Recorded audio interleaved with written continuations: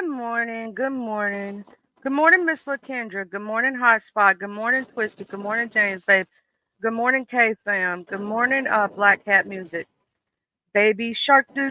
Yeah, Baby Shark. We had a bunch of storms over the weekends, and we was out there chasing them storms, child. We had a bunch of them this weekend, and it was crazy. Um, I was gonna do that live, and then all them storms. I'm like, I'm gonna deal with all these storms. I'm like, this is bullshit. Also, this your med check reminder. Please take your blood pressure medications, and all the important stuff. And don't need y'all forgetting y'all's medications now. And be careful when you out in these streets. You know. Hey, Daily Kane, what's up? In New Albany, yeah. Technically, K fam, we should. If it wasn't for the storms, I'd have been hollering, let's meet up for lunch somewhere, because you wasn't too far from where I'm at.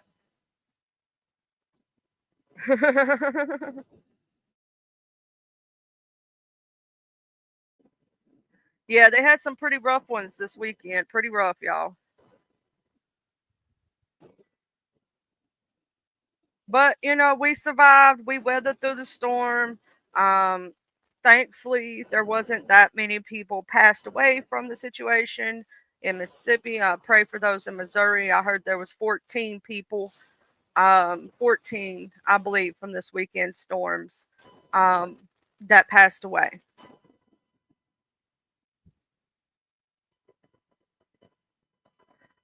Yeah, it's crazy. A lot of people don't think. I was talking to someone while we were in New York visiting family.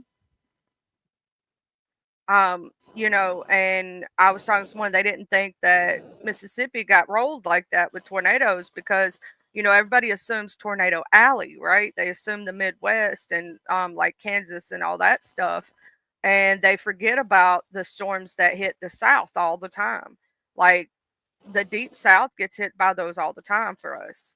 And in fact, lately it's been hitting more of Missouri, Mississippi, Alabama, Louisiana, Arkansas, Tennessee, stuff like that.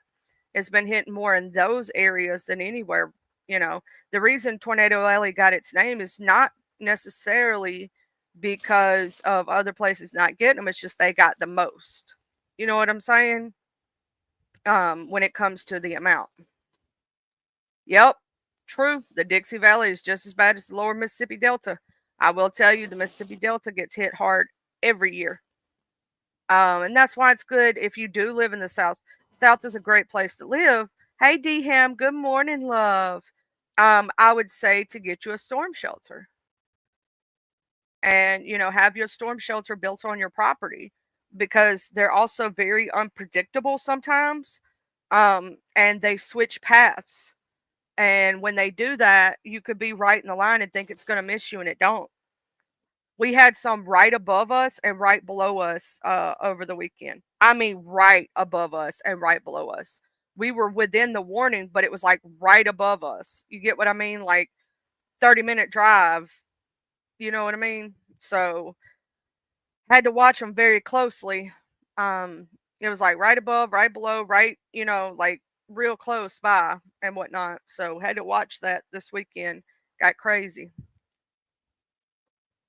Yeah, New Albany was crazy. Hey, Mr. MRH. Good morning. Good morning. Um, and those storms were crazy. That's the thing about living in the South that we have to deal with is tornadoes. Other places have to deal with, and they also had an earthquake down in South Mississippi. Did y'all hear about that? It was like a 3.3 on the Richter scale. It was like a 3 point something.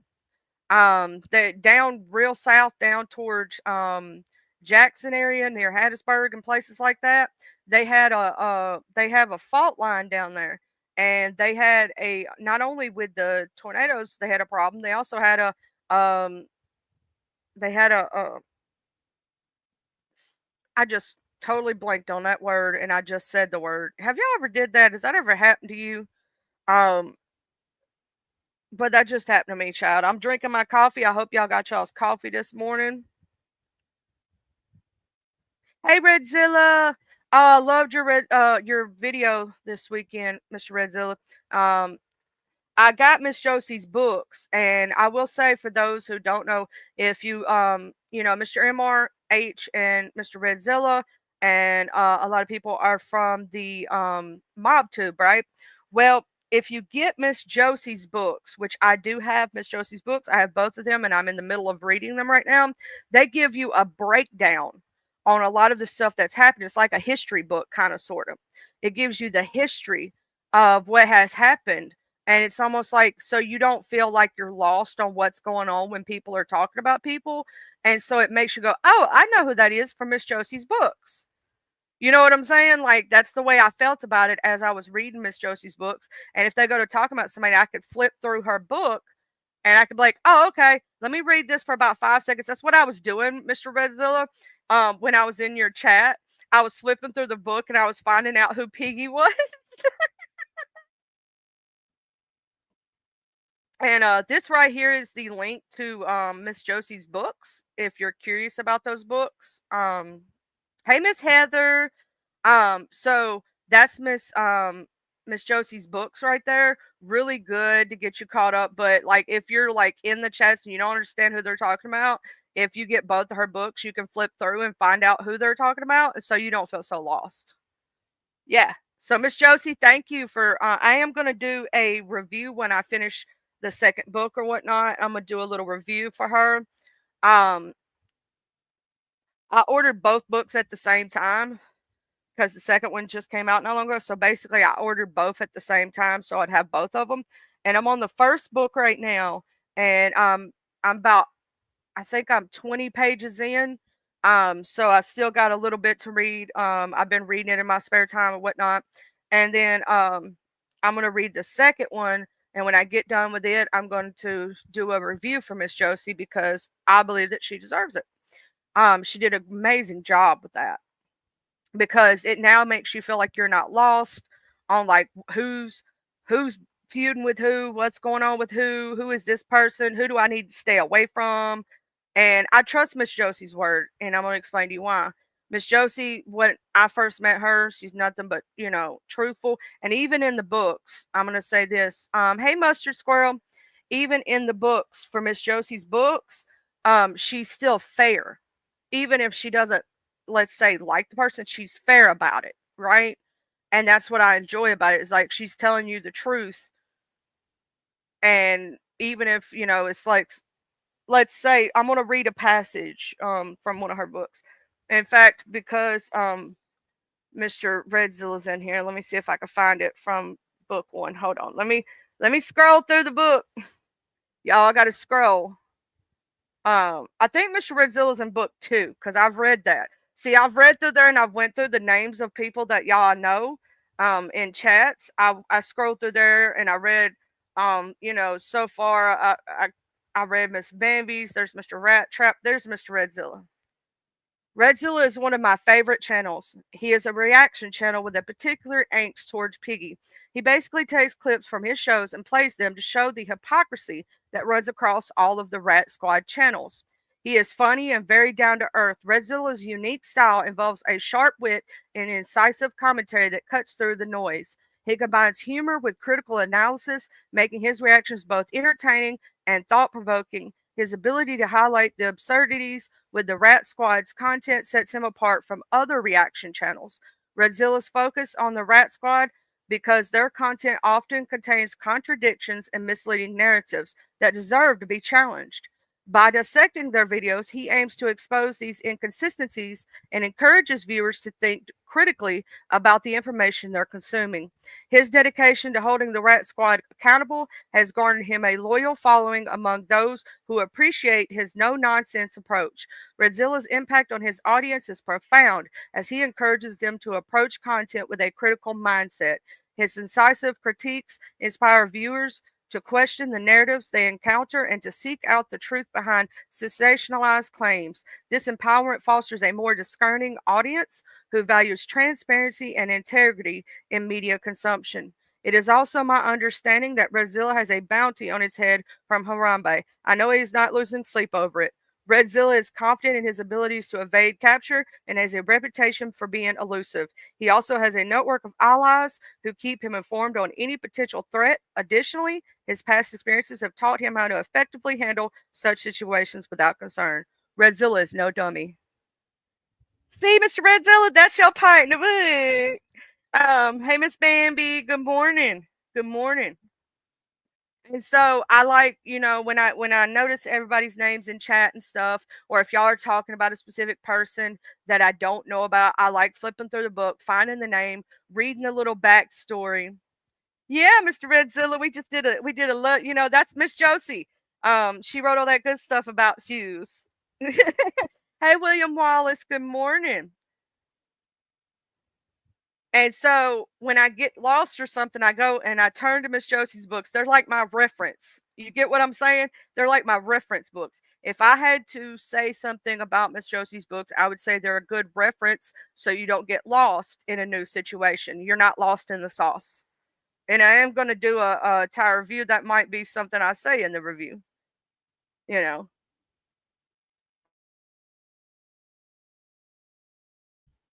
But well, good afternoon, Mr. William. If it's afternoon for you, it's still morning for me.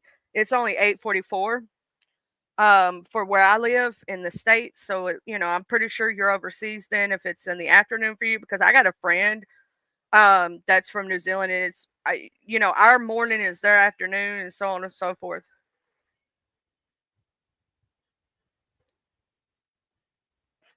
What? Nobody said that about Miss Josie William Wallace. Josie does stand on business, and I love her books. It's like a great reference, though. Um, well, no, angels in the book. Yes, she's in the book. But it's amazing to sit there and read, because like when you're lost in the sauce and you don't know what's going on, you can flip through there and you can get like a understanding. You know what I'm saying?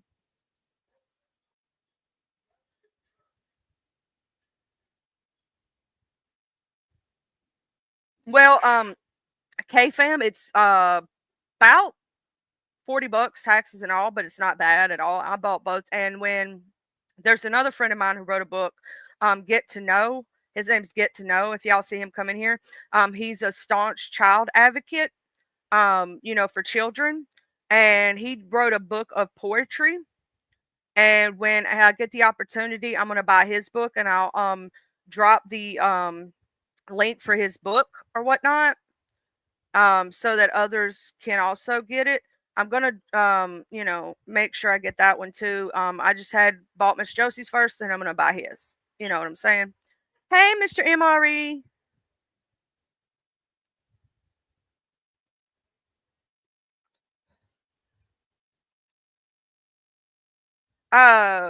Who is this William Wallace person? Don't talk bad about Miss Josie.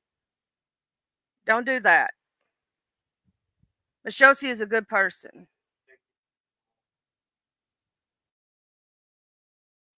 Miss Josie's a good person. Please don't do that. Thank you. Um, I like Miss Josie a lot. Yeah, it's not bad. You get both books. K fam, you get both books. Oh, William is sticking up for her. My bad, Mr. William. I'm so sorry. I'm so sorry. I'm so sorry, Mr. William. Um, I got that mixed up. I am so sorry. Um,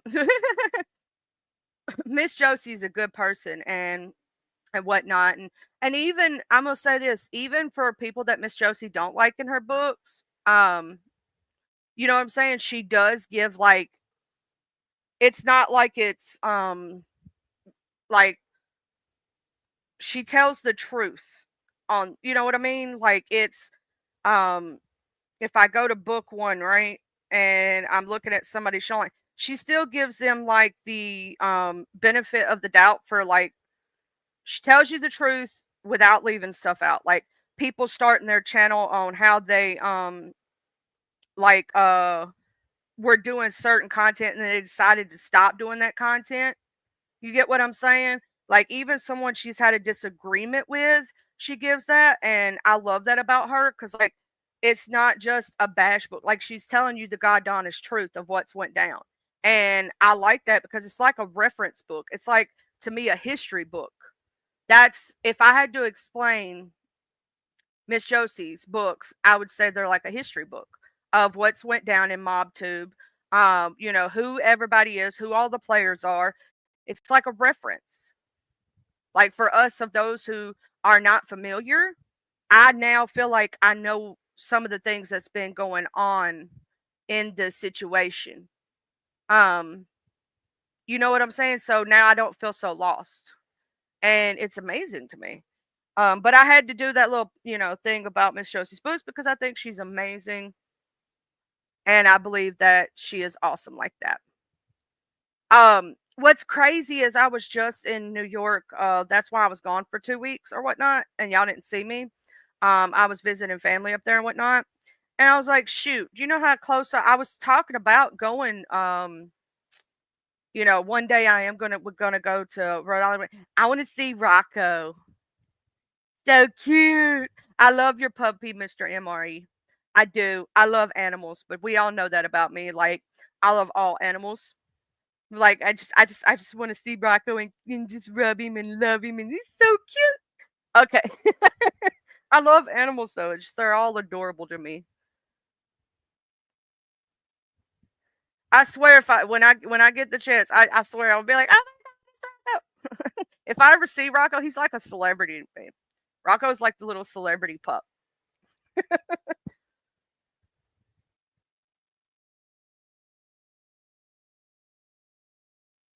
I have my two of mine are right now up here laying in the bed. They done did their businesses and ate their breakfast and now they're fell out again. I love how dogs will wake you up early in the morning and then go back to bed. Like they go right back to sleep. It's going to his head, Mr. Amari. He is. He is. He's a celebrity pup. We all love him. Good morning, my honey. Oh yeah. JT and MT thought they were doing something when they doxed me on their website or whatnot. Uh, First off, the property that they showed is an abandoned property. The phone number they called, I don't know who that was, but it wasn't me because I showed that day when that happened. They said, answer the phone, B, answer the phone. They kept calling me the B word, right? And my phone didn't ring because I didn't have the right number. But I had both Blaze and Watcher call my phone and show that my phone does ring and it is working. um that just shows that they lost MRE when they do that doxing stuff. He did dox my thought he doxed my information. He did dox my TikTok, my old TikTok, and pictures of me, and it's cool and whatnot. um because technically I'm not ashamed and never have been of what I look like. I have videos on my channel of myself. You know what I'm saying? You calling me fat does not bother me. It does not hurt me in any way, shape, or form. I've always said I'm slim thick, baby. They caught me in, you know how when if you're I'm not a fat person, but also not a skinny person. When I was bending over in a thing doing something, I forgot what I was doing. They caught me in an uncompromising position or tried to catch me looking down so my chin would look fatter type of situation. But yeah, I actually have my docs. Somebody sent it to me, the entire video. So I have it downloaded and whatnot. Um, my supposed docs. But yeah, I'm like, bruh, I had a child, I had a baby. I have a little bit of a stomach. What is your excuse? You ain't never had a baby. Hello. Um,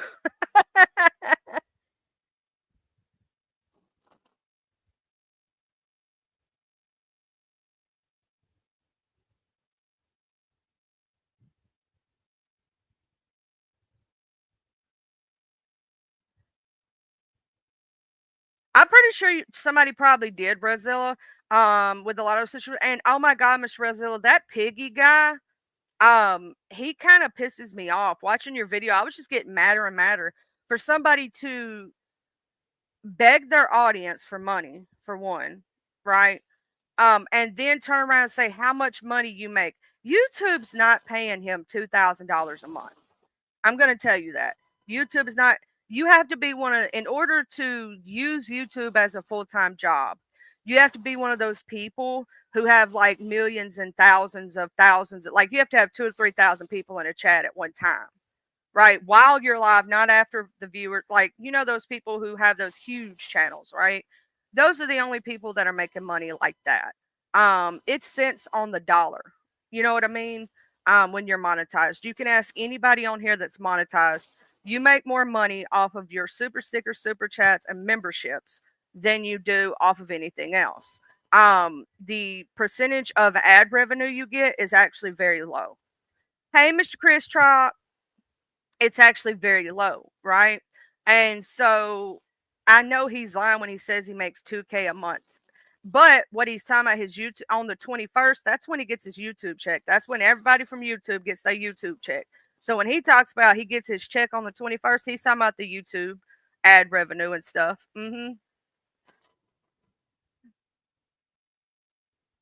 That's what I was getting from him, Mr. MRH, that he don't do shit, that his wife does everything. I saw and I laughed. Miss Bambi showed him. He's the one. I didn't realize that he was the one at Miss Bambi showing, playing on his little skateboard and falling. I was laughing about that.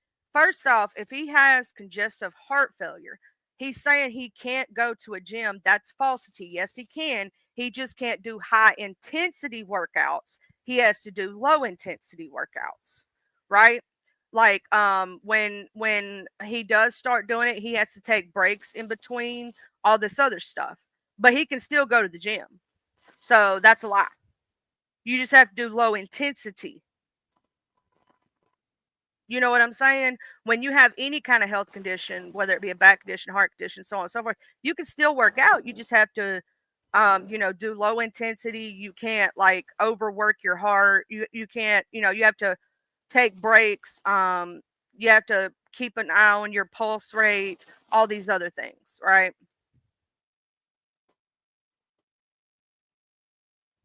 Oh my God, Redzilla. He actually came on here and put that on his mom and said she had 2 weeks to live for sympathy donations. See, here's the thing. I'm going to tell y'all something. When I was going through my lowest of low, right? And I have a liver condition that I don't talk about all the time. I do it when I'm doing like a wellness stream and I'm talking about, health conditions, right? So that I can teach people about like what you do if you do have a liver condition. But I don't do it for sympathy or payola. I'm doing it as an educational purpose. Because I've had a liver biopsy, all this other stuff, right? So I'm teaching. I reach one, teach one kind of situation. But to put that kind of jacket on your family member, or even, I didn't even tell people. There's only one chat I even said it in. This last week, a person that I knew as my aunt, she's really my mom's cousin, but they were best friends, so I called her aunt when I was little. That I didn't understand the concept of cousins being so much older when I was little, and also the fact that she was my mom's best friend. She passed away this last weekend, right? I didn't tell anybody that. I didn't go around looking for sympathy or anything like that. It was just we were bonding over a situation. It just so happens I had just found out that day, and so I was like, it's kind of like this happened, but I didn't, I don't come on here and be like, oh my God, poor pitiful me. No. When you're doing a channel, you first off, I don't like the way he talks to people who are good enough to give something out of the kindness of their heart because um no, it's okay, American Honey, it's okay. She had been suffering with cancer for a while, so she's actually in a better place. The sad part is she was only 58 years old. She still had a lot of life left to live and see her grandkids grow up and all that stuff. But when you're doing a channel, you're supposed to do it for the entertainment purposes of it and for fun, right? And if somebody decides to give out the kindness of heart, you should be extremely grateful just for people being in the chat. you should be grateful. Because without the audience, what are we as content creators but talking to the four walls? The audience is everything. Y'all's participation is everything. You should be thankful for if somebody gives. You should be thankful if somebody becomes a member. You should be thankful if somebody's just chatting in the chat box, if they share you, like you, all those things. Hit the like button, that it just, it's disgusting how he says he's got so much money but begging for stuff and treating his audience, yeah, like that. Like, that's disgusting. And then to try to put that jacket on your family member and try to sympathy payola is disgusting to me. I live with health conditions, but you don't see me, oh my God, I can't, oh my God, I need y'all to pay. No, you don't do stuff like that. That's just wrong. I have my liver condition, I have degenerative disc disease in my back. So this is, something I enjoy doing. Um, but like, what do you offer to your audience but sitting there talking crap to them? That's not cool. Like, hey, this is what I say. I'm gonna make a little joke. This is a joke just to say this. They can come on over here and become a member for the $2.99. And they gonna get some real content. Ain't gonna be spoken to like they pieces of trash. They're gonna be spoken to like they human beings.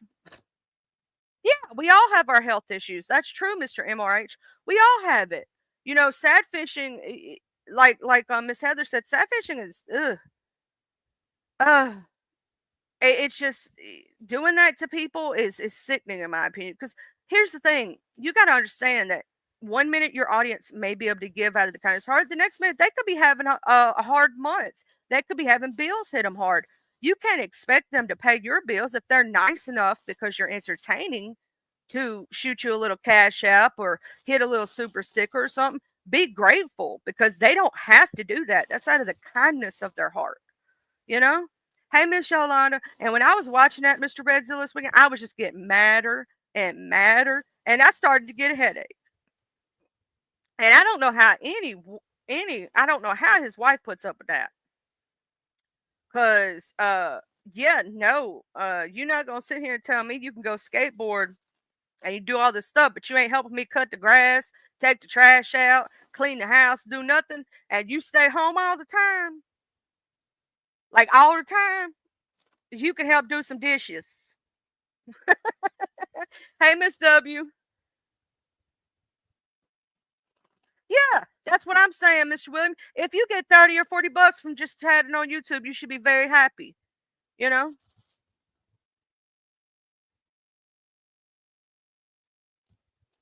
Oh yeah.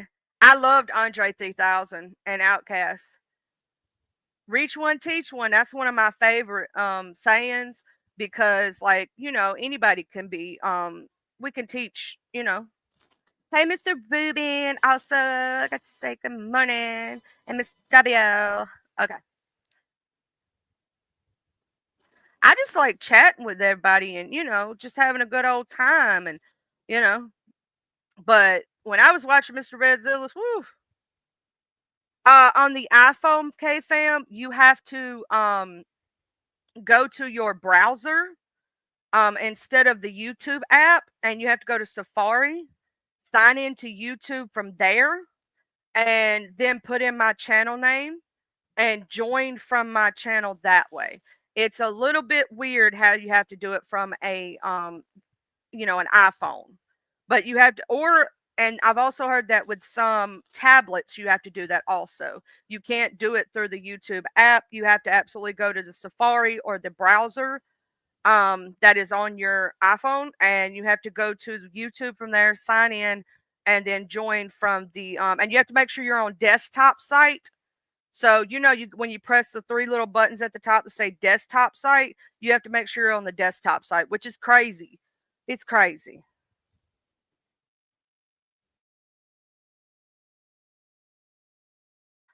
It is super crazy how they have to do that.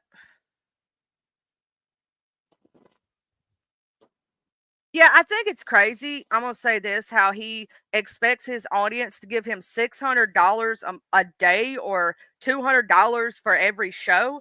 I'm like, that's And he was trying to talk about he got 2K a month. Now he may get 2K every 6 months or once a year, but he's not getting that in a month.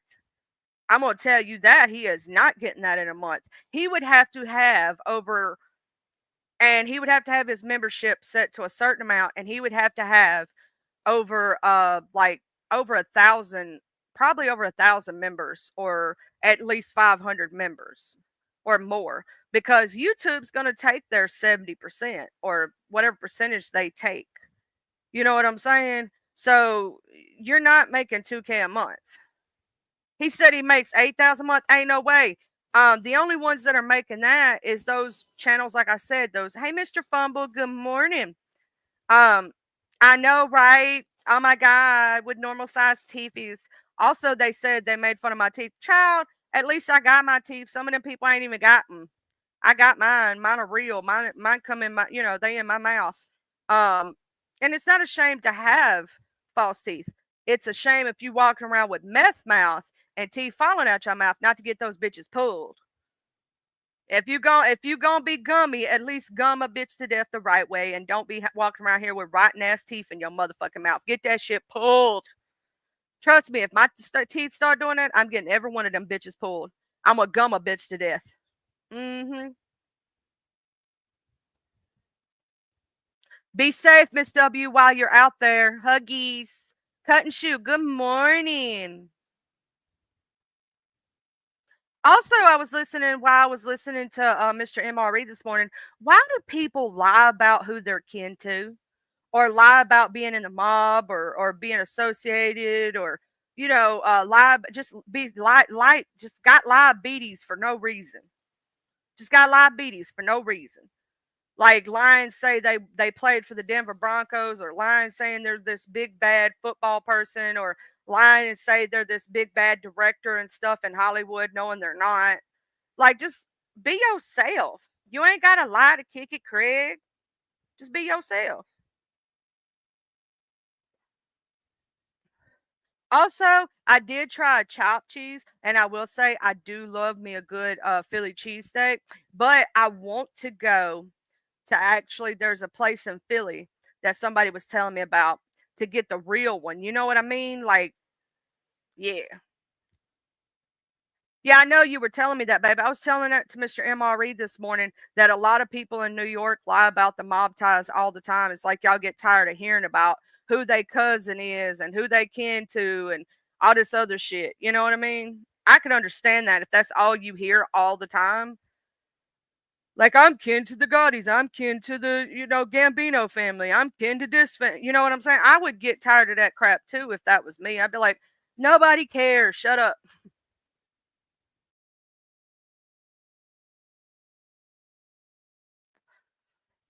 Like, I would get to it. Hey, Fast Eddie, good morning. Hey, CFM Queen, good morning. Yeah, I don't understand why people be lying. Like, there's no use to lie, in my opinion. I will say this now. I have never had mob ties. I am not a made man. Although I did joke the other day and say that. I was like, yeah, I'm a made man. Look at me. Woo, woo, woo. Joking. Thank you, Mr. Jim. The only Jim. Good morning. The only gym we like and care for, besides maybe if there's a gym in MobTube, but I don't think I've met one yet. So thank you, Mr. Jim.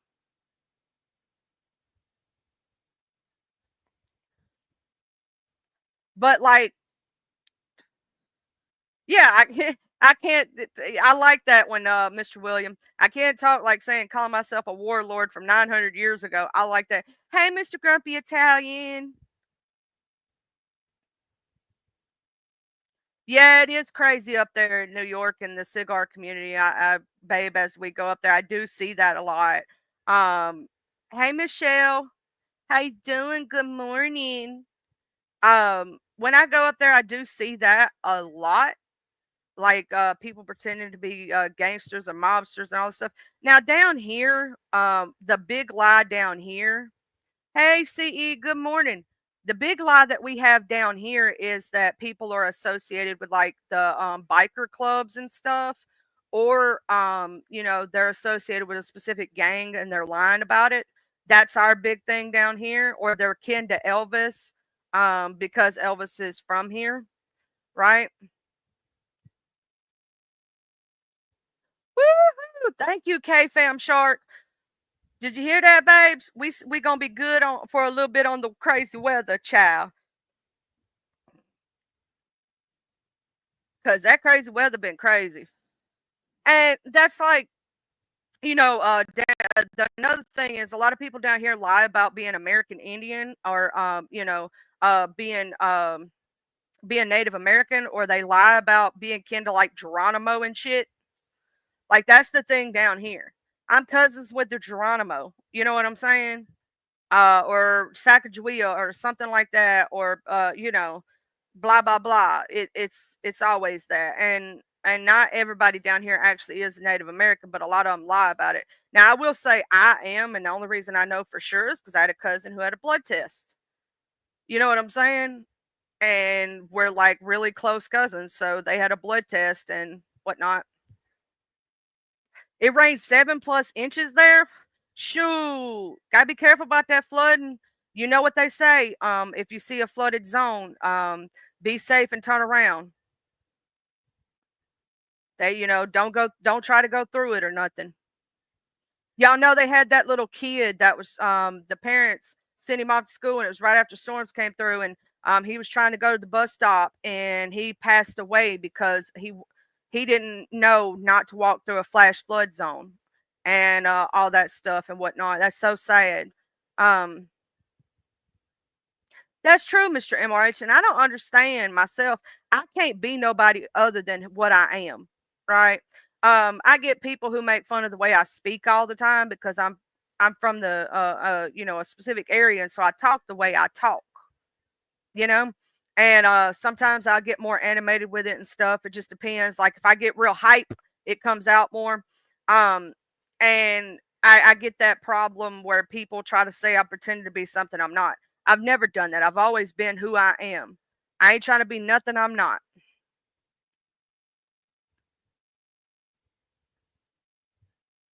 Yeah, all those people also, yeah. I'm from Mississippi, Mr. William.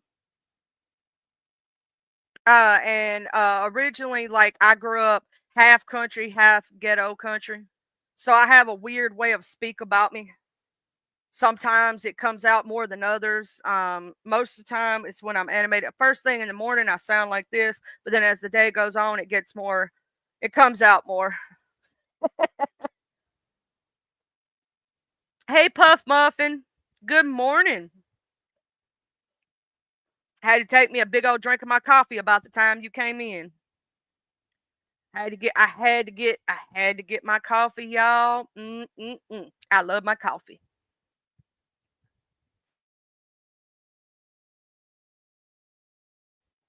It's kind of funny though. A lot of people say we the way we talk and stuff like that, like it's faked or whatnot. It's not. This is the way I talk all the time. Miss Heather Diane, here's the question I got for you in 10, right? Do you live, like in Tennessee they got two different way of speeches. In certain parts of Tennessee, they talk kind of like me, right? In other parts of Tennessee, they be country as all get out. The question is, are you the country one, or are you the one that be talking like I do? Miss William, it ain't no telling. Y'all could have been down south or up here, up north. I'm in north. Yeah, it's pretty quiet down here. Um, you know, usually people are pretty nice to you. In fact, I've heard from northerners that moved down here. We got a lot of New Yorkers that have been coming down here recently, a lot of different folks from a different area codes. Uh they be from New Orleans. So you was probably down in the Delta then, down there in the Delta, down near Jackson and places like that. Um, because when you come from um, New Orleans, that's how they said it, Nolans. You know what I'm saying? Depending on where you're at. I was just Mr. Grumpy. I was just in Virginia not long ago. Because when I go up to New York, Virginia is our halfway mark. I don't know if you've ever heard of Whiteyville, but that's one of my favorite places to stop and whatnot. They're pretty cool in Whiteyville. Also, I always try to go to Lexington occasionally. I either try to stop in Lexington or Whiteyville, one of the two. That's like our halfway mark. Also, be safe, drive safe. Um,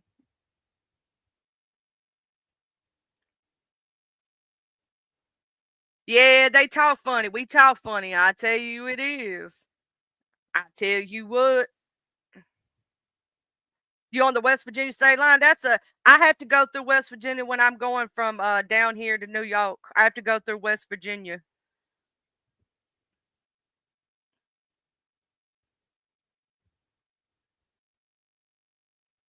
Yeah, I will say that, K fam. Some of them people be driving slow during storms and stuff. They freak out. You know what I mean? Um, I love the way y'all say draw up there too. Because we say drawer, right? We pronounce it with the er drawer, and I love the way y'all say draw. And what's that other one I love? I love to say you use, or y'all say use, or you all, because y'all know we say y'all. Oh yeah, Williamsburg. Yep, I've been through there. You be careful. You be careful up there. Even when I try to say it like y'all. Oh yeah. Now my grandmother, she used to say for Chicago, for some reason she always well, Mr. MRH, you and my husband, he's from New York too. Y'all get just along. But she used to say Chicago. She'd say it with an R. It used to kill me. I'd go, Mama, it's Chicago. She'd go, no, it's Chicago. And Honda. Now, Honda is something that also Southerners say too. So, you know what I mean? It'd be funny.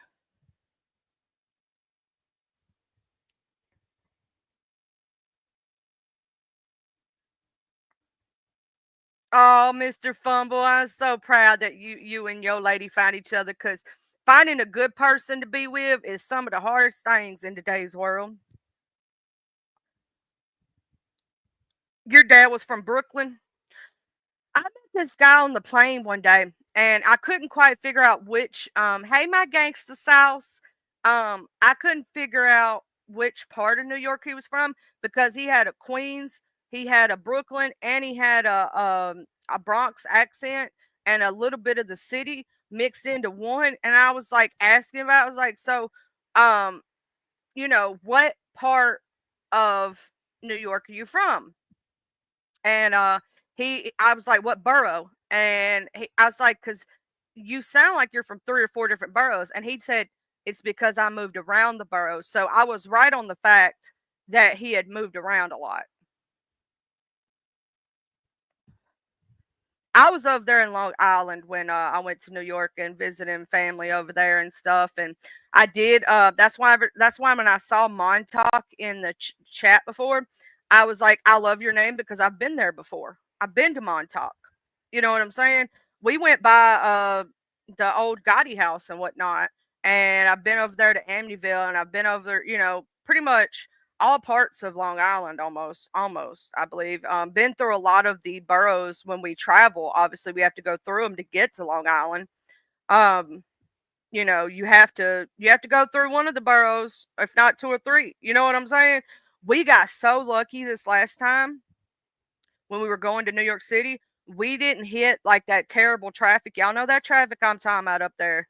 We got so lucky. Do you know where we hit the worst traffic? We hit the worst traffic in freaking Pennsylvania and in Tennessee. I swear to God. Um, got real lucky going through going through New York. Got real lucky and didn't hit that terrible.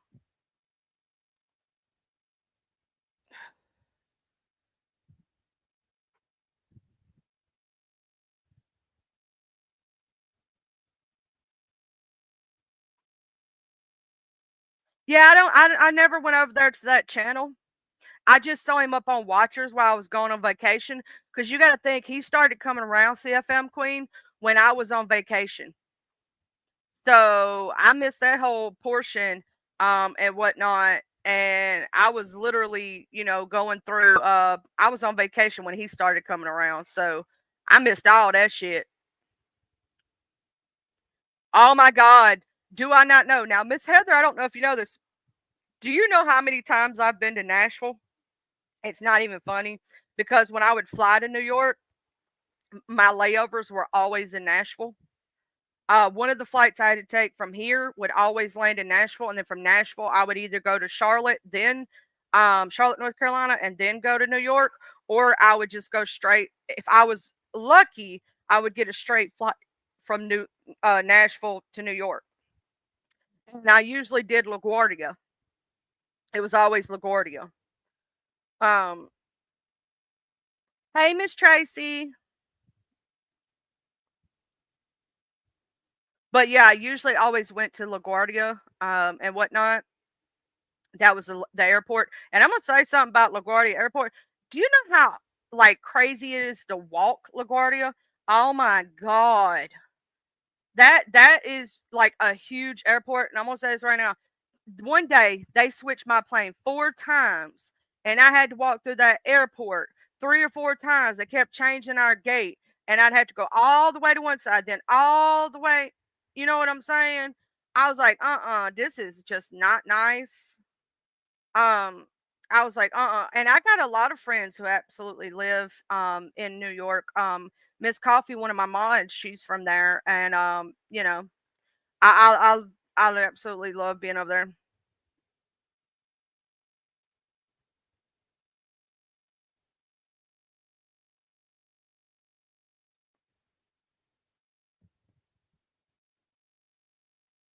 They ain't kidding about that, Miss Heather. They ain't kidding. Ooh, Queens. I've been through Queens so many times, Mr. MRH. So many times. You know what I'm saying? So many times. I will say that this last time we were thinking about going into the city, but I ain't done it yet. I've only been through the city once on accident, the city, because we accidentally drove through it because we took the wrong um thing when we were trying to get out of the toll booths. And we went to the like we were supposed to go underneath and we went on top and we accidentally went through the city. And I'm gonna say this, I hate being on those big ass bridges when lightning's striking, right? When lightning is striking and you up on that big ass bridge way up in the air and that shit's like right beside you. I'm like, no, I don't like this. Hey Twisted. Hey Mr. Buster. You got it. Then you want it. I don't know why. Bust a move just went through my head. It did. Mr. Buster, because you said bust a move when all else fails, bust a move. For some reason, now that song's in my head. You lived in New York for a year, Miss Raditha? That's cool. One thing I do miss about New York, one of my favorite slices in New York. And this is just for me. I love the regular slices, but I like the Sicilian. I like the Sicilian slice. It's one of my faves. I just like that slice. You know what I'm saying? Um, so every time I go to New York, I have to get my pizza and I have to get my fill of it because obviously we don't have that down here, right? And I have to get my bagels and all that stuff. But mostly it's for me more so the pizza. Yeah, that's what I was thinking of, Miss Liz. I was thinking of Bust the Move. Also, how was your vacation over with your family? I haven't got to see you yet because I went on vacation. And I know that you were traveling, and I'm pretty sure you're probably back home now. But how was everything? Is everything good? Did everything go great? And all that other stuff. Um, I love the food up there. There's a couple of places. There's a steakhouse in Long Island that has some of the best steaks, and they sell like this like this bacon thing. That's the shit. Tellers. It's called Tellers. It's awesome. It's good as shit. And that's where we had what we considered, which we had been dating for a very long time, but we considered it like our first official date. We went to Tellers, and it was awesome. If you're anywhere near Long Island, I would suggest going there at least once. They have some amazing food. Also, Francesca's is a good pizza spot, and Carmelo's, and there's a German restaurant that is awesome up there. There's a couple of places that are just freaking amazing. Um, I love all the good different food that you can get there. Like down here, you can get certain foods, but like up there, you can get pretty much anything you want. Anything you can think of to crave, they pretty much have it. That's one of the most awesome things.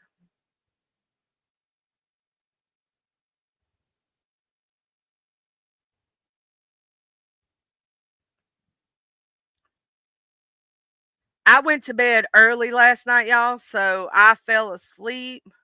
Oh, Massapequa, yes, I love Massapequa, and I finally started saying Massapequa right. I used to say it wrong as shit. Sergio's is good and like, mm-hmm. I used to say it wrong, and there was another one. I forgot what it was. Hapog, Hapog. I think I'm still fucking that one up. Um, and then Islip. I used to say it as E-slip. Yeah, I messed it up good too. Good morning, Miss Candace. Hey, Miss Candace, we've been missing you. Somebody under the name Fish was giving them hell. That's awesome.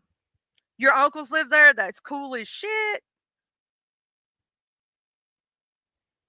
I've been through a lot of those areas, but yeah, I've messed up so many of the names in New York, in which it's kind of funny because people do the same thing down here. Because a lot of our places are named after Native American, words and stuff like that. Well, I also heard that a lot. See, here's the thing. I'm gonna say this right now. Johnny's crazy if he has him back on his show. He's stupid because he was just ruining. I mean, over there at the Eric Foss's channel thing, I watched that replay because I heard about it, right? And he was just bashing the crap out of him. JT was, at Johnny and stuff.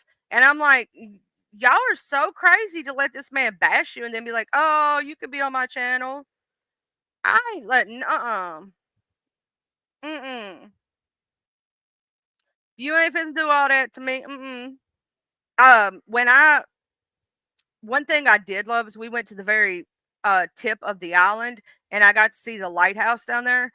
But we didn't get to go on the inside or nothing like that because they were doing construction at the time. Hey, twin mama love, good morning. And I'm not sure if they're probably done with the construction by now. Maybe I don't know. But I did think it was absolutely gorgeous to see. And I got to go down there where the rich folks stay, where the Kardashians and all them people got their vacation homes. What is that place called again? Babe, I know that you're listening. What was the name of that place again? You have a good day, Miss Heather, at work. I forgot the name of it. It's where all the rich people stay. I got saw that. I'm bad about forgetting names of things all the time.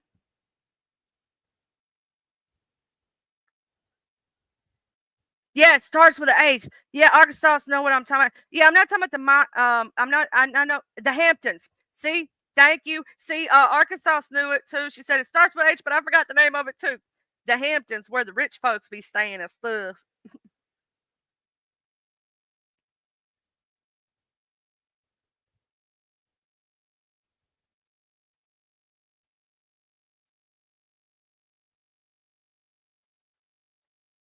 Yeah, that's what I was talking about. Yeah, had the Hamptons. We went down there and stuff and went all the way up there and then I um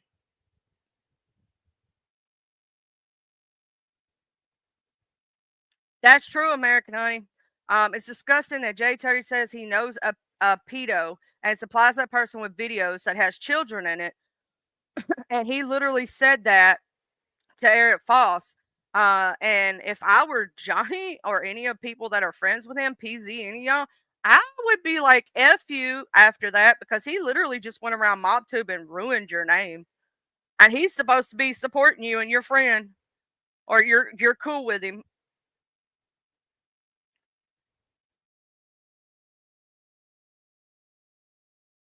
That's just weird to me. Like, I would never run around saying falsities about people that I'm supposed to be cool with. Like, I would never run around saying that about Mr. Fumble, Miss Arkansas, Miss Cut and Shoot, nobody. That's just wrong. You know what I'm saying? I'm just, hey, church lady, my sister from another mister. Like, just to bash somebody so you can fit in is messed up to me. You know what I'm saying? Now, if you know somebody's doing bad, that's one thing, but to sit there and you're supposed to be friends with them, you're sitting on their panel, you're using their show to dox other people, and then you come to find out, you're sitting there saying that like about somebody, and you know, that's weird to me.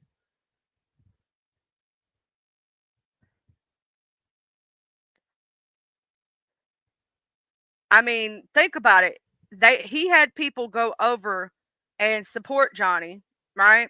He had people go over there and subscribe, and he's over there on his channel, but then he's sitting there saying that he's this, that, and the next.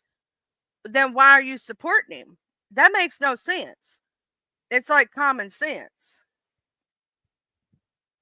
Miss Yolanda, Miss Yolanda. I know I said hey, but I gotta say it again.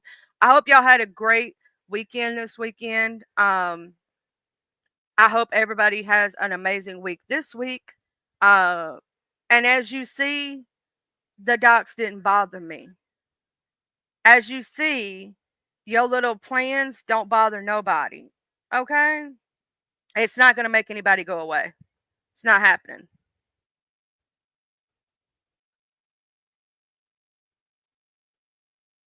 What is it, twin mama? What don't I know about? What happened was,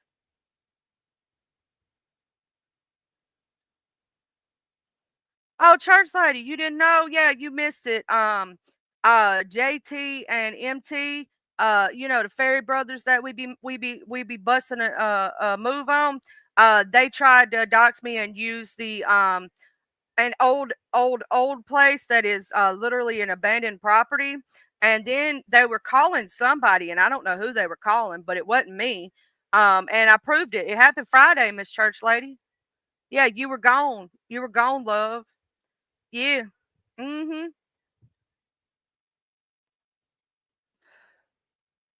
I did see what had happened over there.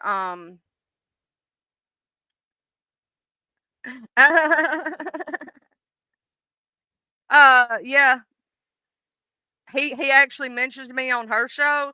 They don't even know who I am because I don't bother them. Hey, Hood, what's up?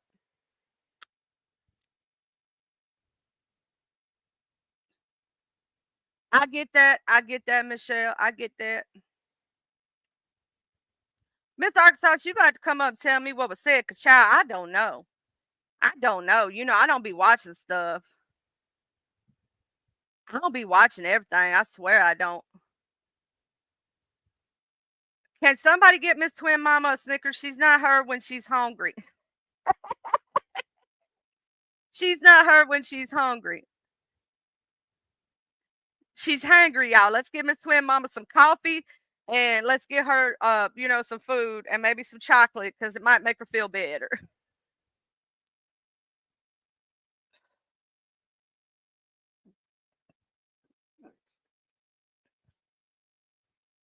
Oh my god, is there some crows, Twin Mama? Oh my god. Do I need to be worried? Do I need to be worried?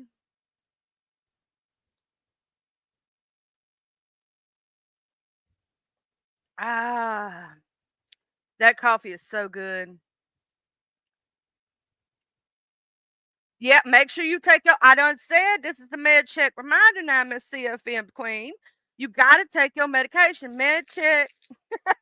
Take your crazy pills too if you're a crazy bitch like me. I took mine this morning. I'm just saying. We talking about a little everything, twin mama. We've talked about MTJT. We've talked about people in mob tube and situations over there. Um, Basically, we were talking about Johnny. I don't know if Johnny knows, but pretty much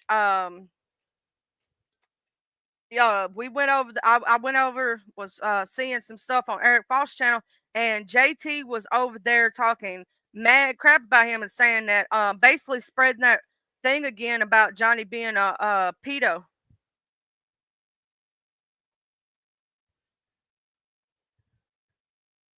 And I was talking about how it's crazy that they still cool. Like, I don't know how Johnny and PZ and all them could be cool with him after he did that. But I bet you $100 to be on that panel again this afternoon or tomorrow. Whenever they go live again. But yet, that's just Jim being Jim. I ain't been over to the Eric Person's channel. I just did it that one day because I heard about it. Cause it was the day that Miss Watcher, I think it was yesterday, when Miss Watcher did her live and Miss Blaze did her live. So I went back and watched some of the replay on that, did the skip over to a certain part so I could hear what was said. And Miss Watcher, I'm gonna say this, beautiful. I'm gonna say this right now.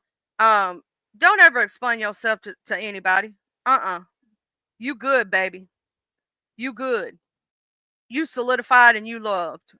Fuck the haters. That's true, Catfish. That's true. Hey, Catfish. Also, good morning. The only reason I saw that, Miss Sauce, and I had to go look it up, was because of what happened this weekend. That was the only reason. Don't you? Yeah, don't tell her. Don't be answering none of them motherfuckers about what's going on in your life with your children, your ex, and all that shit. Hey, Red Trap City, what's up? Man, Mr. Rat Trap, I try to stay up for a lot of your lives, and I end up falling asleep listening to you sometimes. I be fouled out. Like, I get one of those people that I go to sleep with the birds and I wake up with the chickens. You know how they say, the old people say, you go to bed with the chickens, you get up with the chickens. Also, I am going to be doing a review of Miss Josie's books, the MobTube Chronicles 1 and 2. If you are trying to go over there to MobTube, I would suggest getting these books, and I'm going to explain to you why. They're like a rundown of what's happened over there. It's like a history books. And so you don't feel so, you don't feel so lost, right? Like, you can go through here and uh you can find this is the names of every person, like Rat Trap City. He is in Miss Josie's books. And if I were to go to Rat Trap's story, let's see if we can find it right here. I'll read what Miss Josie says. Hold on, let me find it. I gotta find it because there's the only thing I would have told Miss Josie, I wish she did, was, and I don't think there is one, in the very back of the book, a glossary that tells you what page each person is on. Um, that way you can find the pages easier instead of having to flip through the book. And that way, if somebody's talking about somebody, that's my only constructive criticism, because it's a good book. You know what I'm saying? But Mr. Rat Trap's in here too, and a lot of people from over there in here, and it's an amazing thing. Let's see if I gotta find the page, y'all. There's so much information. Oh, here's Mr. Rat Trap. I'm gonna read Mr. Rat Trap's. It says right here, another channel that I enjoy is witty and humorous and really gets to the core of the hypocrisy he sees. His sharp observations and clever jokes make complex issues more relatable and easier to understand. I always look forward to his insightful take on current events on MobTube. His ability to break down complex issues with humor and wit makes his content both entertaining and educational. He never fails to provide a fresh perspective on everyday absurdities. His content typically comes in the form of short, engaging videos that blend stand up comedy with commentary on current events. Each video is carefully crafted, a mix of humor and analysis, often featuring quick cuts and visual aids to enhance the message. This format keeps viewers entertained while also encouraging them to think critically about the topics discussed. He is additionally inclined and creates songs to complement his topics. This unique combination of talents makes his channel stand out among content creators. His musical interludes add an extra layer of engagement, making complex topics not only understandable but also memorable. He currently has a weekly show with Nick/MRE discussing crazy news stories and addressing the Rat Squad antics. The show has gained a loyal following due to its blend of humor and hilarious commentary on events. Listeners appreciate the duo's chemistry and their ability to tackle serious topics and not so serious with a lighthearted approach. That is an amazing part about Mr. Rat Trap City. That is basically a breakdown of his channel and who he is in the mob tube. That's why I said, Hey, Miss Watcher.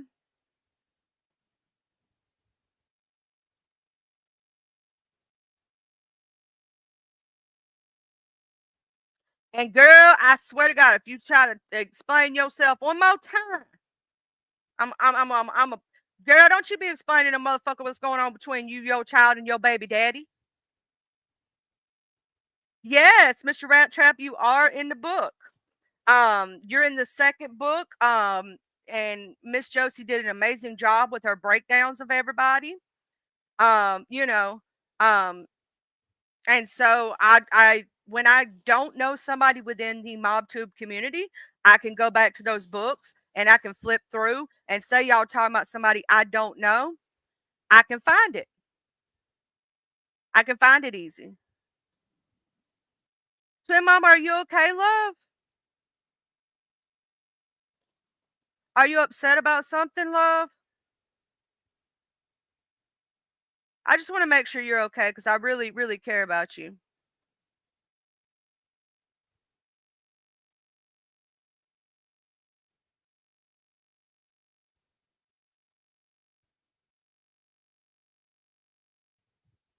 I hope you're okay, Twin Mommy.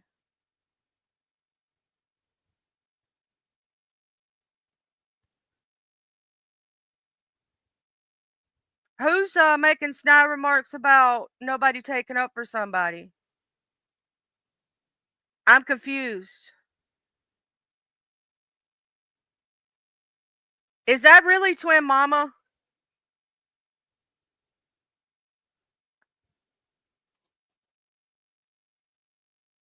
Like, I want to make sure that's really her and not like, is she okay? Like, what's going on? Yes, they are really good books, Rat Trap. They really are. I hope Twin Mama's okay. I have no idea what's going on right now. I am so confused.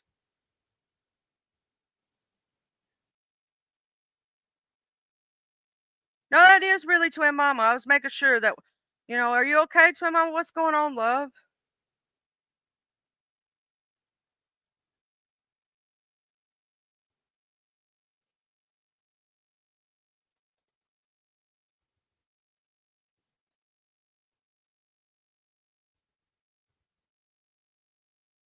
I'm so confused right now. But I love you all. That's all I want to say. But yeah, Miss Josie's books, if um, if you got like MobTube 1, MobTube 2, it tells you all about it.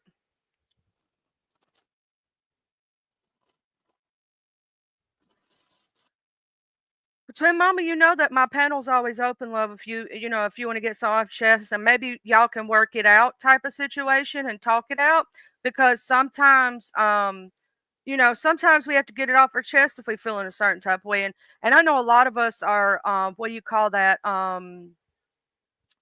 Very reasonable. If I've said anything that hurts your feeling, tell me because I'll make sure that I straighten it out real quick, like. You know what I'm saying? Like, I don't want nobody to ever feel like they can't come to me and talk to me or whatnot.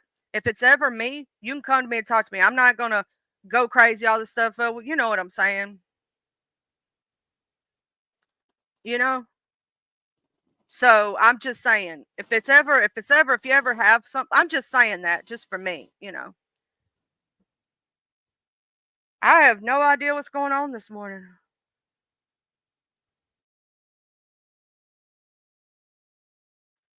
But if anybody needs to come up here and say their piece, or you got something on your heart, my link is always open for that. For anybody, I just want you to be able to speak your piece, you know, all that good, lovely stuff. Greetings, Mr. Trock. How you doing? Did you have any good cigars this weekend? You know, my husband, he loves his cigars. I was talking to Bears and cigars, and he was talking about his cigars. And everything. Yeah, I wanna know who did it too because I have no idea what's going on now. I'm so low. Oh, hold on. Let me see. Let me scroll. I gotta scroll up.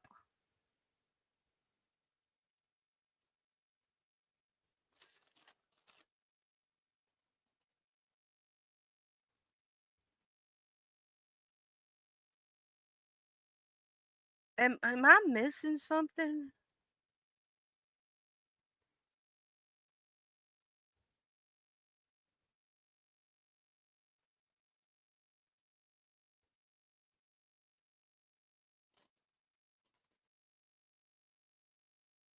Oh,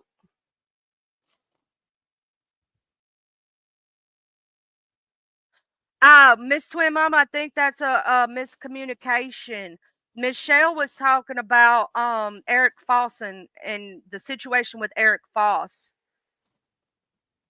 Yeah, she was talking about Eric Foss.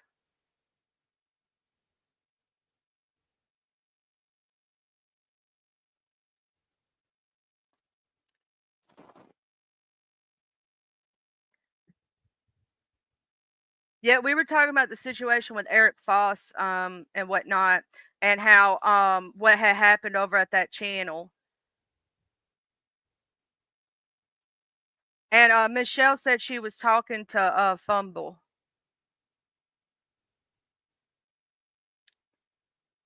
I believe there was a miscommunication.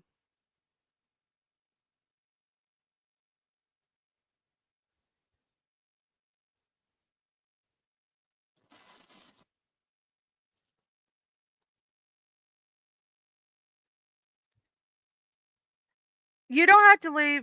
Neither of you have to leave. I just want y'all. Why can't we get along? Oh, you had a Joya. Um, I'm gonna try to say this, Mr. Trock. Don't laugh at me. Joya de Nicaragua, Antonia, Antonio, Antonio. Don't laugh at me. Y'all know I'm country as shit. Don't go, Michelle. I think y'all can make up. I think this was just a miscommunication. Oh, well, no. Here's the thing. I don't know Mr. Eric. You know what I'm saying? And I don't think it was aimed at you, twin mama.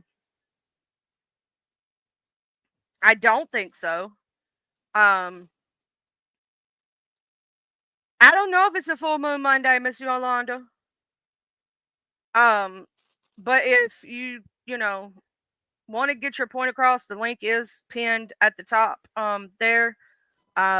And situation. Now me myself now I just don't watch it because I didn't even know who this person was when they came in. I was going on vacation. I was going on vacation. Twin mama, don't you leave your butt neither. You better be in your seat. Both of y'all.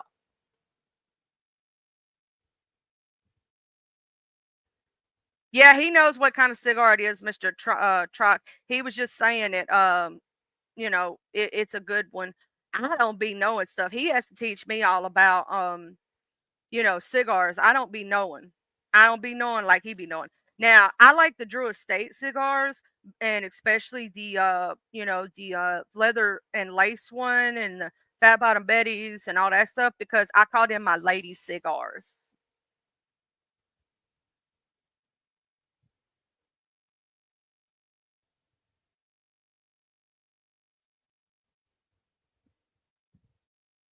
Yeah, when he has his cigars, I try a little bit of them. That's how I get my cigar is I try his when he has them.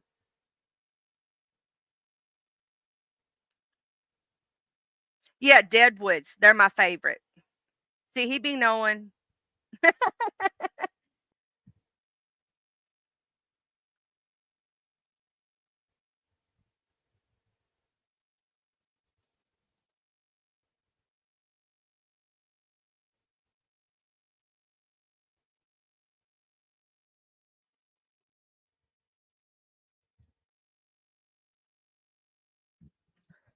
I want to see if I don't think he's in Miss Josie's books. I have to go through here. Um Oh, look, there's Mr. Maddie's part in the book. Oh, I think Mr. Chris Truck, I believe you're in here too. Hold on, let me see if I can find everybody's like I'm scrolling, I'm scrolling. There's so much in the books. So much in the books. Let's see. Eh,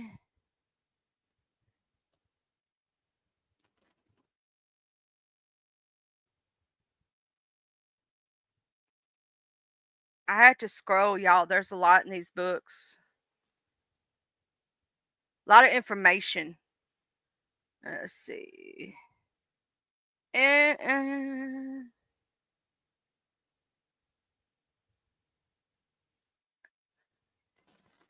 Let's see. It may be in the first book. I don't know. There's so much in here that I gotta read.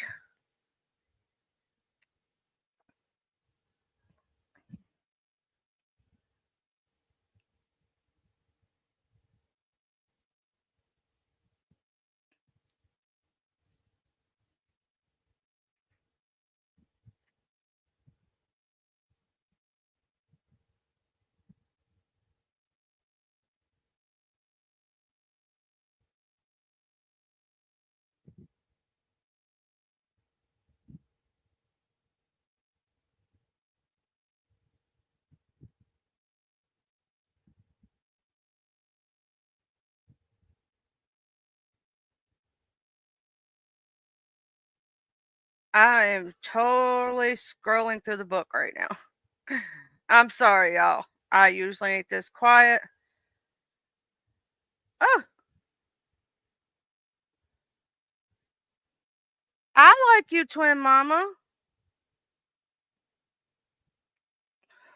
Please don't fight. I got the new book, Mr. Chris. Did you get your book, Miss Bambi? Also, be safe out there.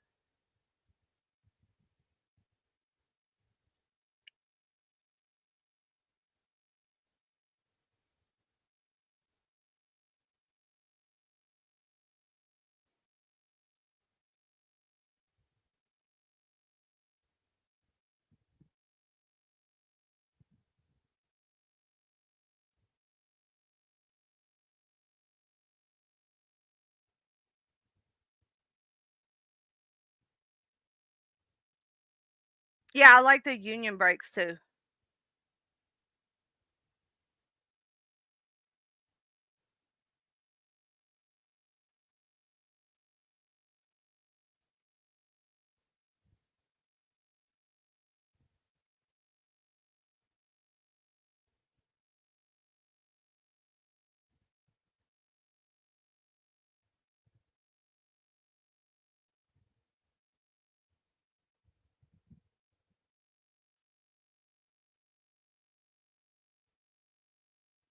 I don't like when y'all are fighting. I want y'all to be friends. I don't like when y'all fighting. I don't like that because y'all been friends for so long. You know what I'm saying? Y'all been cool for so long and everything. I don't like when people fighting.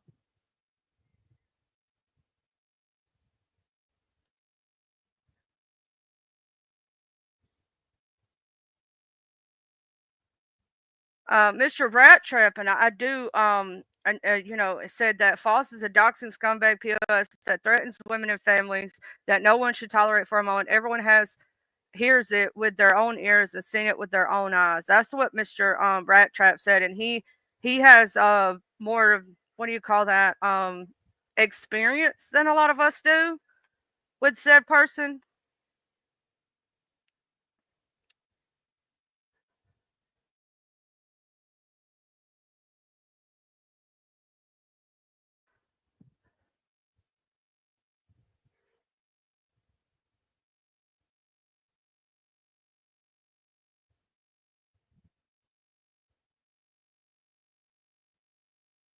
Oh, Bambi said all I can say is essay in the fourth degree. Ooh,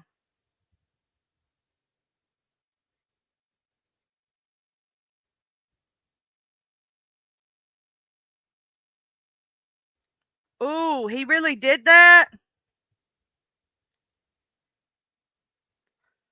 Ooh, goodness gracious.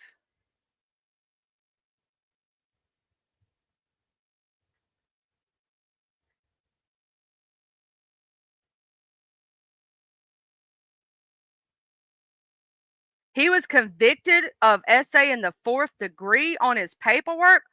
Oh my goodness. But he was talking about others? Hey, Miss Watcher. Good morning. How you doing? I don't like when people fight. I just want them to hug it out. I know it's hard.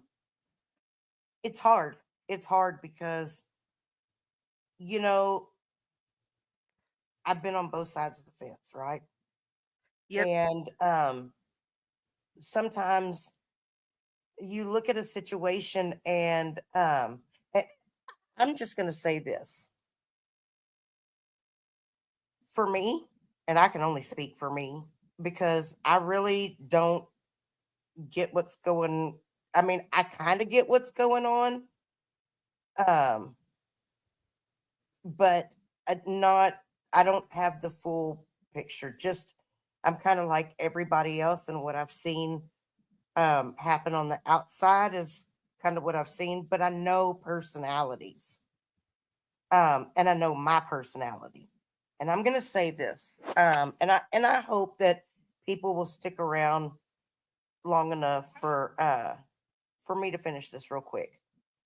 When when we first started like branching out and when I started branching out and meeting new people, um there's one person in particular that I watched for a little while before I ever dropped down in their chat, and I absolutely loved their content when it was about what their channel was supposed to be about. Okay, it doesn't mean that I love the person, but I loved the content and I thought that it was really great content. And so I dropped down into chat and I knew in my mind that that this person already had some type of communication with someone I didn't like. But I wasn't going to let that affect me giving someone an opportunity to show me who they are. And so I dropped down in their chat and I chat with them, and then some things were said back and forth, and they were like, well, if you want to come up, but we show our face around here. I said, okay. So I go up there and um, I show my face, and I know that they were not expecting that, first of all. And so I go up and I had really great conversation. And I enjoyed my time up there. The next day, somebody I don't like was up there trashing me. I was like, what the fuck? And so it's like, okay, I just fell back and say it from the bushes, you know, and watch and just kind of see what's going on, and then there were a couple of other things that I saw and I was like, this is interesting. But I'm still wanting to give someone a fair shake, you know. Um, I made a funny video to kind of point out to this person what was happening and how they were being used when they weren't around. Well, they took that completely wrong, completely wrong. And all of a sudden, the threat comes to me that they're going to expose my son. And I'm like, expose my son because I made a funny video to show them what, kind of what they're up against. And so I said, okay, well, y'all know me because I'm crazy as a sprayed roach. Me too. And so basically, what happened is I went ahead and walked through every single one of my child's charges.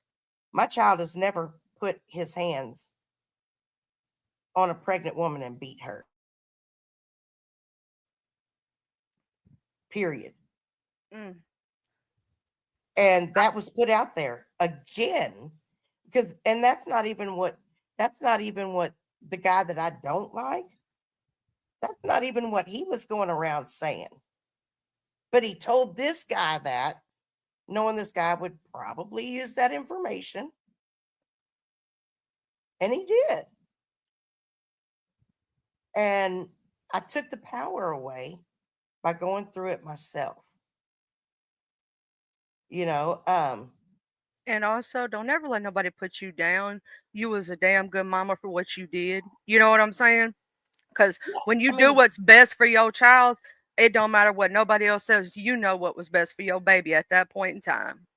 if there is one thing that I can tell you about me, I'm confident in my past and who I am today. And I don't need anybody to tell me, to bolster that. I explain and I put it out there truthfully. And it's not to defend myself. It's because I'm okay with the truth. Period. I'm okay with it. You know, and and I will tell you that I've watched different things occur on here from people I like, people I love, people I don't like. And that's right, Rat Trap City. I agree 110%. Um and I always will. It doesn't matter what my I mean honestly, it doesn't matter what my child does. He's always going to be my child. I'm always going to love him. I may not like what he's done, but I'm always going to love him. Period. And I've watched all this stuff happen, and sometimes we get so sight limited,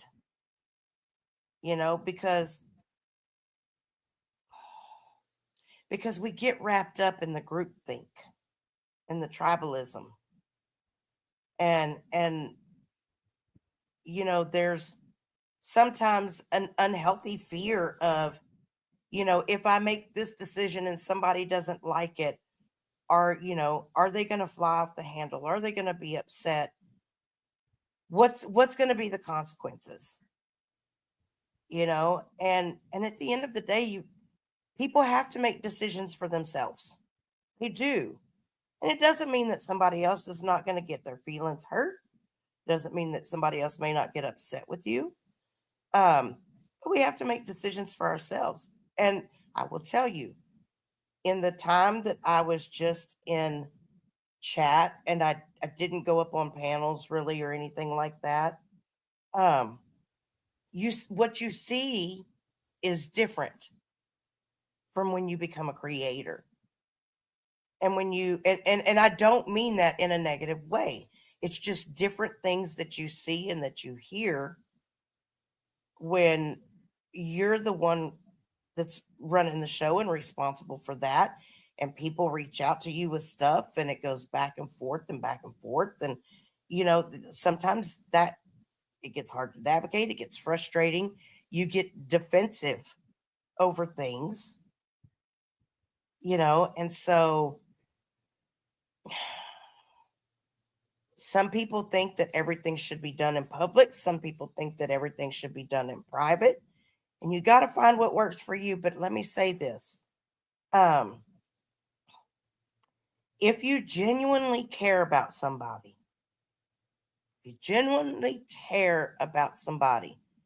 don't make the mistakes that I've made in the past. Don't air all the dirty laundry for everybody, regardless of the snide remarks or anything else. Y'all get on a call. Y'all duke it out in private. Um, because um, I think sometimes what happens is emotions do get involved. People's feelings do get hurt, and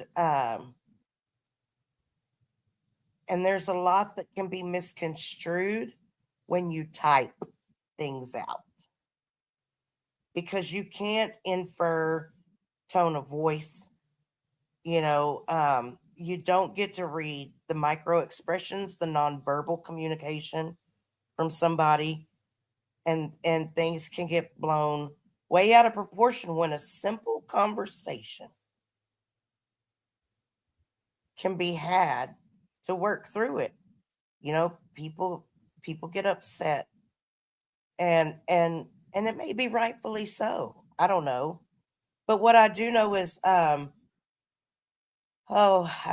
been in a in I've been in this position before. I've been in The, this position before. the link is pinned at the top of the screen. Eric is in here, which I've never seen him in here. I don't know if he's wanting to say something, but the link is pinned to the top of the screen. At least it should be. Let me make sure it is. Yeah, it's pinned. My link is pinned. Um, Let me ask this though, because here's something you don't know about me, Eric, Miss Watcher. Do you have a problem if he wants to speak to you?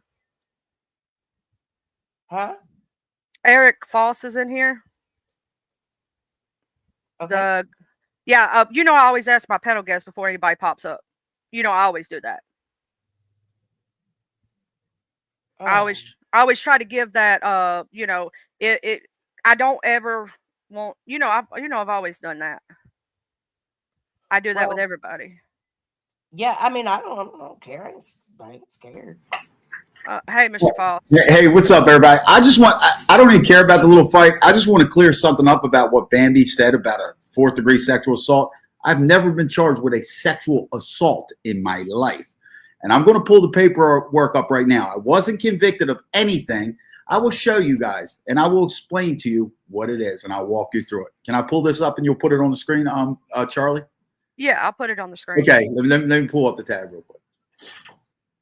Yeah, it's not showing me a share screen right yet, but it will when you No, do. I will. I got to pull it up. Hang on. I didn't know all this shit. I got to go into case search and all that shit. Hang on. It's from 1998. I got to find it. Hang on.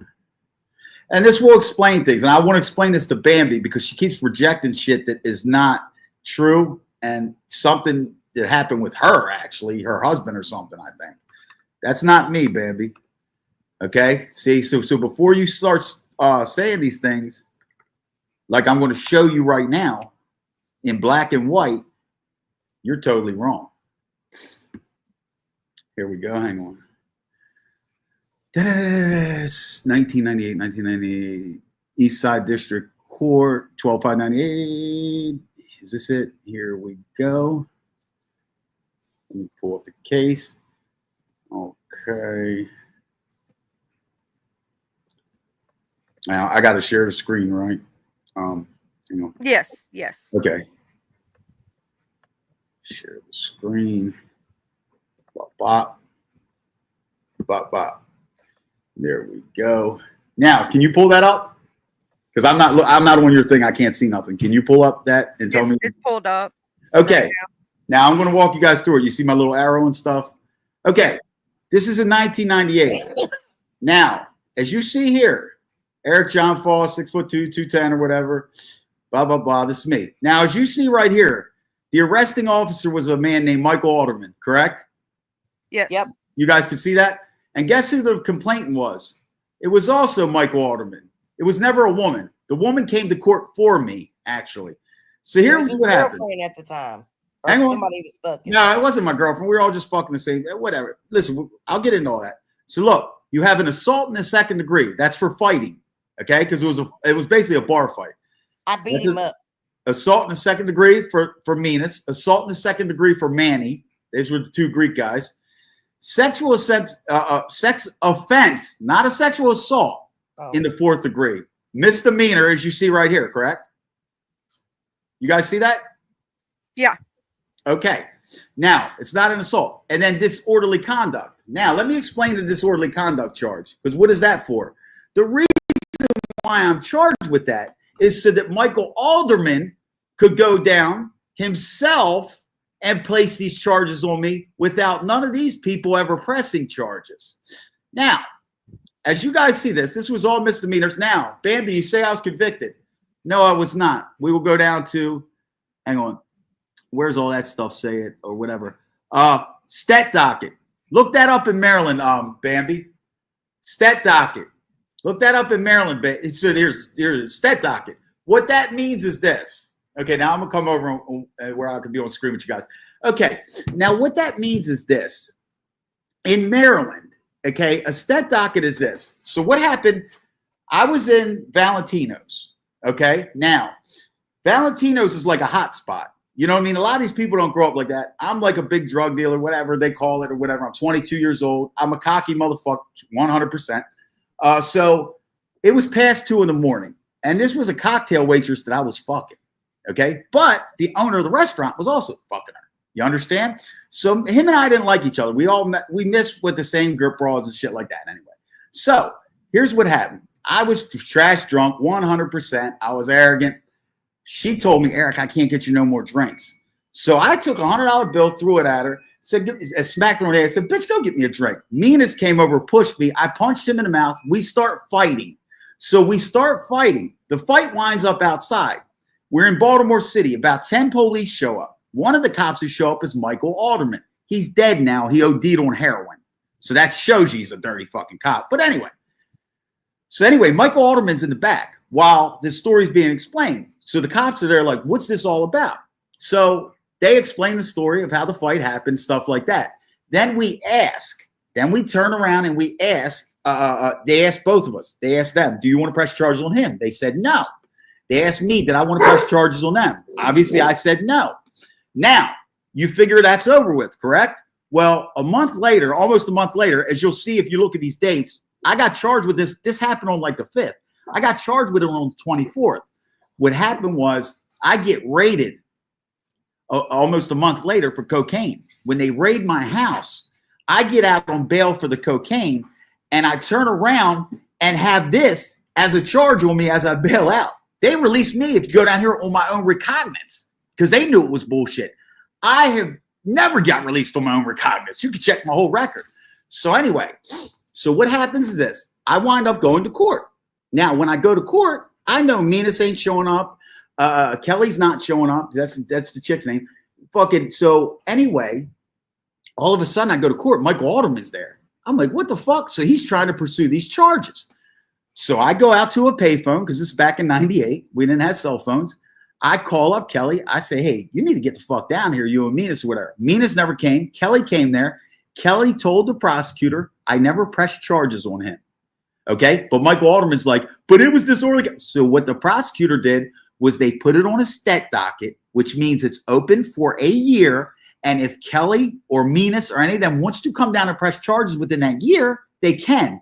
But obviously they didn't, and the case got closed. So there you go. That is the story. It's right here. Cool. Thank you. Okay, but no. But do you understand what I'm saying? Do you guys see any sexual assault conviction there? Do you even see sexual assault? No, you see second-degree assault for fighting. It's a fourth-degree sex offense. A sex offense could be this. I'm pulling up. I'll explain the difference. I'm pulling up to get a blowjob from a prostitute, and she's an undercover cop. That's a sex offense. Now, Bambi, you like to talk about what goes on in your state. Let me tell you what goes on in my state of Maryland. If you cut through my backyard right now, Bambi, and I called the police and said you cut through my yard, that's called fourth-degree burglary in Maryland. Anything fourth degree in Maryland is, like you said, like you see, misdemeanors and stuff like that. So no, I'm not. Fourth degree like a traffic ticket type? Is that?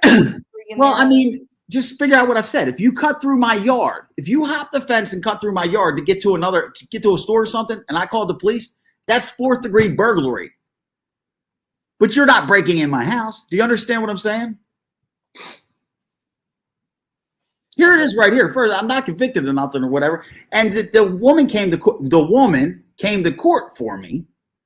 Okay. 4 years ago, I was with her. You understand what I'm saying? Like, see, these people take things out of proportion. And Bambi, that you don't know. This is the second time you've done this to me. No, tell the truth. Your husband did that to you and got convicted of it. Tell the truth, Bambi. Crickets, huh? Crickets. I'll say this much. You put out there that my son went to prison for beating his pregnant girlfriend in the bitch. Yeah, well, that's what I was told. And then listen, hang on. And you and I, and don't do that, Watcher, because you and I have talked off the record, and I've helped you with your son, correct? With advice with your son. Given me some good advice, yes. Okay, so don't do that. That's all I'm saying. This is how this shit happens. People think that, No, hang on now. Here you got somebody saying I sound like Mr. X. No, you asshole. You got people over here saying I was convicted of a sexual assault, correct? Wasn't that said this morning, Miss Charlie? That was in the chat, yes. Okay, so now am I wrong for coming over here and showing the paperwork and clearing that up? No, I don't think so at all. Okay, so Vladimir, fuck you. Now, anyway, I don't usually respond to this stuff, but this is the second time Bambi has done this. Now, Bambi, why don't you grab the link and tell what your husband did to you and got convicted of? Because that's what you're projecting on me. That's what you're projecting on me. And as you guys see right here, I was not convicted of anything. Now, Rat Trap City, I'll give him credit. He said False wasn't convicted, but he admitted to it. Yeah, Rat Trap City, I smacked her on the ass. The actual fourth degree sex offense wasn't even for smacking her on the ass. It was for throwing a $100 bill at her and telling her to suck my dick or something, or bitch, go get me a drink or whatever. That's what the actual offense was. Since you guys know, you understand. But the fights, and the only reason why that came up is because, as I said, the fight wound up outside. It was a fucking fight. What do you think? 2 second-degree assaults and a disorderly conduct. And it is what it is. Listen, right there, you can get the police report. I don't think anybody's arguing the point. No. The point is you have people coming over here, and Charlie said, I remember, oh my God, and he's saying this. I've never been charged with a sexual assault of any kind. That's a fourth degree sex offense. And it's for saying, here, bitch, suck my dick or some shit like that or whatever. I will say this. What he's saying about Johnny and whatnot and all that, he was just on his panel chilling with him, cool with him. And still cool with Johnny's a pedophile. And he's cool with him. JT's cool with him. Okay, that's fine. I'm not. And you know what? You guys keep saying I platform JT. The last time I checked, I'm the only motherfucker who puts him in his place. Well, I don't know about all that. You don't know about all that? You ain't see me throw him off my panel when he talked about your son? Absolutely. But I said okay. So hang on. You ain't seen every single time it's actually been over you, Watcher.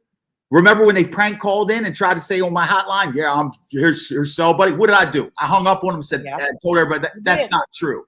Absolutely, you did. I agree. Okay. So as for me platforming anybody, you know who I platform? I platform you guys so that you guys can fucking have your word. You know why? Because all you guys are doing is talking to each other. Okay? I do get 200 fucking some people in my shit, and he's over there with Angel fucking Gotti with 200, 300, 400 people. So you guys are getting shut down. I give you the opportunity to come on my platform and come back. That's why they get mad at me. That's why they text me all day long. Eric, don't fuck with them people. Fuck with us. Fuck with us. What did I say? Fuck their community, didn't I? You did. Okay. So I'm sick and tired of it. And then this guy Fumblenut, This guy Fumblenut wants to act like a fucking victim and have a bunch of women defend him. First off, No. no. He did 2 videos on me. I don't even know he existed. First of all, let me say this. I'm gonna say I don't this. want you for anything, Puff Muffin. Fuck you. That's that simple. I'm not saying that. I'm just saying quit talking about me then. And I'm coming over here to clear up what was said about me, which was a fucking lie. Okay. That and you had that opportunity. Let me say this about Fumble. What I want to say about Fumble is this. Fumble. If you're so tired of me, Barefoot, quit talking about me. Hey, can I say something real quick? Would you respectfully let Watcher talk and stop interrupting her, please? Yeah, go ahead. Thank you so much.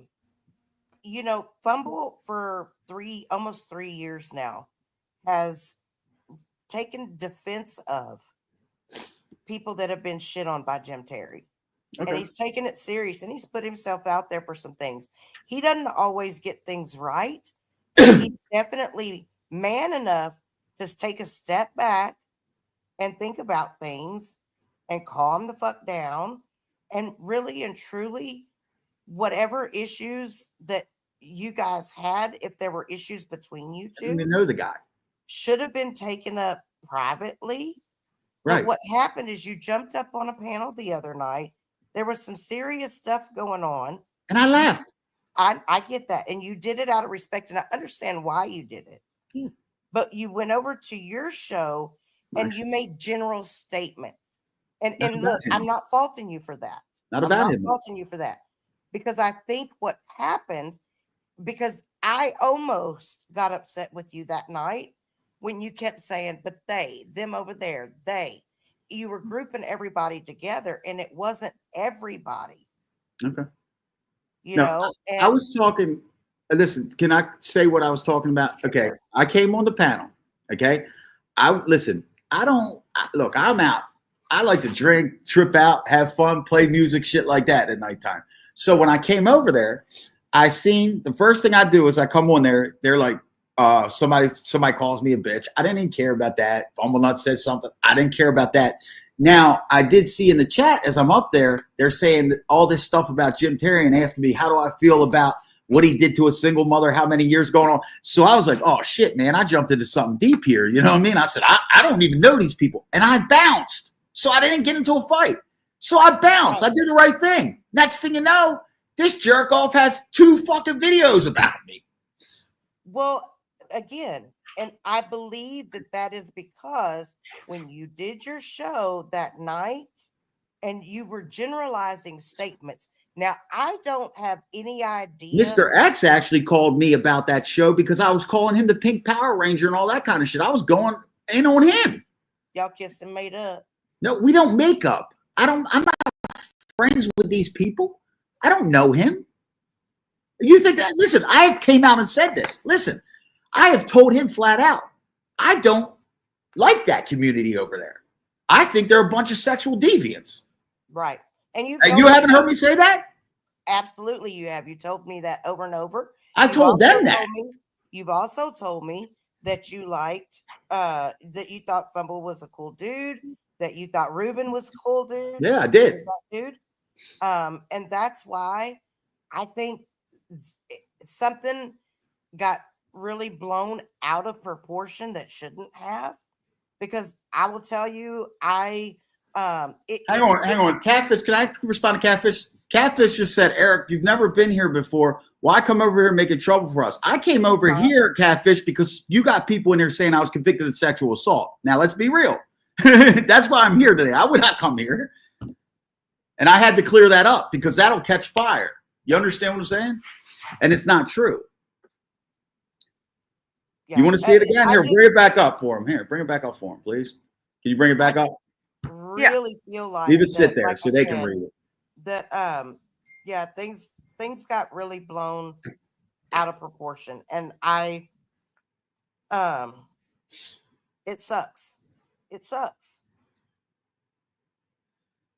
It's on after yesterday. Fumblenuts, you're a fucking loser. You're a clown to me, bro. It's like I don't even think of you, homie. But anyway, hang on. As a matter of fact, I got that because you went and did the show. Do you realize he did 2 shows on me, Watcher? No, he did one. No, he did one in the morning too. What are you talking about? See, you don't even know. Fumble Butt or whatever the fuck he is did a show in the morning talking about me, and then at night he did one when they're up there drinking and shit, and they're spilling beer everywhere, whatever. But listen, guys, look, I just want to say this. I don't have a problem with none of you guys, but please, please stop with the lies, okay? Bambi, please. I think that what Bambi said in here, and I want to give credit to Rap Trap City, okay? Because him and I don't get along. That's the facts. But he was very fast in here to clear that up. Salute to you, bro. Salute to you.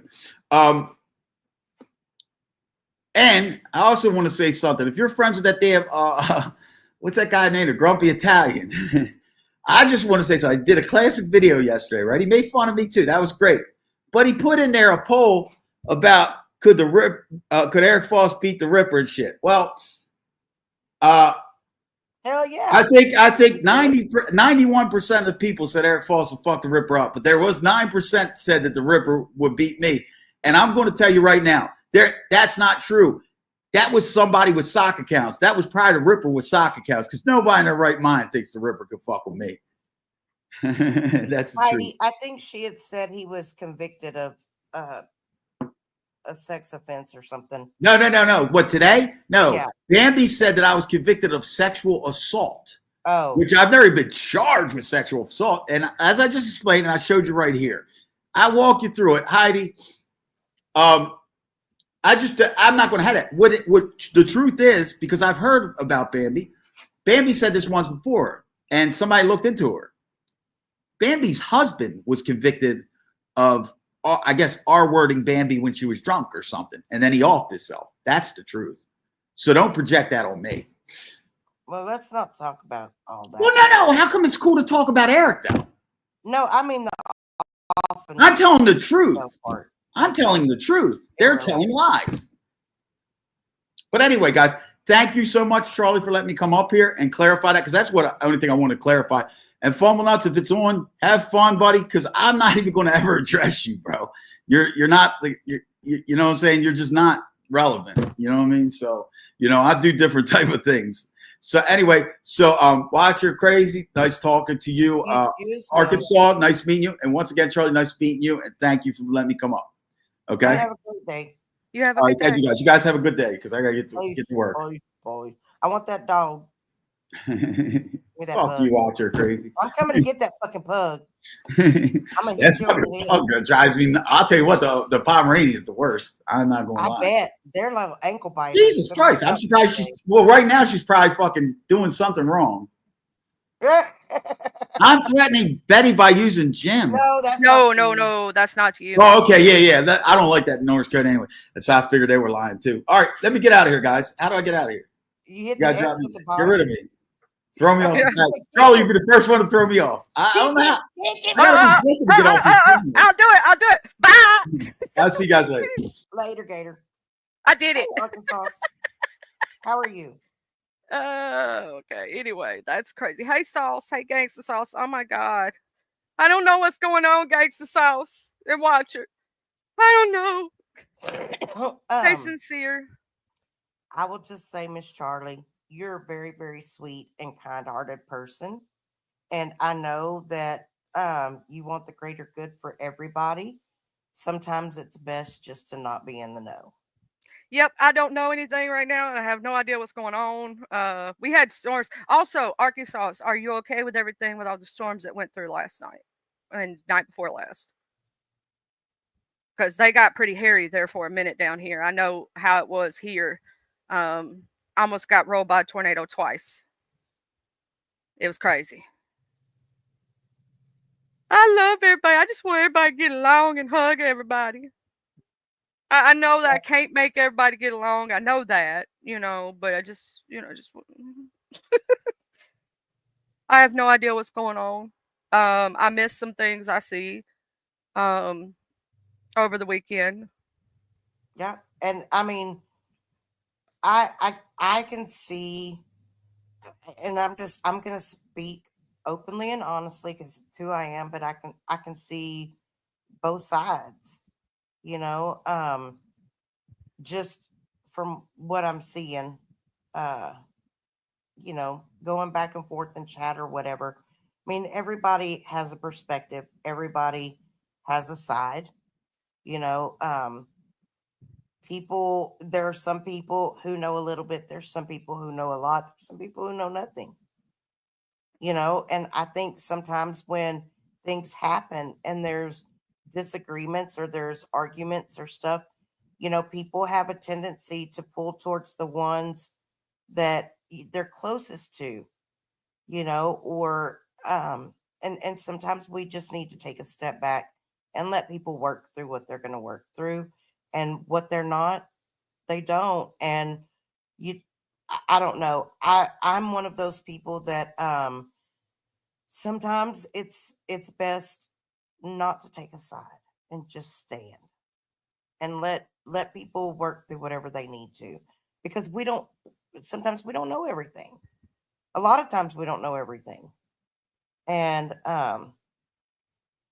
so I mean, it just it is what it is. And I just wish that there could be uh, sometimes I just wish there could be more open and honest communication instead of things bubbling up to the point where it gets like this, because it does hurt on both sides of the fence. It does hurt.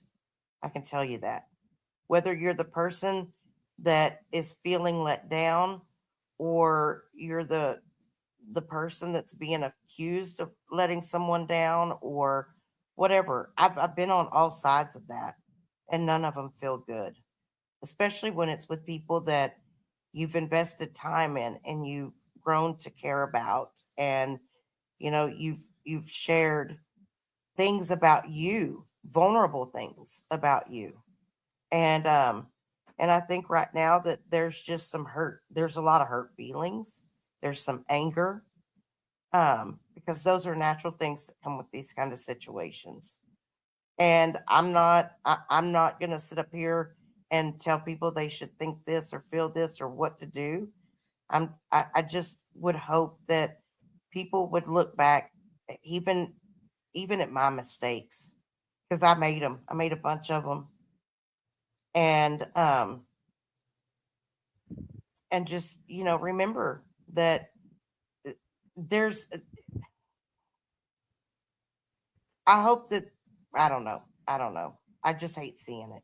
I really I do. really want to cry right about now because I hate So this, but I also don't know what's going on. So, obviously I have no idea, but I just hate to see stuff like this over, I don't know what all is going on. So I can't say it's like over an outsider over this because I really don't know. Right. But it breaks my heart to see stuff like this. right, yeah.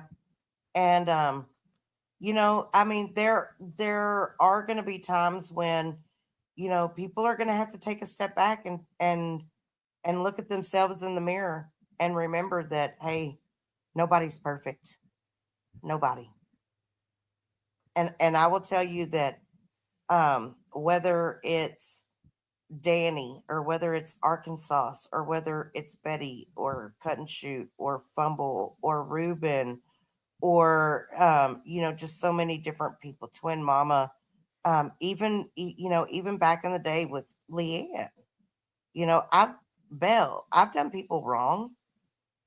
I've done people real shitty. And there are people that have been gracious enough to forgive me and move on, and I'm really thankful for that. I'm really thankful for the ones that have. And I'm, I will say that because of who I am and what I've been through, I'm not willing to just toss anyone away because of the differences they're going through with someone else. I've grown to care about a lot of these people. Whether it's it'll always be an online friendship, or whether it'll become real life. Um, and it does hurt. It hurts both ways. So If I had one piece of advice, it's just to take a step back and stop and think about things and let some emotions just kind of calm down. But people are going to do what they want to do, and I'm not. I will say it right here, right now. I'm not choosing. I'm not choosing one over another, over this, over that. I'm here and I'm me, and I offer the same thing to everybody. And that's a safe place to come and chat, be respectful, be, as much as possible or leave. And I'm not going to get involved where it's not my issue. I just am going to take a step back and take that opportunity to pray about it in hopes that people can work things out or that they can amicably decide to go different ways. That's all. Yeah, I have no idea. And I just hope that, you know, conversations can be had, and people can work things out. And I'm just not going to be in it. I'm going to be like Bennett. What? Hey, sorry. I just realized I forgot I was on panel. Damn. I These thought you forgot you were muted. these inspector people was coming to praise the apartment or something. We had to, run around like crazy to get the dog. Anyway, I forgot I was on this panel. I'm so sorry. I only just came up here was to ask him to stop talking and interrupting you while you was talking so that we could hear, take turns because he kept cutting you off. That's all I was trying to say. I don't even know why I'm here. Thank you so much. Hey Betty, hey everybody. Thank you. On the Hey, sideline. girl. That's my Hey, boo. we want to know that you survived the tornadoes and stuff last I night. did. I And did. we're not talking to your resurrected Yeah, friends. I tried to film that one tornado when we were in the morning. I went outside Girl, because I the felt other like night I seen that shit. I was like, what are and the you whole doing gutter outside, fell down in front of Arkansas? me. As soon as I walked out there, the whole gutter fell down in front of me, crashed down because it was overwhelmed with water. I guess I don't know. It just the whole thing fell, and that was crazy. I thought it was God then. And that thunder, I never heard thunder like that in my life. I thought the whole world was going to blow up after that thunder. I never heard thunder that loud. I know. I don't even think I got it on tape. But anyway, I didn't mean to interrupt y'all. I just realized. Sorry that I was on this panel. I'm sorry. No, you're You're good. okay, love. You're I was worried absolutely about you with all that stuff that was going on this weekend. I was like, I hope my sauce is okay, my gangsta sauce. Mm-hmm. And Because, I was gonna make another comment, but it's over with now. Since me talking about it. Just sound like some really egotistical stuff going on. Like if you just respond and not such a hard trying to be hard. I mean, not trying to be hard, but the way you're talking to people, so you might have a conversation, Eric, if you care to. Like the way he was saying stuff, words. I mean, ain't never been gonna ever work it out like that. All that back and forth name, just a little a little hardcore ego stuff, whatever it is. yeah. Yeah. I don't know. And I didn't see it. I ain't got no reason to speak on it because I've never seen any of this stuff we are talking about at all. I did see some stuff last night that was interesting. That last part of Angel's show, I accidentally it went to it after I got off a different show. mhm. It was 3:30 in the morning, and wasn't a lot of people left over there, but she was really hammering in on questioning them, and it was interesting because they was just fumbling around, and every time they tried to say, she asked them about something, they would just venture off to talk to anything that wasn't talking about that, and it was like that's not your word salad is crazy, but Mhm. she kept on coming back around and checking him like, but what? But you said he was this. You got the report. Then why are you over? You didn't have us go over there and support. You know what I mean? Like what the hell? Right. Yeah. She didn't like that. And I'm gonna say this. Um, I don't recall Jim having 6 interviews with Johnny's family. I didn't hear the only one that I heard was the uncle. And Yeah, that and that's the only one available for anybody to see in this on Rumble because he kept saying the others were on the OTT, and Mr. X corrected him that they're not on the OTT because that was before the OTT. Well, everything that was before the OTT is on there. They put it on there. So what does that got to do with what I mean? right, Like right. like my show or whatever that they talk about all the time. That was And before the my OTT. yeah, and my whole point was, about that shit is not necessarily that I don't know that I necessarily believe that Johnny is that. I Right. Me, don't know. I don't either. Um, And if he was a child, I don't I mean in my eyes, I don't know right. if he was a child. That's a whole nother ball game, because that's means some adult stuff, whatever. I'm not saying right or wrong. I just don't. I don't know. But But my I whole never point believed it. behind it was that is the narrative that JT has pushed for 2.5 years. I know, and that's why she kept asking him. She kept saying Yeah, that.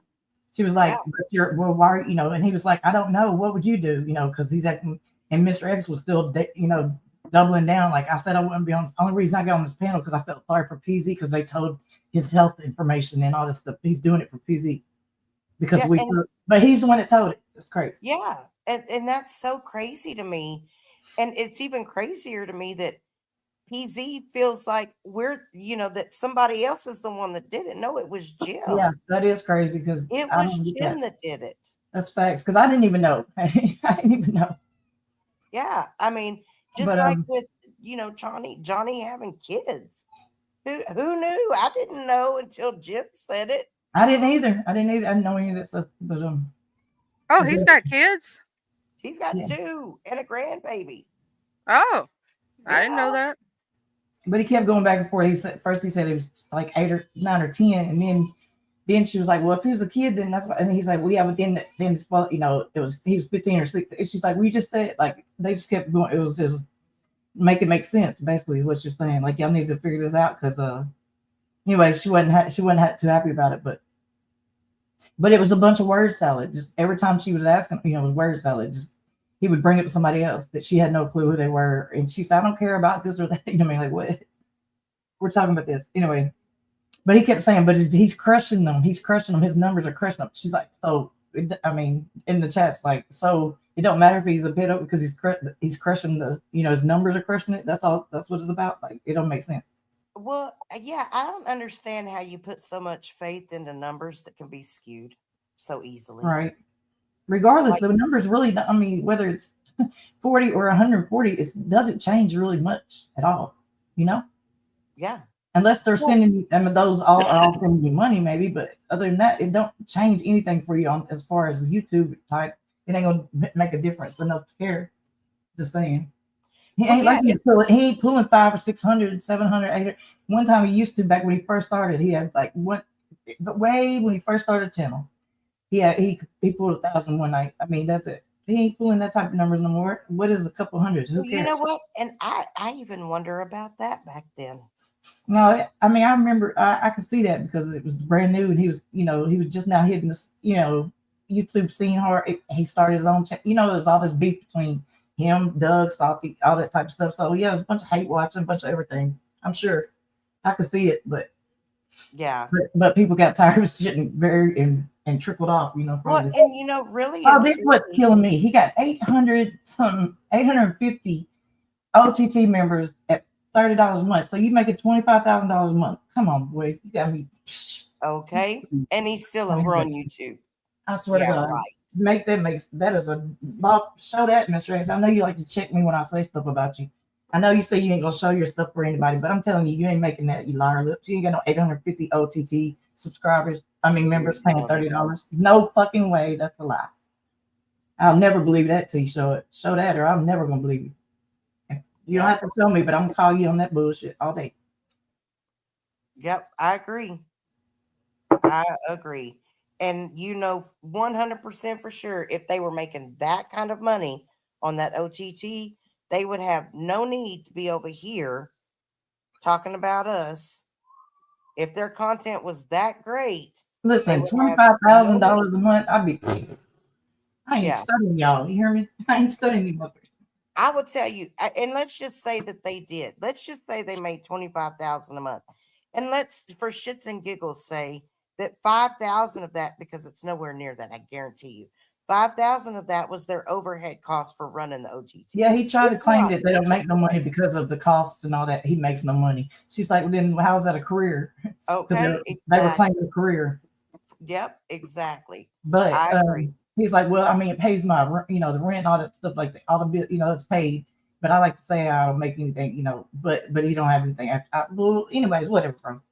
I don't know. I don't care what you're making. You ain't got 850 damn OTT members paying $30. I don't care who you are. I call bullshit.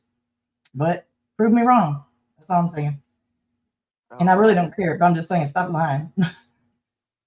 And he tried to. They said something about ask him about his daughter because she was like, she don't have, no respect if somebody that didn't raise their kid, gave their kid up like Johnny's mom or something. Blah blah blah. Anyway, but anyway, they said ask him about his daughter, and he claims he's had that number out there, and she's like, "Yep, you have." Like nobody's ever called, nobody's ever came on the show and said anything. Nobody's ever. And then Mr. X, he gonna confirm it. Like I've known him for 40 years, and I've never heard of anybody, whatever. Here's the thing: your number can be out there all day long, and you can answer it behind the scenes. Nobody knows that person called if you don't let them know. Like me, like I've done before. The one time that I called, he told me call in. I called in. He put it on mute. Didn't tell nobody that was me. I said what had to say. He didn't like it because it was going to be showing that he was full of shit. And he said I gotta go. He got off the phone, went back to the show. Nobody knew I called. You know what I'm saying? He don't have to put it out there just because you can call him. Don't mean that you can be on the show. You know what I'm saying? Yeah. So all that nonsense is irrelevant as well. Your number might be out there. That don't mean you're gonna put it on the damn show and tell people they called. Period. Y'all know that.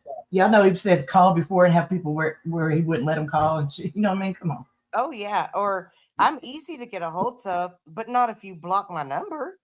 Or he'll finish the call and stay on there and act like he's still on the call and say stuff, and then y'all think that's what went on, like that was said, but it wasn't because the call was already ended. I'm just saying, like, come on. Yep. Exactly. I'm just saying, but I couldn't say. And then I was like, they was talking about birth. Somebody said there's a birth certificate. They was like, well, where's that at? Like it ain't out there. They're just lying. I put at the end of the show, I was like, all the proof is out there. All you have to do is look. There is a birth certificate. The DNA matches his sister's. It's all out there. All you gotta do is look. I put that in the comments, but I don't know if anybody saw it.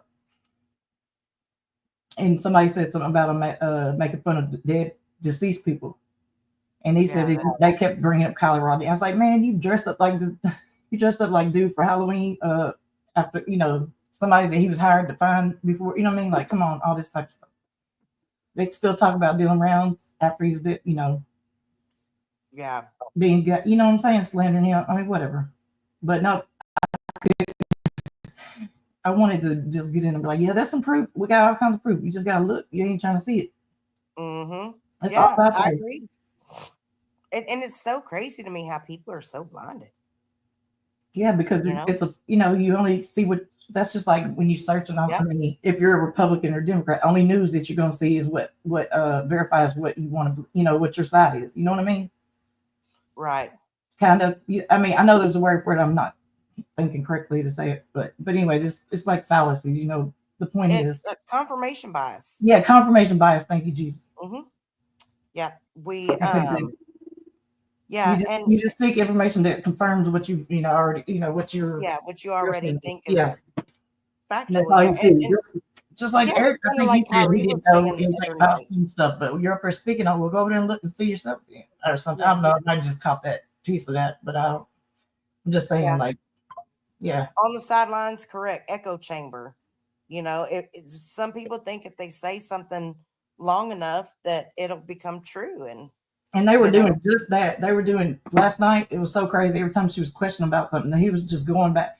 I mean, they tried to compare apples to orange. I mean, it was not even the same thing. Like, right? You're talking about a kitty fiddler is what they were saying, okay? But then he wants to bring it up. Fumble did this to his wife back in whatever. Well, that's not even nowhere. That's not the same thing. That's totally not the same thing. You know what I mean? Not even compared by far. There's probably a lot of people that's done, been in a fight with their spouses at some point over the years.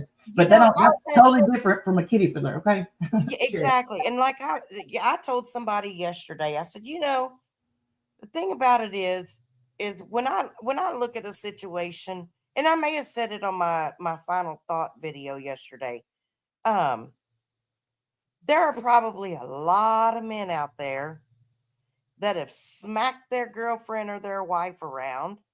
She never called the cops. She may have kicked him in the nuts first or whatever. There's so many different things that can happen, even with the criminal charges that, criminal things that people do. You can look at some of that stuff, but you're still not going to get the full picture. Well, let me just say this. Happened. Let me just say this. whatever that might have happened in the past, if it was any kind of abuse, whatever. I mean, I'm not condoning anything, but check this out. Kitty Fiddler, they don't change. It doesn't stop. You don't get better. It's always. That's right. It doesn't. They don't. They do not. You're not reformed. They never stops. It never goes away. I'm just saying. Like you might have had a moment back in 20 years ago where you got into a fight with your spouse. That's one thing. I mean, that's not even my. That ain't got nothing to do with me 20 years ago. Whatever. I'm just saying. I don't. You're not still beating spouses. So what are we talking about? But as far as that's just like an unforgivable crime to me. Period. Yeah. There ain't no fucking getting better from it necessarily. That's right, because it's a sickness. It's still there. You'll still do it. Period. That's what I want to say. It's the same thing. So there's totally different situations. So don't compare that, and then don't talk about somebody giving them Social Security. You just word salad in these people. Just. Well, when you have the child prawn pictures and stuff like that too, I mean, I'm the same with those. People don't look at that stuff and keep it without being sick. Period. And there's a big difference for me when somebody makes a mistake, they own it, they pay their debt to society, and they move forward, and you don't see, repetitive patterns of behavior. Right. If you're not still doing the same stuff, then you are able to be, you can get back, you can change. People can change, but not those people. I'm just saying. That's proven. Mm-hmm. Not just because you not said just me saying stuff, but that's not something that goes away. I agree. Absolutely agree. So, American Honey, you ain't broken no law, girl. What'd you do? You went 25 miles over the speed limit. She's a gangster. I know, right? I still wonder how she got number 28 on the list. I was wondering what that was for. She's number 28. Don't she way at the bottom? Because she's America's sweetheart. That's why. I'm gonna tell you what she did. I don't care about changing Miss Angel's mind. I don't care about none of that. She can do what she wants over. I don't give a damn. Let her have it. But only reason I wanted to comment last night because it came up, and I was hearing all this stuff, and I just really wanted to make because it was such, I just want to I just want to counteract what he was saying. So because she don't have all the stuff out there, I guess, or she ain't went seen it. But I was like, hell no, that's a lot. I just want to call him out so bad. I couldn't help but want to comment. Yeah. Look, I have really, I guess I have kind of mixed emotions about Angel because number one, I don't know the lady well enough to make any determinations about who she truly is. I can only go based off of what I've seen and what I've heard. And but I mean, I just don't care is the thing. Yeah. And at the end of the day, it's not necessarily pounder of crazy. You should have put 300 pounder of crazy. But anyways, she's not somebody that's going to be sitting down at the dinner table with me at any point in my lifetime. I went over there because I really hate to see anybody else duped by that motherfucker when I know what he's about. But now that she's made it clear that that's what she wants. She wants him over there. Then okay. I'm not going to argue, fuss, and fight about it. And does anybody know who Fish is? I thought it was somebody from over. I would, and then at the end, wasn't so sure. They said they were new there, but they weren't getting blocked, and they were saying they were saying everything that needed to be said in the chat. I don't know who they were. I think that's somebody that's actually been in the MobTube community for a while. I think so too, because it started sounding that way at the end, but they said they were new there. But yes, I think it is somebody in the MobTube.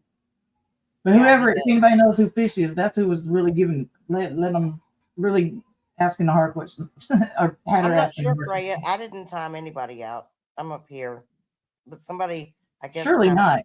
90 surely not. Somebody timed him out. Damn, it should have been me. Heidi, that's kind of what I gathered too. Because I see him a lot of places, and he's just one of those people that he tells it straight like it is. Yeah, well, that's who was giving it. That's who was really handing it, calling them out on different stuff, or Yeah, had her questioning them. yeah, on the sidelines, I feel that way too. That I think it's one of those almost kind of a tightrope walk of I don't really want it to go this direction, but then again, I don't know because like last night, they were I don't know they were talking about some playing some porn bomb video or some shit. I don't know. I'm just not with all that porn bombing and all that mess. So yeah. But anyways, Yeah. Anyway, I just thought it was interesting because it was really late at night, nothing else was on. I was really into it. Okay, girl. I was really digging that somebody, that she was saying, but you said this about him, and this about him. You got these calls, but you got us going over there and you know, you know, subscribing to him or got him over, and blah blah blah. She was kind of upset about that.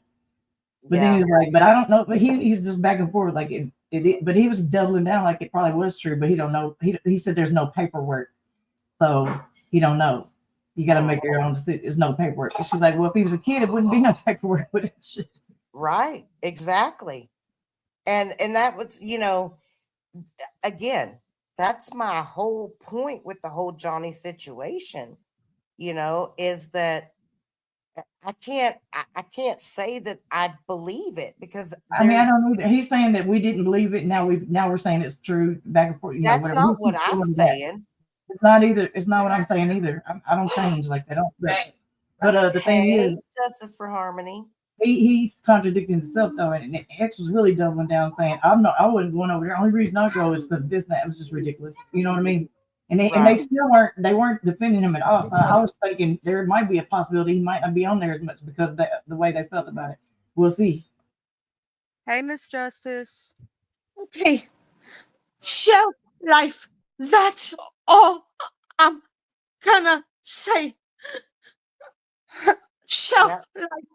If Angel can't look at what we're posting for 3 years, shelf life.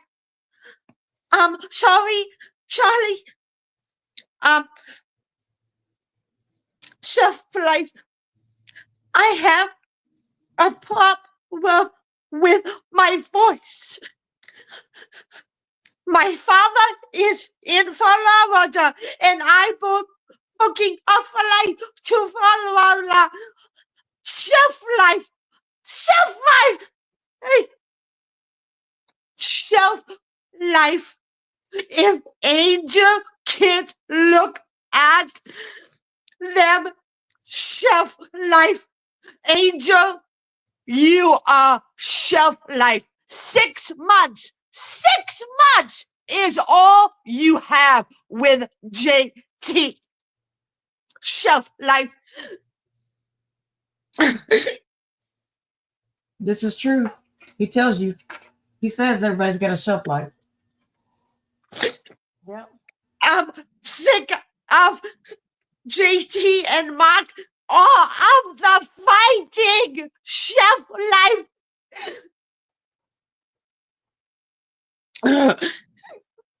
I'm sorry.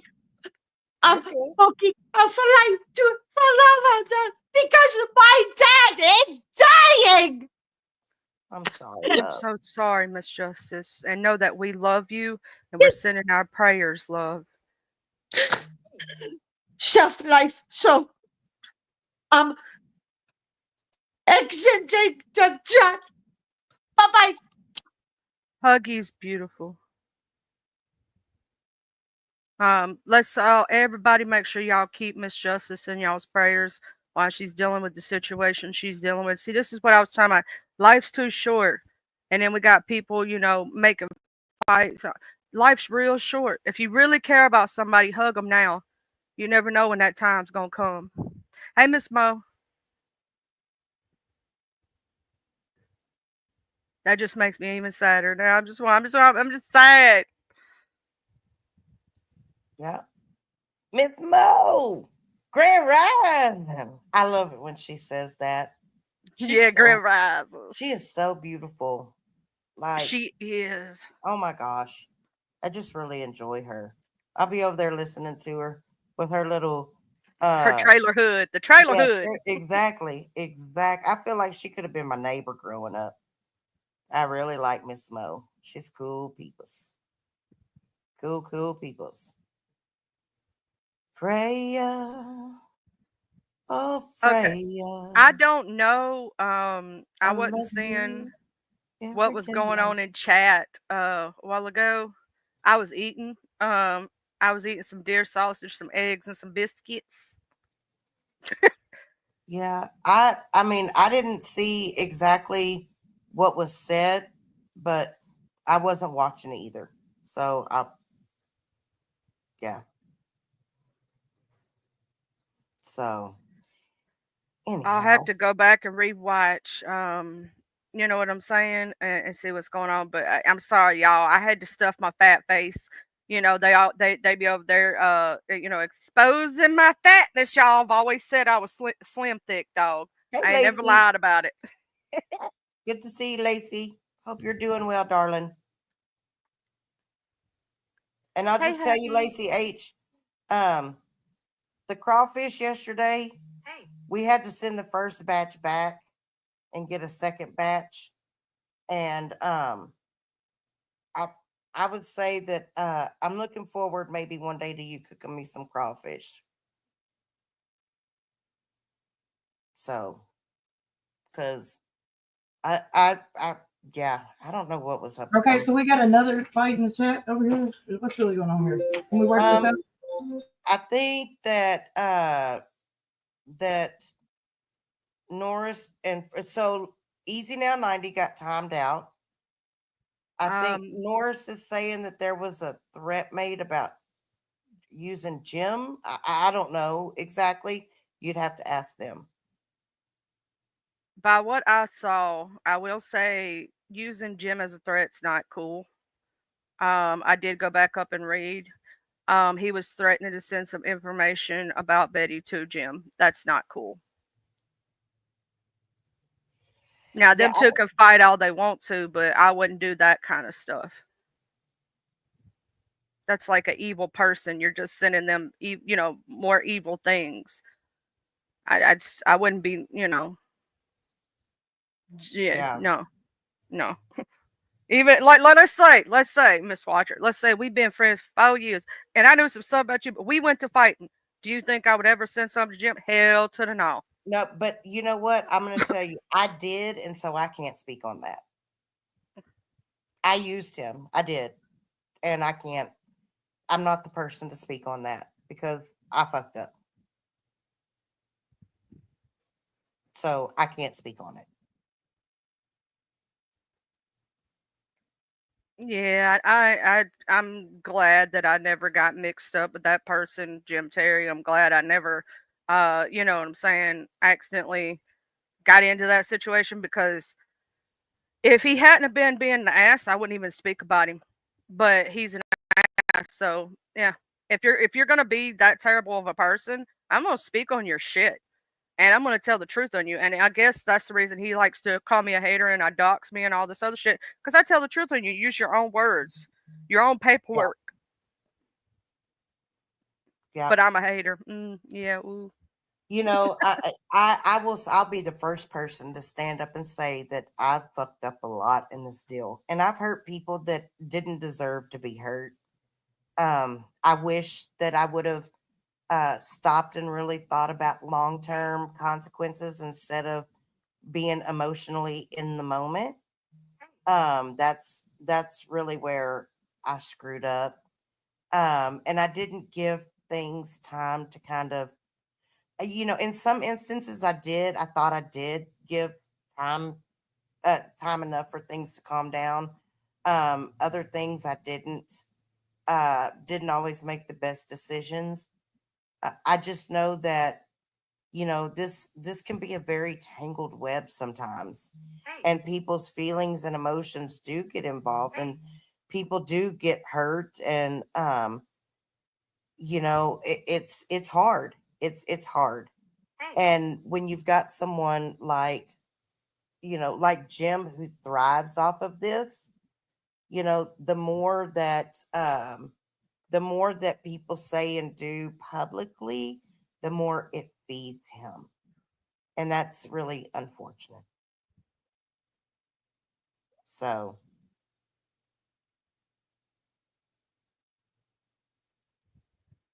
I'm gonna say that Jim has no rights, in my opinion, but that's just me. I don't like the dude. He's not a good guy. He scammed families out of money and all kind of bullshit. Like he's done nothing but terrible fucking things since he's been on this internet. And he still ain't changed his behavior. It's one thing to mess up, but to the extreme that he has, I've never known anybody who goes around taking money from missing families and schools and children and sits there and rags on the dead like he does and different people. yeah, F that man. I just he's fucking POS, dude. Like, look what he did to Arkansas, since she did nothing to deserve that. Look what yeah, I mean, you could just name the list goes on and on. Just because people back away or don't like something you say or speak the truth about your narratives that you try to right. spin online about yourself. Yep, agreed. But threatening with him is a no go. That's not cool. I wouldn't do that to you. Or they wouldn't do that to you. I don't think any like no, no, no, no, no. Bad, bad, bad. Yeah. So, um, I mean, I don't know. Like, if look, if I'm just gonna say this, and it may not be the popular opinion. It may be. I don't know. I don't care. But look, if somebody sent pictures somewhere, um, if those pictures were sent to someone purposely, incidentally, or whatever, that doesn't deserve to go anywhere else. It should just be dropped. I mean, regardless of how I feel or what I think, the bottom line is that, um, Nobody's business if it's good, if it's yeah, adult. Nobody's business, exactly. And Not that should be kept between the person that sent it and the person that received it. right? Period. So, not to mention, technically, and this is just me speaking, the truth. Um, if you have someone's oods and you send them around, do you realize that could be considered revenge porn and you can actually get a charge for that? well, it depends on where you are, but yeah. And Yeah. not I will say this. It's just gotten to a point where I'm at the point. Who gives a fuck if it's against the law? People, we've got to start having some fucking values, some boundaries. Just have boundaries. It doesn't. It everything. I'm sorry, Charlie. I don't mean to be snappy about that. It's just that, yeah, things can be against the law, but when do we start being decent human beings again?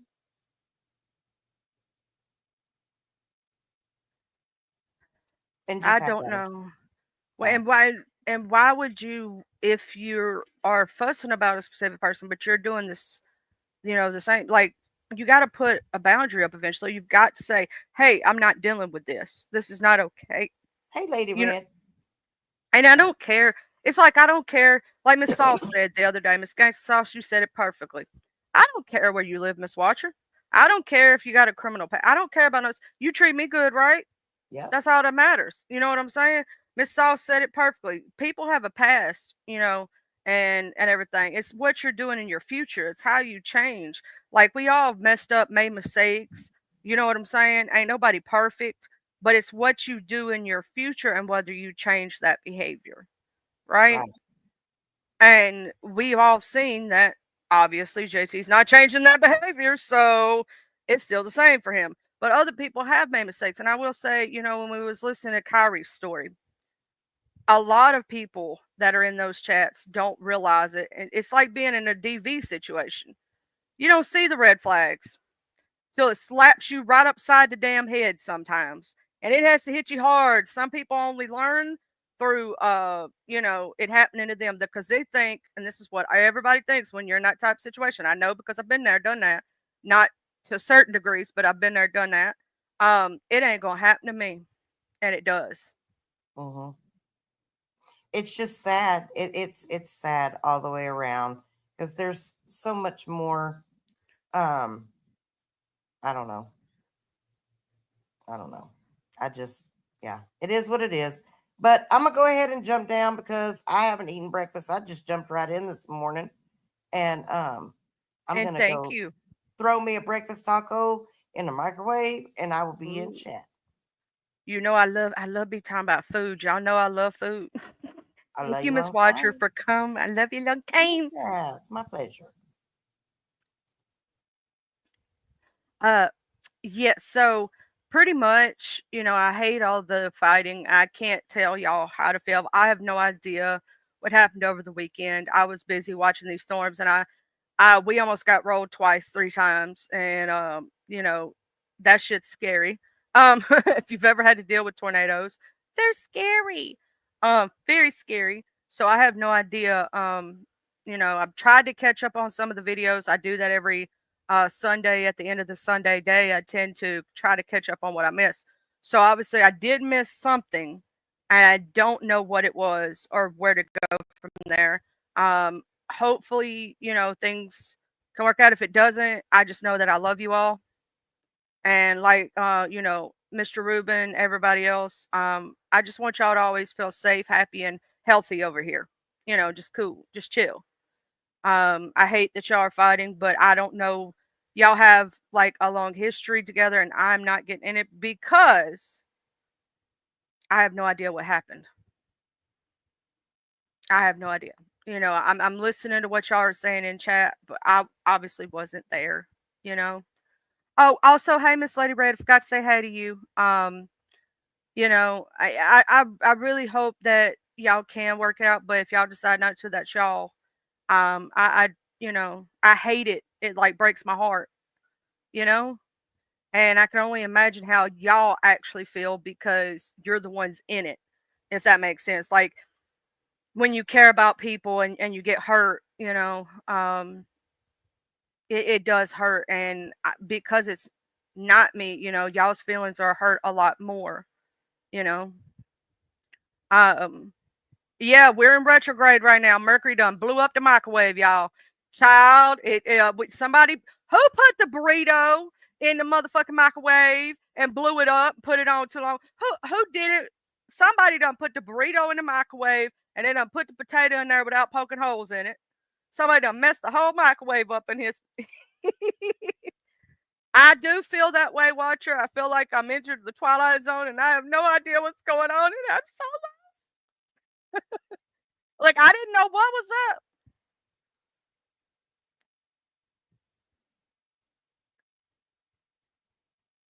Yep, Watcher. I told you stop putting that foil in the damn microwave. Damn it, Watcher.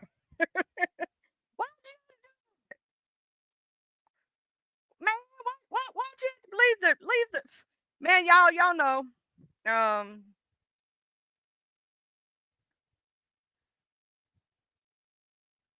man, I swear. Why'd y'all have to leave the tin foil in the microwave and blow it up? Just blew up the whole microwave, y'all. Just, now we're going to find a new microwave because we can't have that. We can't even heat up our chili no more, and I can't heat up my chili no more.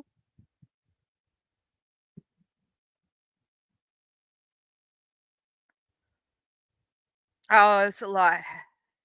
I know, right? Thank God we still got the air fryer, though. We still got the air fryer. Whew, hopefully nobody goes over there and puts too much grease in the air fryer. That's all I'm saying. Um,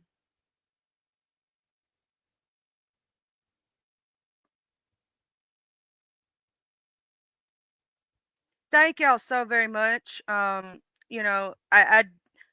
don't know what's gonna happen from here on out from today, between anybody.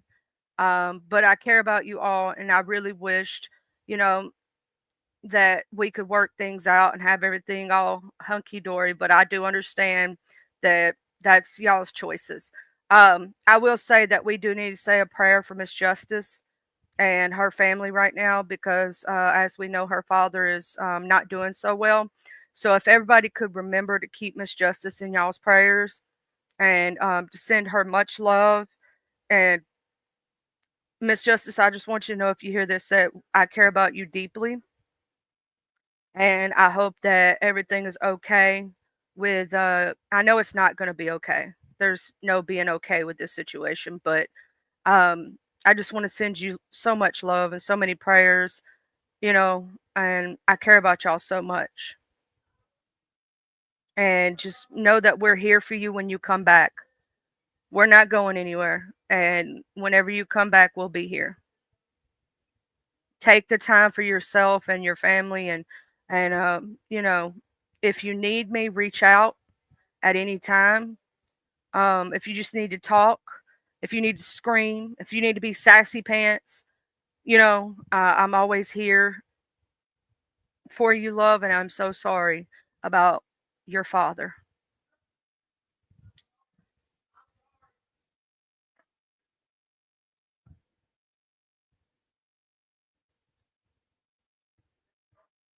Let me go see what's going on in the chats over here. I was saying a little prayer, y'all. I was saying a little prayer. I'm sorry on the sidelines. I don't know what all that means, but prayers for you, your baby, for your kid. And prayers for the church lady. Prayers for the gosh dang, that's one blank. Sorry. On the Okay. sidelines, yeah. Anytime that you want to know about anytime you want to know about the liver enzymes or anything about it, yes, I do not mind hit me up or whatnot, or you can um you know I'm not going off right now. If you would like to come up here at any point, or possibly hit me in the chat later and have questions, you can hit me up on Instagram. It's or whatnot. It's underscore Charlie underscore 87. Um, and I do have it where it's privatized, so I'll know who I put on my Instagram just so I could see. You know, but I have very much a lot of experience with the liver enzymes. Yes, I do. Twice I've had my enzymes go through the roof lately. Now, I will say if it's the ALT and the ascot, but the bilirubin isn't up, that's a blessing. Okay, you don't have Instagram. Hit me up in the comments then, or email smexylady69@gmail.com. Uh, yeah, yes, I did. But you can hit me up in the comments too. If in case there's the bilirubin is low, that's a good thing. When the bilirubin starts going high, that's when you're looking at liver cirrhosis or failure. So as long as the bilirubin's not high, right? And it's just the enzymes themselves. There's a possibility that you can heal the liver. It could be a medication that's causing it. It could be, that there's an infection they're fighting off, because your enzymes will go up when you have an infection. Um, Make sure that they do a CBC with differential in about 2 to 3 weeks to see if the enzymes start going down. Keep an eye on with the enzymes being up. There is a have them do a M2 mitochondrial test. Autoimmune hepatitis is a thing, and it will make them go up. Yes, and there's medications they can give for that, and the liver will heal itself. It will. Um, M2 mitochondrial will show if it's an autoimmune. They did an M2 mitochondrial. Also check for A1 tryptazine. A1 tryptazine is something that a lot of people don't know they carry or can have. And the A1 tryptazine means that the enzymes for the liver can leak into the lungs and different organs. It's called A1 tryptazine. They should do that test. Also, they should check for hepatitis A, B, and C. A lot of people don't know that Hep A is just a virus. just a regular virus, and you can get it from eating in at a restaurant. Yeah. You can get it from being in contact with someone who has it. They had an outbreak not too long ago, if you remember, before the big Yep. C-19 hit. Yeah. And so, yeah, the liver will heal itself. So if they can figure out what's causing the inflammation, the reason the enzymes are up is because something's attacking it, right? And there's some kind of inflammation, some kind of virus going on within the body. They can absolutely, if they give the correct medications, figure out what it is, they can stop it. Like Miss Arkansas, you know, with your condition, it's the same thing with sometimes autoimmune hepatitis. They have to give like sometimes chemo, but most of the time it's what they call Yeah. immune suppressant drugs Right. to make sure the autoimmune response does not attack the liver. Because what's Yeah. happening when you have autoimmune, it attacks your organs. And that's why I always thought that once your liver, starts failing, then you're screwed. Like there's no fixing it. But I was wrong, clearly. I Yeah, did not. I didn't know that you could repair. It could repair and heal. I thought the liver, once it goes, you just. no, it's the only organ in the body that can absolutely heal itself. Now, I will say you will be left with scarage for the rest of your life. It's called stenosis and fibrosis. Right. And one of them is for the fat in your liver, which is the fibrose, I believe. It's the fibers in your liver, and the stenosis is the scarring. So you're left with scars on your liver, pretty much. I have that. My liver's healed. I'm in remission. Have been in remission for many, many, many, many, many years. You have a good day, Miss Roddy. And I've been in that remission, but that doesn't mean my liver is like 100% back to normal, right? It will always be scarred. Right. So I just have to, I don't drink. I don't do drugs. I make sure I'm even careful what cough medicines I take. I don't know if you know this, but if your child is they thought, Miss Candace, that I had PBC, primary biliary conjunctivitis. I have all the precursors for it, and they said that it can be spotty in the very beginning of PBC. So, they said I had all the precursors, but I don't have PBC yet. That doesn't mean it can't progress eventually. But so far, I don't have it. Let's just say it that way. But they did say that was what they thought was my problem was PBC. Hey, Because did I in just my interrupt you? I'm sorry, love. I'm muting. Sorry. oh, you're okay, love. PBC is primary biliary conjunctivitis. They changed it from cirrhosis to the C word. And I had a liver biopsy done in 2019. My M2 mitochondrial came back positive, and they said I had all the precursors for PBC, but did not was not showing like my bile ducts were looking good at the time. See, what happens with PBC is the ducts that your liver, all the stuff that goes through your liver to go to the rest of your body, those little ducts become narrower and narrower until they completely break down. And then that causes the liver to not be able to release toxins and all those different things. So it ends up causing cirrhosis of the liver eventually. I do not have PBC right now, so that's a good prayer.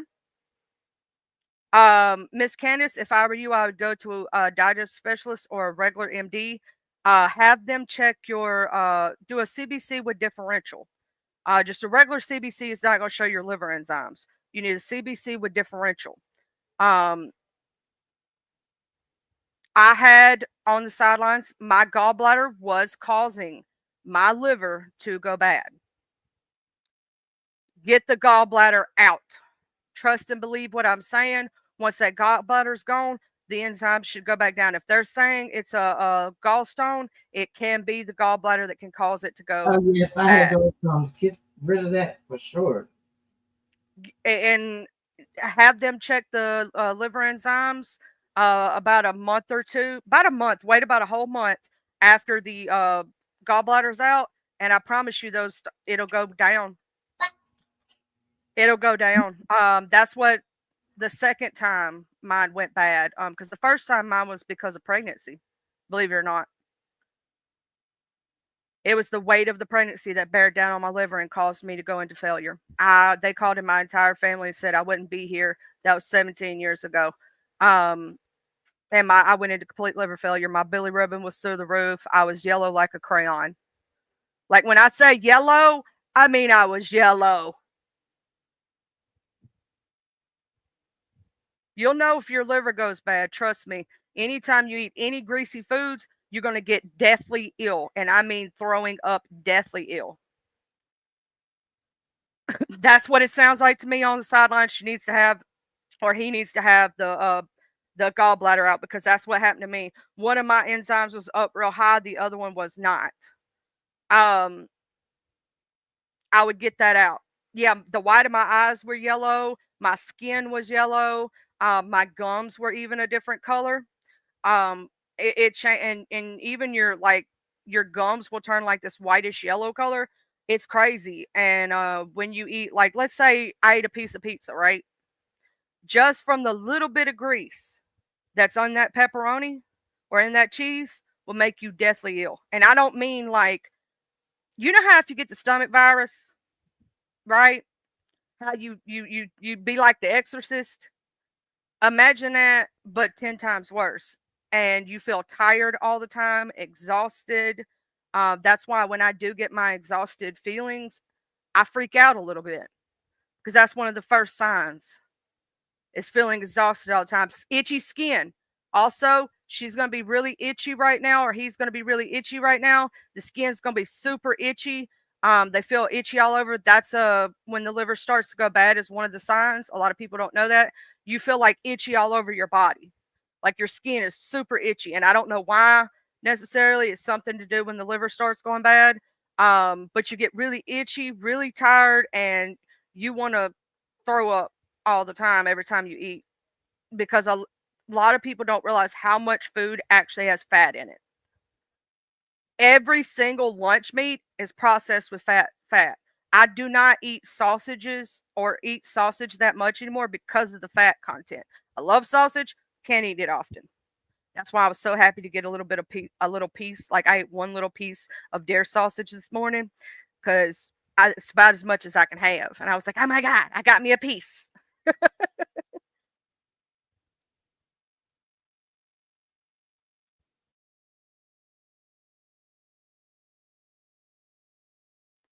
The bilirubin is basically the to explain what bilirubin is. That's what gives you the yellow color. When they test for the bilirubin, that's what when it rises and gets to a certain degree, that's what makes you look yellow. It's the bilirubin. As long as the bilirubin's not through the roof right now, that's one thing you really got to watch. If it's just the enzymes and something's going on, and you can fix it. But when the bilirubin goes through the roof, that's when you should be extremely worried. That means there's something really bad going on. Yeah, I know, and I can't even hardly do salami and stuff like that because of the grease content. Do you know how bad that sucks? I have to be picky and choosy about the grease that I eat. And so when I do choose greasy foods, it's always going to be my mama's fried chicken or fried pork chops. I'm just telling you, it's always going to be that, because my mama can fry the shit out of some chicken. And I'm sure Arkansas is going there. Yup, that fried chicken be good as hell.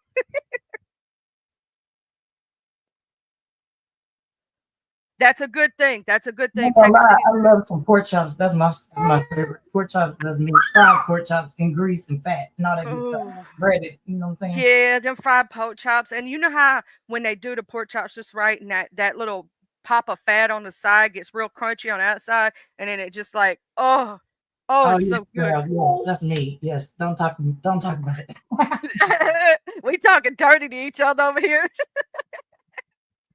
Oh, my man had some fried pork belly the other day, and I had to have a little piece of the meat part, because I can't have the fatty part. I was like, just give me a little tiny piece. I gotta have a little tiny piece, because y'all know pork belly is so good when it's fried. I was like, I just need a little piece. I gotta have a little tiny piece.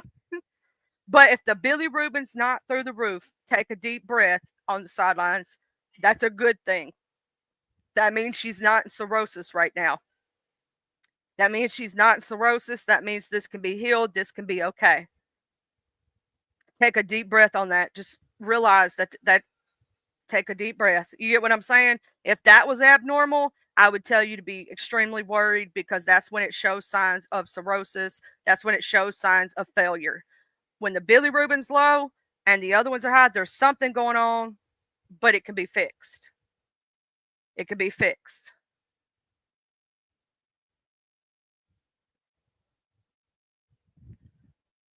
You're very welcome, love, because trust me, I've dealt with this for ever since I was 20 years old and I'm 37, gonna be 38, so 18 years almost. I've dealt with this condition and I know all about it because I've had so many test runs and I've had so much go on with it. Over the years, I have my enzymes tested every year for the rest of my life. It'll never go away. I will say if they find out it's the gallbladder, the chances, and she's not got scarring, she's not gonna have to deal with that, what I have to deal with for the rest of my life. But I would, after y'all figure out what's going on, I would have the enzymes tested for at least the next 5 years. And then after that, she should be fine. If in case she's not got any scarring yet, it should like she shouldn't have to deal with the lifelong repercussions I do. I do because I had extreme, like I went into failure, right? So it's a little more extreme if that makes sense. Take vitamin E for the fat on your liver. If you know anybody with NAFLD, non-alcoholic fatty liver disease, vitamin E is what they will tell you to take. It helps flush the fat from your liver. Really good for that. My actual doctor actually prescribed vitamin E for me.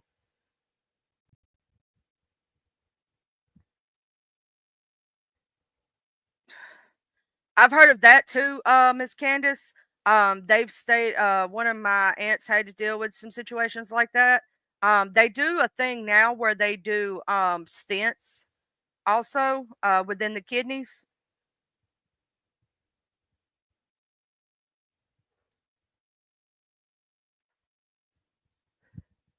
I've had this. I've had this liver, condition for years.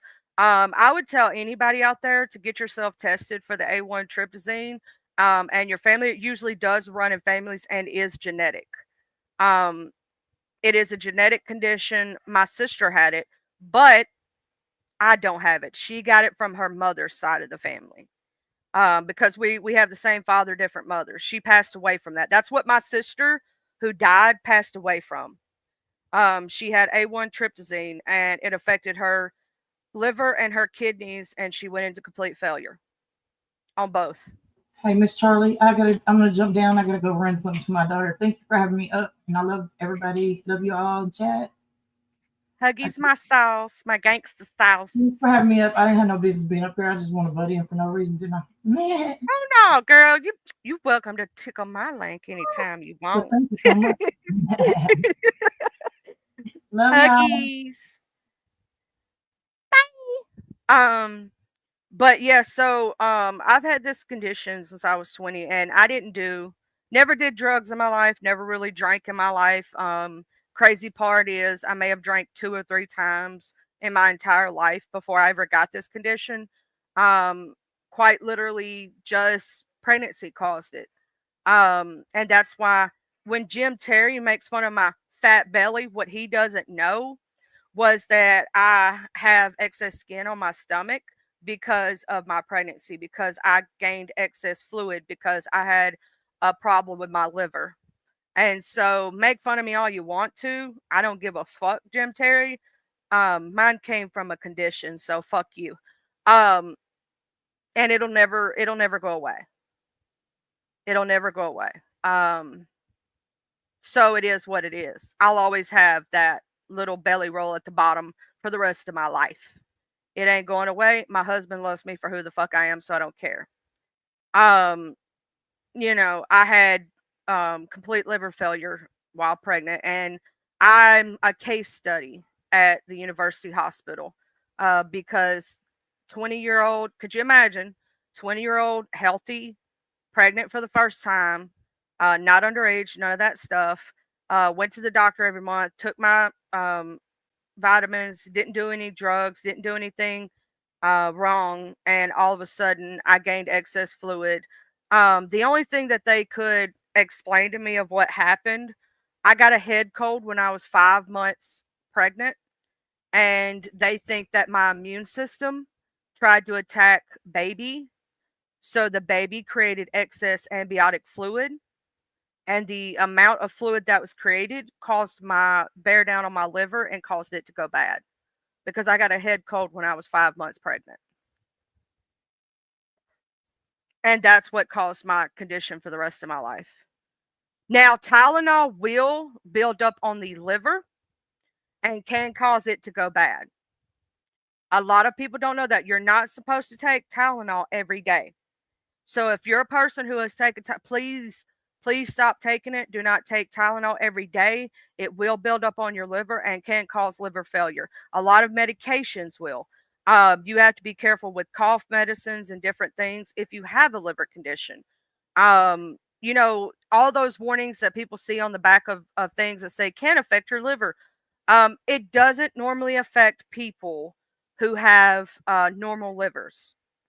But if you take it over a period of time, longer than you should, it can. Statins. I cannot take any statins for cholesterol. They all affect the liver. I cannot take estrogen. So when I'm on, us ladies, we have to worry about getting pregnant, right? So we take different precautions not to. I cannot take any contraceptives with estrogen in it. It can affect my liver. I have to take progesterone instead of estrogen. So estrogen I cannot mess with. There's a lot of medications, over the counter cough medicines. I have to be careful which ones I take because they can affect your liver. NSAIDs, you can take them a little bit more than the Tylenol, but only if you absolutely need to. So if I get a headache, it puts me down for a day. You want to know why? I can't take NSAIDs or Tylenol. So what happens is I have to choose whether that headache is bad enough to take medication for it. Um, yes, estrogen can affect the liver. And I got told this by my when I went to go to my lady doctor to find out what I literally could take as a, preventative measure. I was told do not touch anything with estrogen. Take progesterone. So I take the Depo-Provera shot and have been on it for many, many, many, many years. That's what I take to keep from, having pregnancy, because here's the thing, if I get pregnant again, it can kill me because of my liver. Because of my liver having problems when I get about 7 or 8 months, when the weight starts bearing down from normal pregnancy on my liver, it can cause it to go bad again. The problem is when you start having really bad liver scarring and problems with your liver, if you get pregnant, and you have to see a specialist. I must give this information for anybody. Anybody who's had any kind of liver condition, if you decide to have another child, please go make sure that you're seeing a specialist doctor, not just a regular baby doctor, because they're going to have to keep an eye on your enzymes and you, because it is going to be considered a high risk pregnancy. When you get about 6 or 7 months, when the weight starts bearing down, it can cause the liver to go bad again. I have gastritis and GERD in my stomach, so that's why I can't take NSAIDs like that. I have stomach conditions, so I can't take NSAIDs like that. So that's why when I get a headache, it's like, do I want to deal with stomach pain along with a headache, or do I want to take this Tylenol and possibly affect my liver? Is this headache bad enough? Same thing for me, Miss Candace. Um, it's the same for me. If I ever got pregnant again, it would take me out of this world, most likely. So that's why I choose not to. Now, I will say, if you know anybody with gout or arthritis or any kind of swelling, inflammation problems, tart cherry juice, black cherry juice, specifically, black cherry juice gets rid of uric acid from gout. Black cherry juice, and it's really good for inflammation problems. So if you know anybody that has that, that is a natural remedy. Miss Yolanda is right. Tart cherry, tart cherry extract is works good as Tylenol and Motrin. Um, that's a good thing to note, Miss Yolanda. Um, tart like black cherry juice, the juice itself when you drink it is good for inflammation. Really good. And most headaches are caused by an inflammation.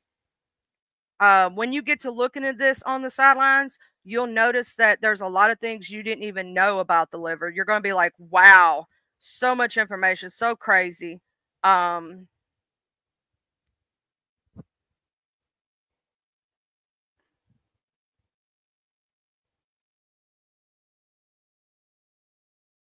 you learn so much that you didn't think you would ever know. Um, and I will say with her Billy or his or her bilirubin not being too high, take you a deep breath, a sigh. This can be fixed right now. It's not it's not going to be cirrhosis at this point. So not in complete failure. That's a good thing.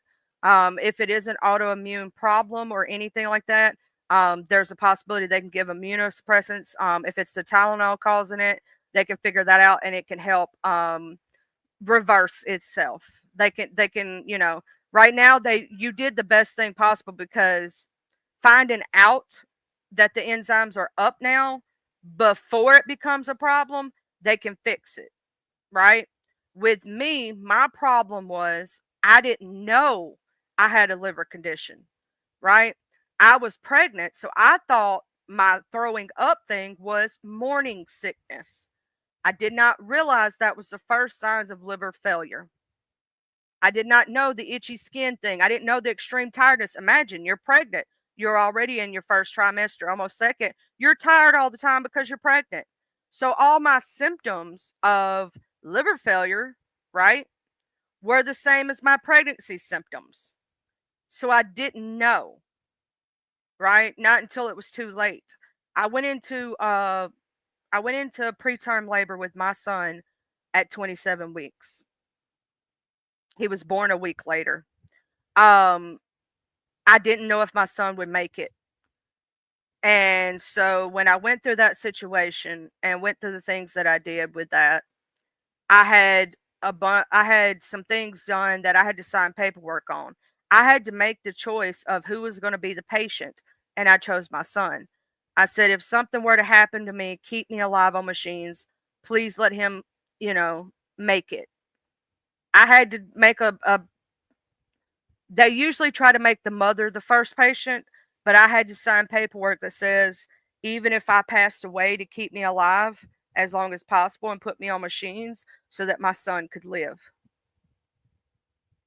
I made him the patient, if that makes sense, above me. Save his life above mine. And I don't know if you know this, but you have to sign paperwork for that, or they go the opposite way. They will try to take care of you before they take care of the baby. So I had to sign paperwork to make that choice. And it was an easy choice.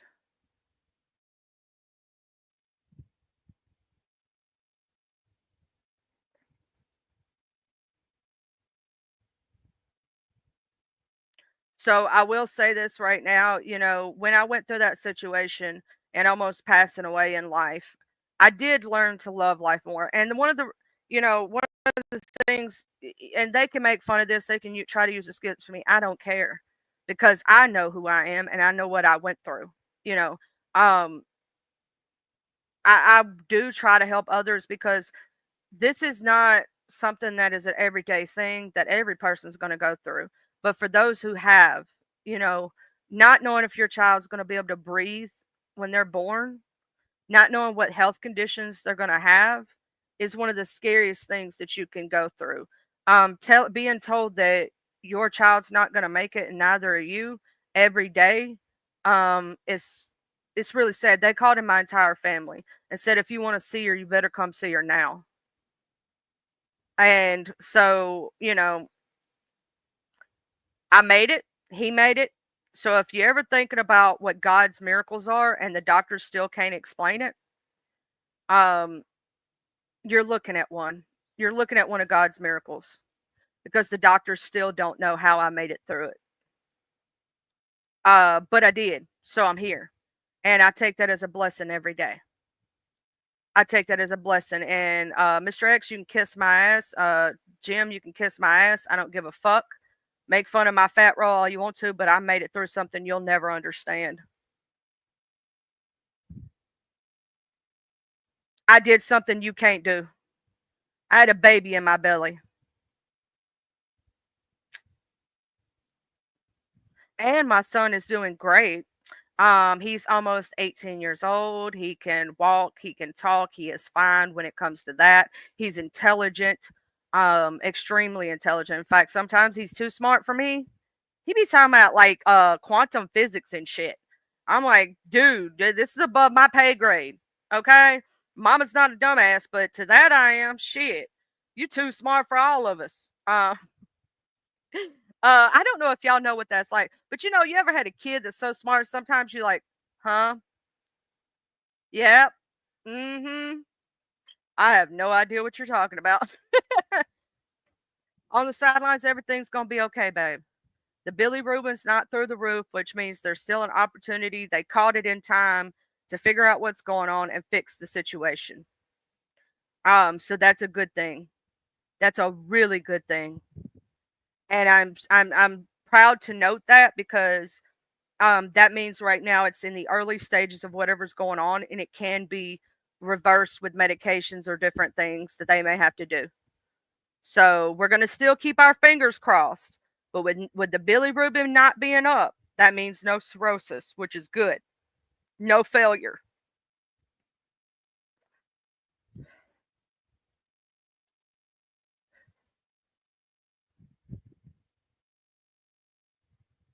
I'm going to say this. I've had 2 colonoscopies, Miss Candace. Oh my God, they're a little bitch boy and won't even have a colonoscopy. Oh my God, that you a bitch when you can't do that.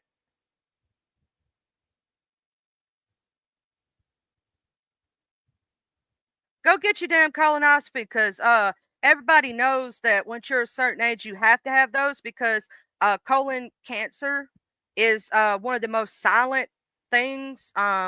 It's the silent illers for people of a certain age. Go have your colonoscopy. Don't be a scared little bitch. You go to sleep.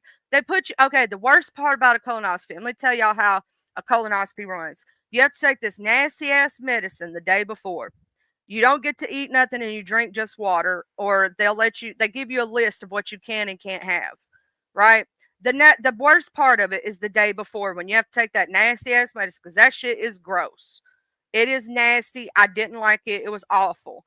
But the colonoscopy itself, you get put to sleep. You don't even know what's going on. You wake up like, huh? It's already over with? Huh? Really? Oh my God. The test itself ain't shit. It's that day before when you got to take that nasty ass medicine. That drinking stuff is gross. Tell me it ain't, Miss Candace. They gave me that little bottle stuff and I had to drink it. It was, oh my God. Don't drink it hot. Don't pull a me and be a dumbass the next morning and forget to refrigerate it. Don't do like me and forget to get it cold. Don't do that. It is gross as shit. If it's hot, you're going to throw up. Make sure you refrigerate it. My suggestion is get your favorite Gatorade. Now, you can't use red Gatorade or purple Gatorade, but you can get any other color, right? Any other color but red and purple. You can't have nothing red and purple, right? Suggest mixing the medication with some Gatorade so that it's not so gross. And then you have to drink like 20 ounces of fluid right behind it. It's the grossest damn medicine. I swear to God, I get sick at my stomach even thinking about it now. That shit is nasty. Woo, Lord Jesus. Yes, that's true. That's true, Miss Yolanda. Well, I'm gonna say this, Miss Yolanda. My white blood cell count was up not too long ago, and they said they're gonna keep an eye on it. What I think the reason it was up because there's other things when your white blood cell count goes up that would indicate the big C word or other things, and those wasn't up for me. They weren't up in the sky, so we think it was a inflammation problem. Because I do have arthritis, right? I have bursitis. So we think it was an inflammation problem why they were up like they were. Because my white cell count was kind of through the roof. But it wasn't, the ones that would indicate other problems were not through the roof. The one that was a little high was the one that does pinpoint an inflammation problem. And so, yeah. Um, I don't know if you know this, but arthritis can make your cell count go up. It will. Hmm. My white cell count was up a little bit, and it was basically because of arthritis. Because I got Arthur. I got that Arthur, y'all, and and I had just had an issue with my inflammation being real high. We either think I had a affection, my body was off, or it was arthritis, or it may have been a combination of both. But there's certain things. There's another. I forgot the name of it, but there's another blood test that can indicate with the white blood cell count. The big C word and other things. And it was normal. So because it being normal, it was Arthur, y'all. Arthur was acting up. He the baddest of them Riders boys. Him and Burr. Man, Burr don't play neither, and neither does Osteo. Osteo's mean too, y'all. All them Riders boys are evil. They little shitheads.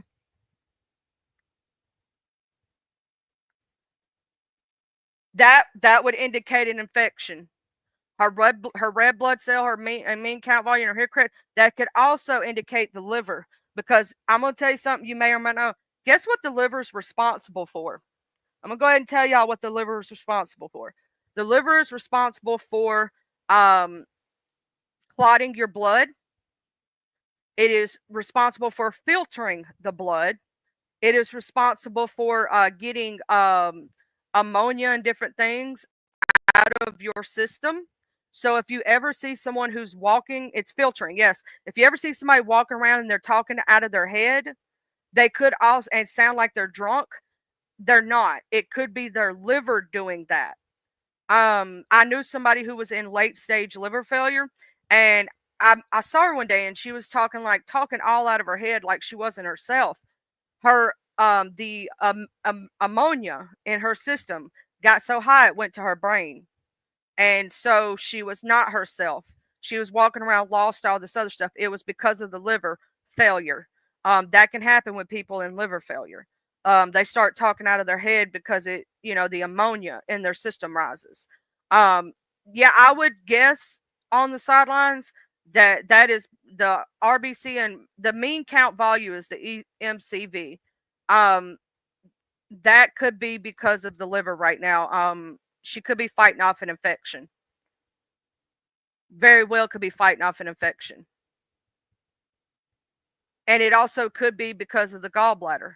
The gallbladder can make you have an infection if the gallstones are causing that, or if it's cutting off supply.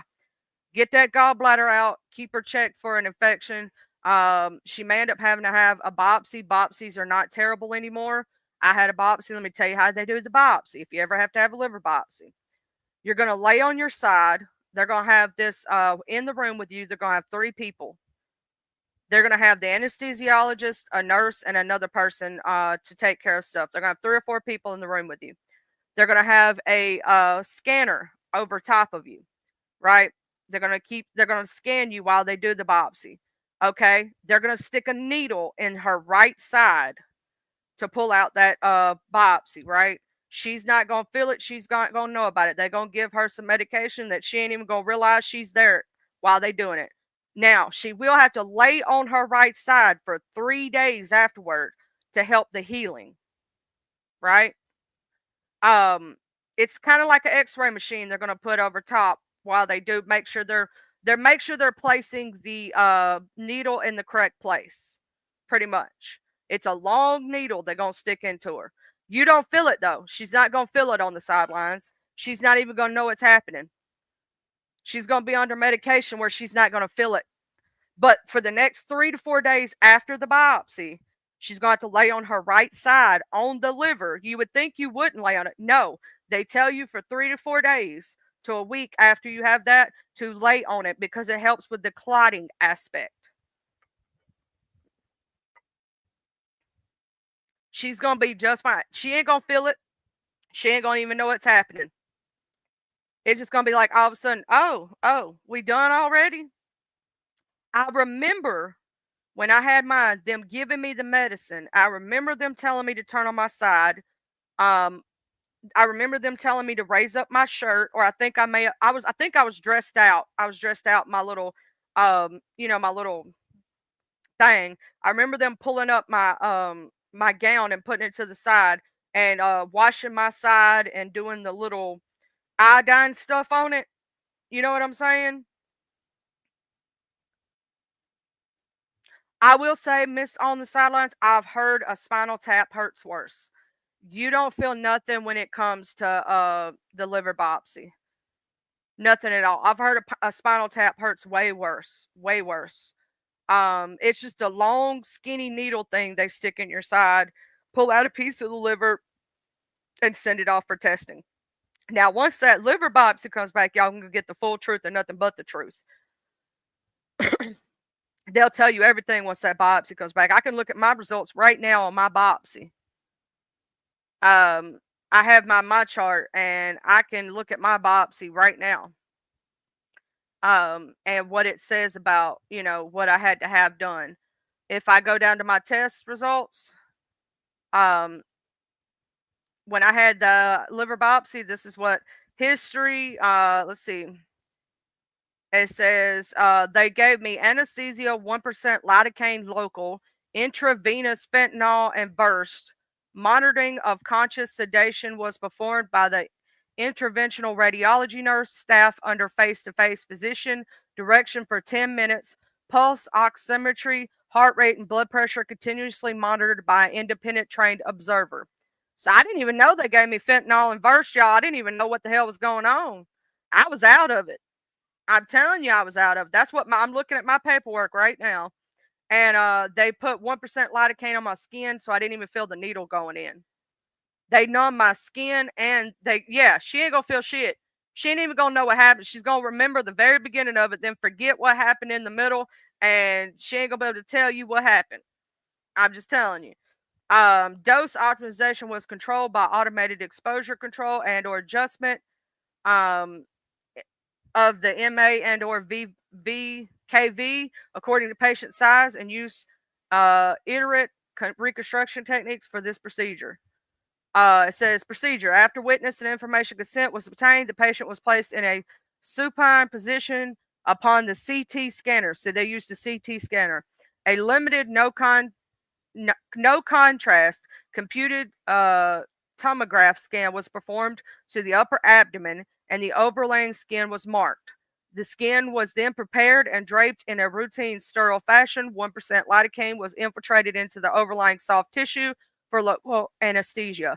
A small dermatology incision was made with an 11-inch blade utilizing CT guidance. A 17-gauge coaxial bypass needle was advanced from the right lateral approach into the right lobe of the liver.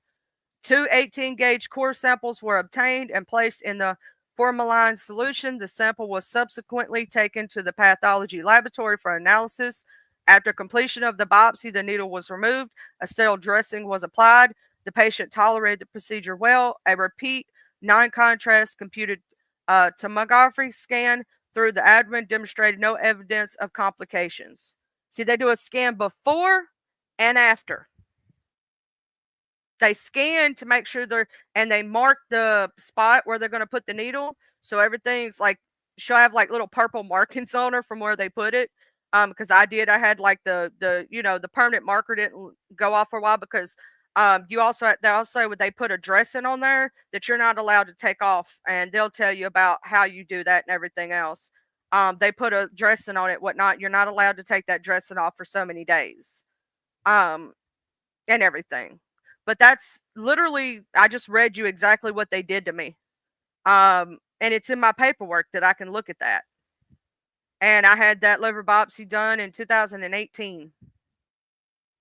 And then when it came back, I had abnormal liver enzymes, so they did it. And it basically said down here, if I go down to the bottom, I can tell you my AST was 691. My ALT was 535. I had normal alkaline phosphate of 125, normal bilirubin, and normal lip SAS. It is not clear from histological changes in the current biopsy. The current histological changes are more reflective of laboratory values. The patient's positive mitochondrial antibody of 33.2 units, positive being anything above 24.9, is noted.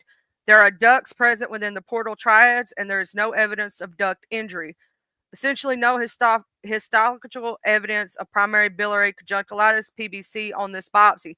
However, primary biliary conjunctivitis can be patchy early in the course, and biopsies may misdiagnose lesions. Correction with any additional laboratory testing, e.g., example having EBV test, example, etc., with an overall clinical impression. It showed fairly. I had basically focused on lobular inflammation, identified significant unknown, no duct injury or grimy nodules. The biopsy does show stenosis involving approximately 5% of the liver. And I had stenosis and fibrosis, but it was because of the past liver trauma. Yeah, I've heard about the Cologuard now, where you basically you do the poop sample.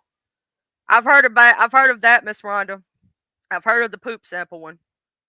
But some things can't be caught in that. Some things can. They can for the colon. They can do a test a lot of times blood wise, and it can point to it. But that also helps you to know if you have IBS. If you have a lot of people don't know this, they could have tears in their intestines and all these other different things. So I would suggest not pussying out on the test. You know what I'm saying? Have the test. But yeah, your baby's not going to feel no pain from that biopsy at all on the sidelines. She ain't even going to know it happens. All of a sudden, she's going to be in there talking to people, and then she ain't going to remember the rest of it. That's what happened to me. I remember going in there. I remember moving my little gown to the side so they could mark the area. I remember when they did the first scan, because they had me hold my breath while they did the scan so they could mark the area. And then I remember talking to somebody, and that's all I remember. I don't remember the needle. I don't remember none of that. I remember going, huh? What? I was so messed up when I came out of there, too. I don't even remember what happened, y'all. That's what the M2 mitochondrial is the A9. That does come back positive for autoimmune. So that could be an autoimmune hepatitis, which a lot of people don't realize hepatitis stands for anything that has to do with the liver. HEPA itself is the liver. Vitamin. A lot of people don't know that there's so many different forms of it. There's alcoholic hepatitis, there's autoimmune hepatitis, there's and so many different autoimmune disorders can affect the liver. But it could be now on the sidelines if they take that gallbladder out and her enzymes go back to normal. It could be because she has an infection also. Infections can cause autoimmune hepatitis. Now, see, my M2 mitochondrial, which is the same thing as the A9, it did came back positive. But as I've stated, that is an autoimmune response. They normally test that to make sure you don't have PBC,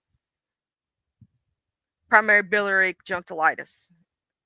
But if my biopsy doesn't show PBC, it doesn't show that there's a narrowing in the ducts, right? In the little ducts in your liver, it doesn't show that. So therefore, I would have what they consider the precursors for it, but without actually having the disease.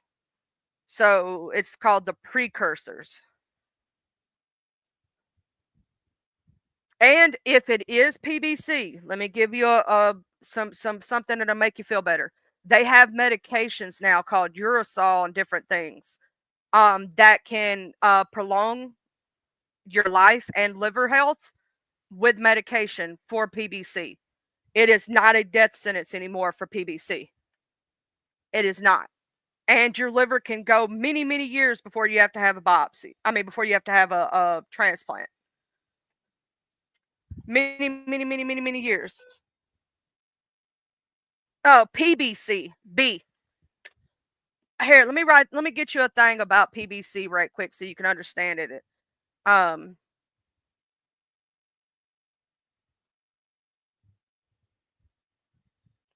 I'm gonna give you a I'm gonna give you a website to show you what PBC is right quick. This is what PBC is if it so happens to be PBC, which I want to know when you come back and when things and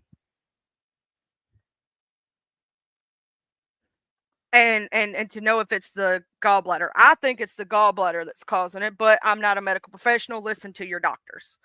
Um, but that's what they pretty much said I had the precursors for. I'll show you right quick.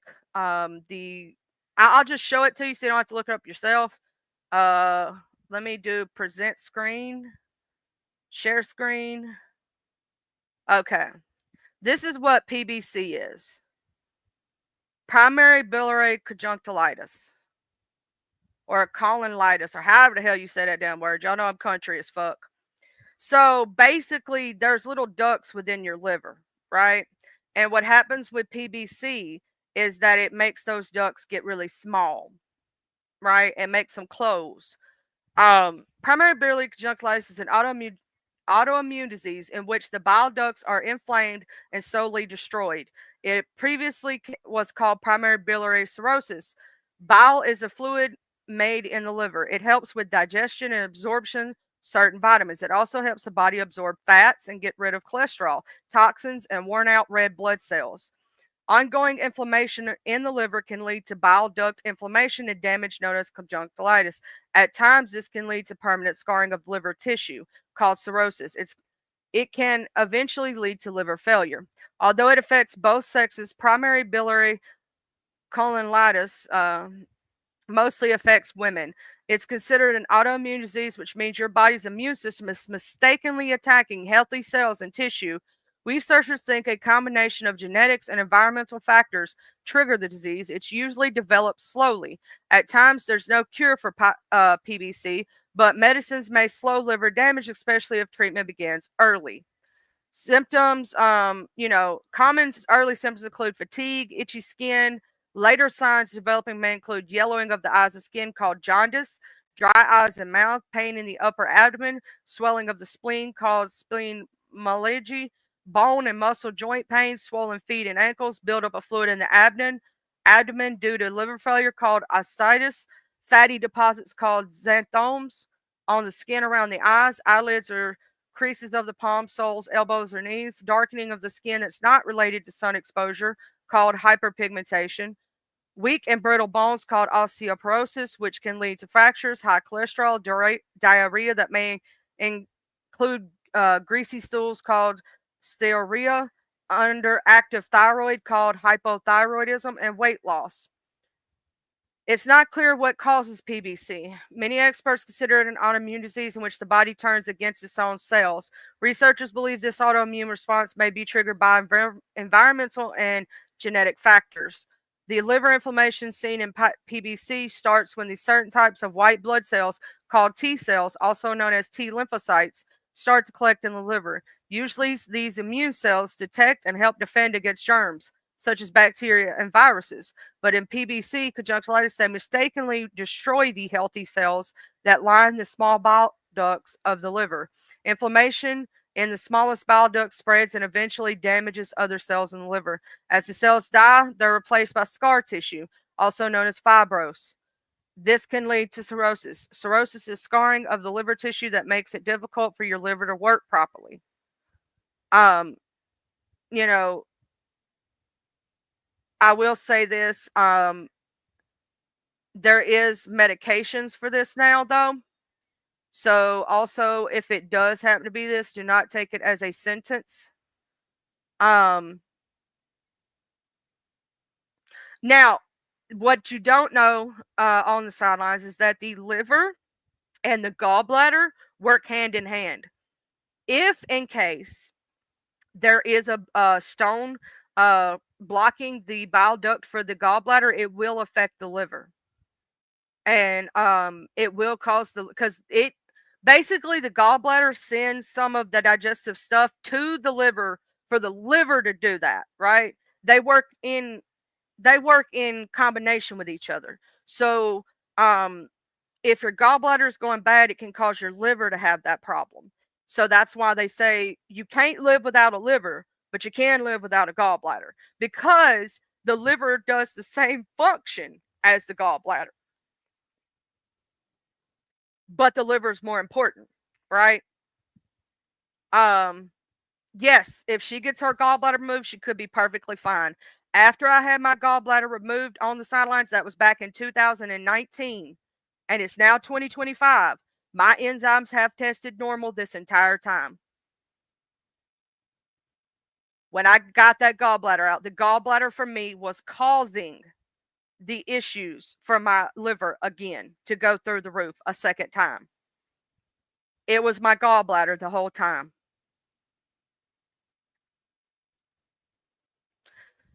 Get that gallbladder out first and then worry about the rest of it later. Let them do the biopsy. It'll tell you some things. They're going to do all kind of tests on her gallbladder too. But get that gallbladder out. She don't need that damn thing. And trust me, she'll feel better afterward anyways. Because if it has been acting up, it hurts like hell and it ain't been working right anyway. You know what I'm saying? And it causes more problems than it's worth.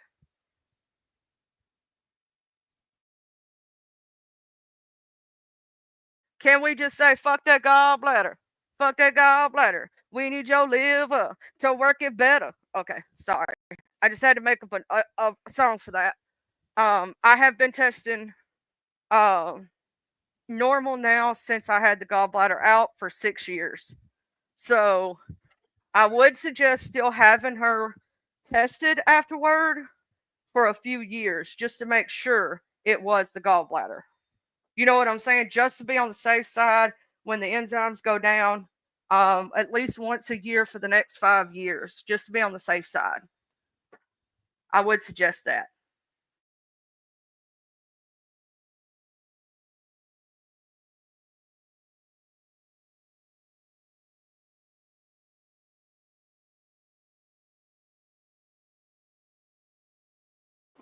I will say that my gallbladder hurts so bad that I would rather have another kid on the sidelines.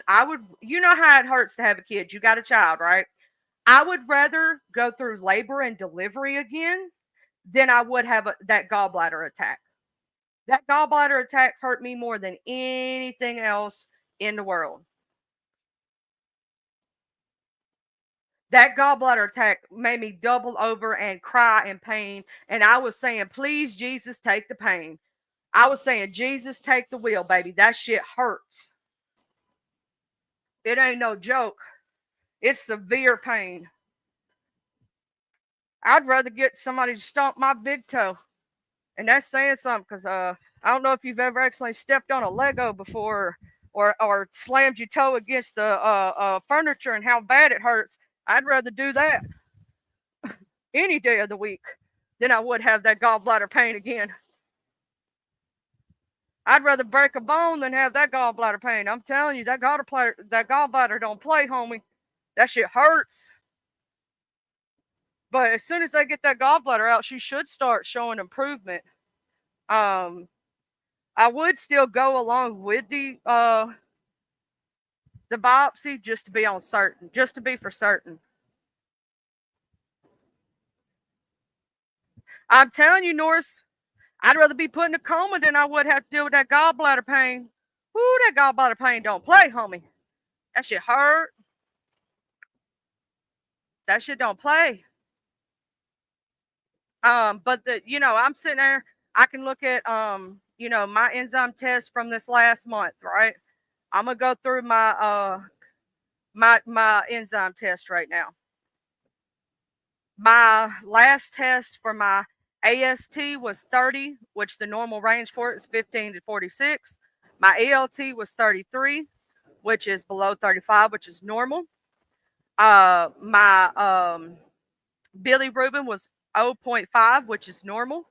My alkaline phosphate was 78, which is normal because your alkaline phosphate is supposed to be between 38 and 126 by this blood test. You also have to go by your specific blood test because some blood tests are made differently. Each lab does them differently, so the values may be different. Like when I had my liver was going into failure as bad as it was, I was in the thousands when I was in the hospital, and my bilirubin was through the roof and shit like that.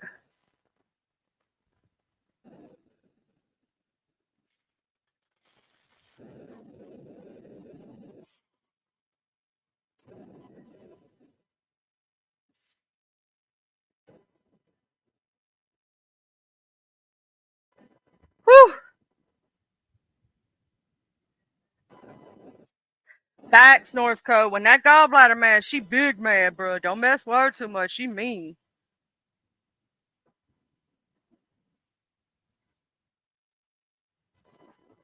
Yeah, it can be a blessing and a curse on the sidelines when you have a high pain tolerance because sometimes you don't know when you actually injure yourself real severely if your pain tolerance is real high. And I'm gonna tell you something. I have a very high pain tolerance on the sidelines, like very high.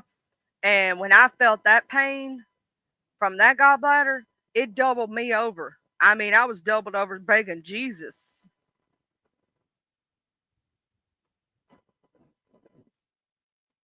Microcytosis. Let's look that up and I'll show it to you. Micro. Let's see. We're gonna look this up. So it's microcytosis.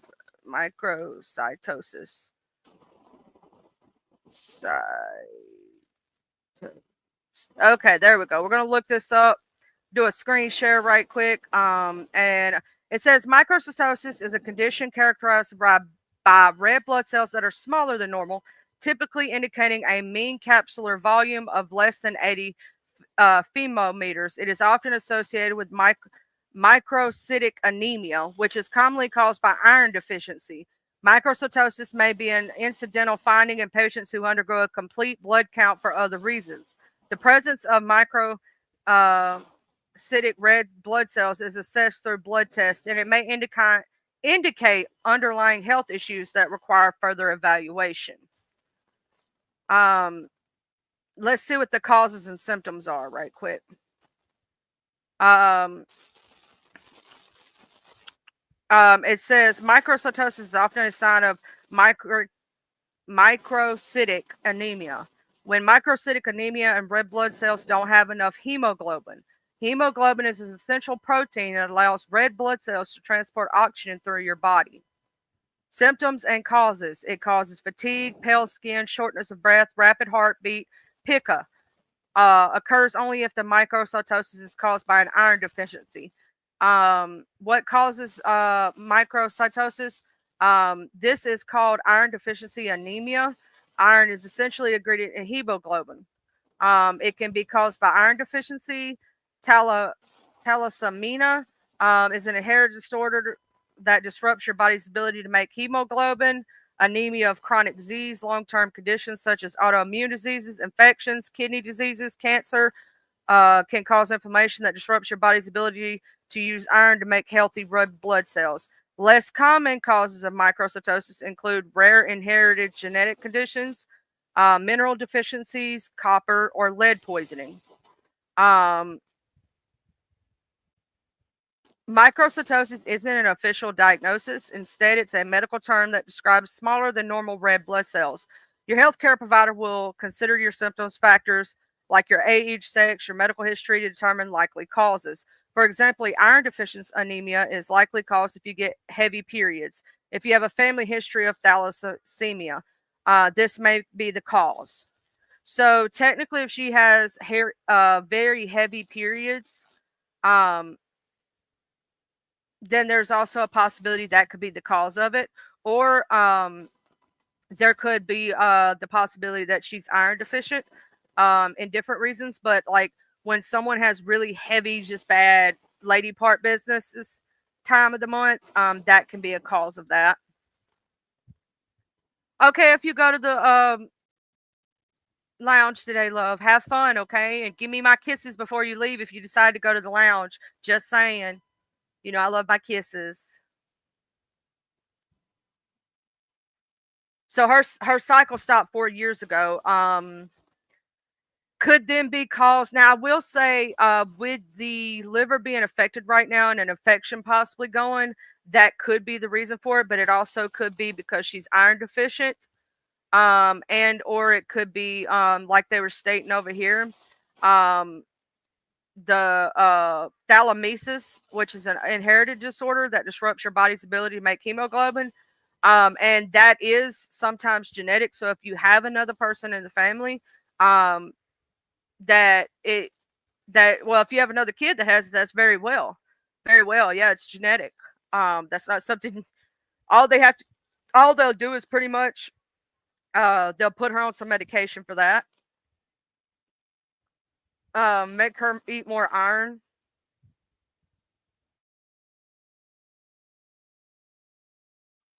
I have a friend who literally has to eat like they tell her to eat like more rarer steaks, and to cook them in a iron skillet, and then they also have her eat like liver and stuff, to help with her red blood cell count,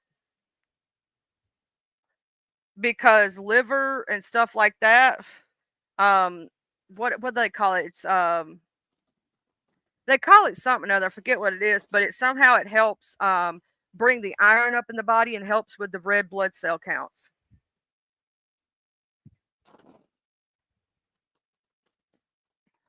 Well, it was Daddy this time. Shoot, we gonna blame it on it anyway, ain't we? um, I'm gonna make sure on the sidelines that I keep you in my prayers with this situation and that everything goes well. And I hope that it's just the gallbladder causing it. I hope that once that gallbladder comes out, everything's a okay. I would rather it just be the gallbladder. You know what I'm saying? That's an easy fix. Gallbladder surgery, she'll hurt for about 2 or 3 days. Now I will say 2 or 3 days after, it basically gets better every single day after the surgery. Like first day hurts worse than second, so on and so forth. So I'm gonna pray that it's the gallbladder. They get the gallbladder out, she's fine. I'm gonna pray that those enzymes go back to normal and nothing else is wrong, because that's an easy fix, right? And we're gonna keep our fingers crossed that it's her gallbladder like it was mine. Because a lot of people don't know the gallbladder can affect the liver in multiple ways. So if you get told you need to have your gallbladder out, please don't wait. It can affect your other organs and can severely affect your health. Um, and you really don't need it. Trust me. Once you start having the gallbladder attacks, you're gonna wish you had it out sooner.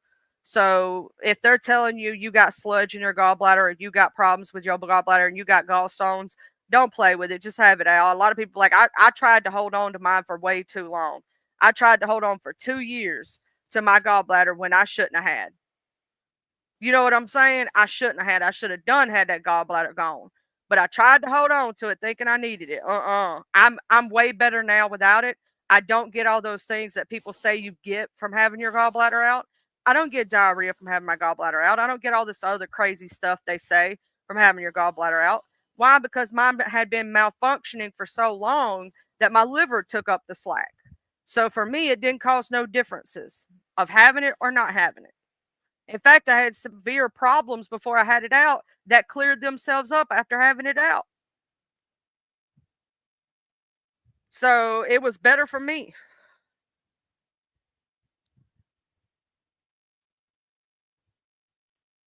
I'm hoping and praying that once that gallbladder comes out, them enzymes go back to normal. I would suggest, if they're saying that there is a gallstone blocking that duct, to have it out soon as possible, because if not, it can cause sepsis, and sepsis is worse and can make your gallbladder blow up.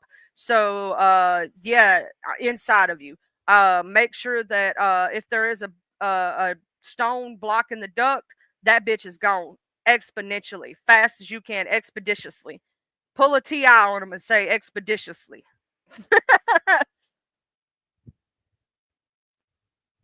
Yeah, that's totally not true on the sidelines. I eat and I don't have that problem as much. Now, here's the thing. Sometimes will I get diarrhea from eating too greasy food? Hell yeah, I will. If I go to on a binge and I eat a lot of greasy foods and I go eat Mexican restaurant and I get a lot, then yeah, I'll get it the next morning.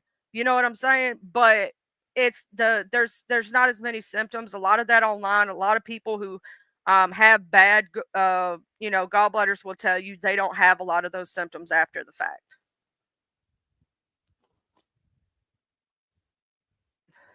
If they say that and they say that, tell them to get that son bitch out expeditiously because she can get sepsis. She can get an infection in the gallbladder. You don't want it to become infected. If right now it's just a stone, have that bitch out before it causes a problem. Because if it's expeditiously, yep, within 3 to 5 business days. Because if it is blocking that bile duct and it's backing up that bile it will cause an infection. You don't want that shit. My brother had his bust inside of him. It was awful.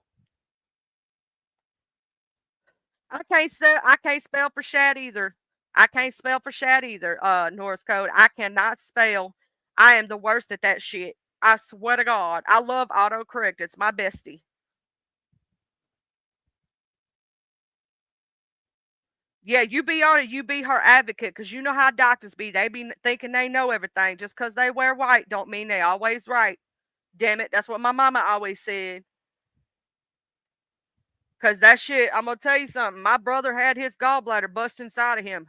You don't want her to deal with that shit. My brother had to have a drainage tube and all this other shit. And then he had to worry about it affecting other shit. Because once that shit gets in your system, that infection, it can be dangerous. And if that bitch bust, that digestive fluid starts leaking onto other shit, it could cause damage. You don't want that. No, my brother said that felt like a 22 hit burst inside of him. He said it felt like a bomb going off inside of him. The pain was so bad. He was in bed, rolling in pain, and jumped up clean over the bed and stood up straight. That's how bad it hurt him. Like he said to this day, he still don't know how he did that. He still don't know how he did that. He was laid in the bed and jumped up out the bed. The pain was so bad and stood straight up. He still ain't figured out how he cleared the bed to this day. Yeah, telling you pain could do some serious things to your body. And he had to deal with like it affecting other stuff. And he had to deal with a tube in his side for like 3 or 4 days to drain that stuff out. And it was bad. You don't want that. I had mine out before I got an infection. Before it got infected. So I would say to do it that way before you get an infection or something like that. Have all they got to do is a sonogram on her gallbladder. They do a sonogram. That's all they do. She don't have to go through a CT or none of that for the gallbladder. You just need a sonogram. But I'm gonna tell her this: it's gonna hurt when they do the sonogram. Let me explain to you why. They have to push in underneath your rib cage, and that kind of hurts. They have to push in a little bit. You're already painful and tender. You know what I'm saying? In that spot, you're already tender because the gallbladder's messing up. You're already tender, and it's already painful. So it's gonna hurt a little bit. I ain't playing with you on that. You may have to hold her hand. You may have to hold her hand on that one and tell her it'll be over real soon. It'll be over real soon.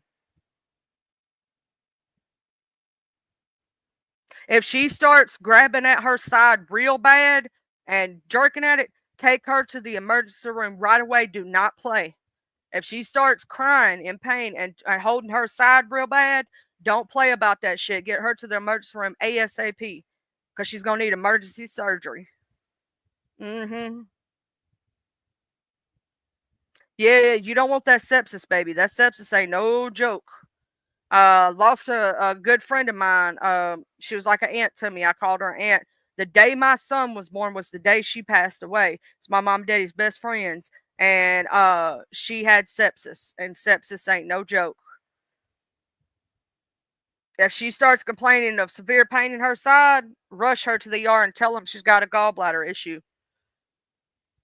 So they'll automatically do what they're supposed to. Make sure they know she's got she's got a problem with a gallstone in her bile duct. So they'll take her right back, and they won't play with it.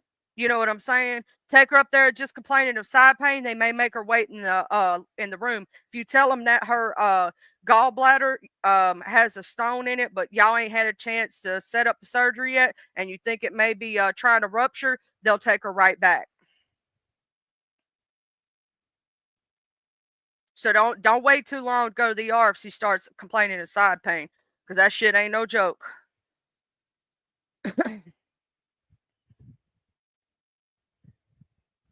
You know, some people we try to, especially us parents, because we got kids and all that other stuff. We try to push through the pain.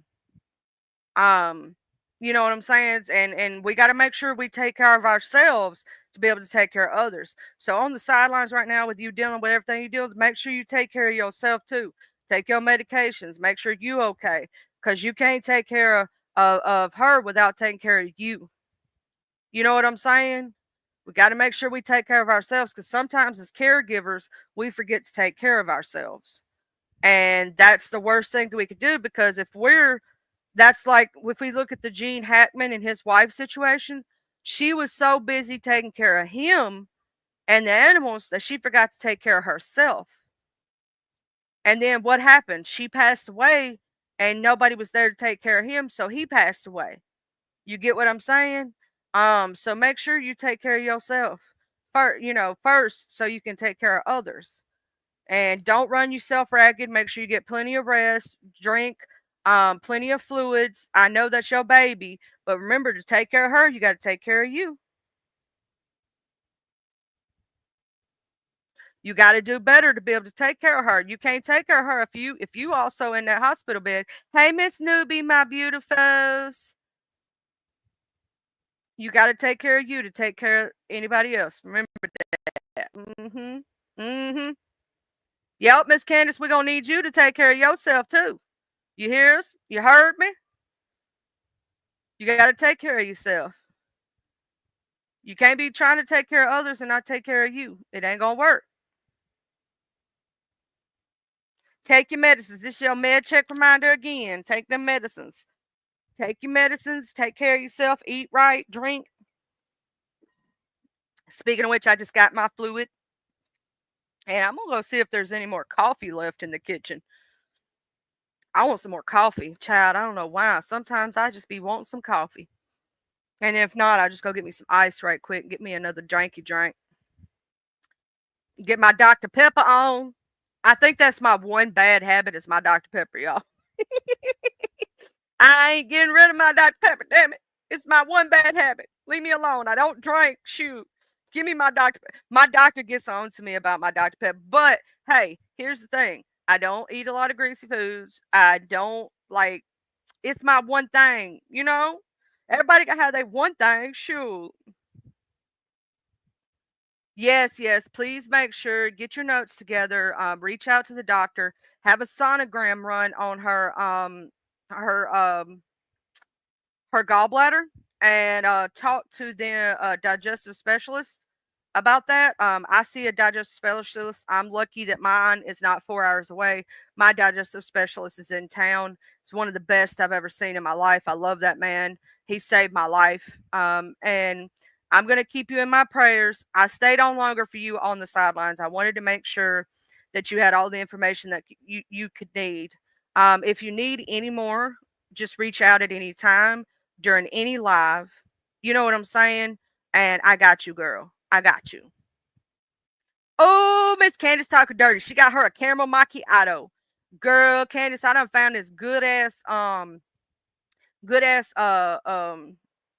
creamer at Walmart. It's a chocolate creamer.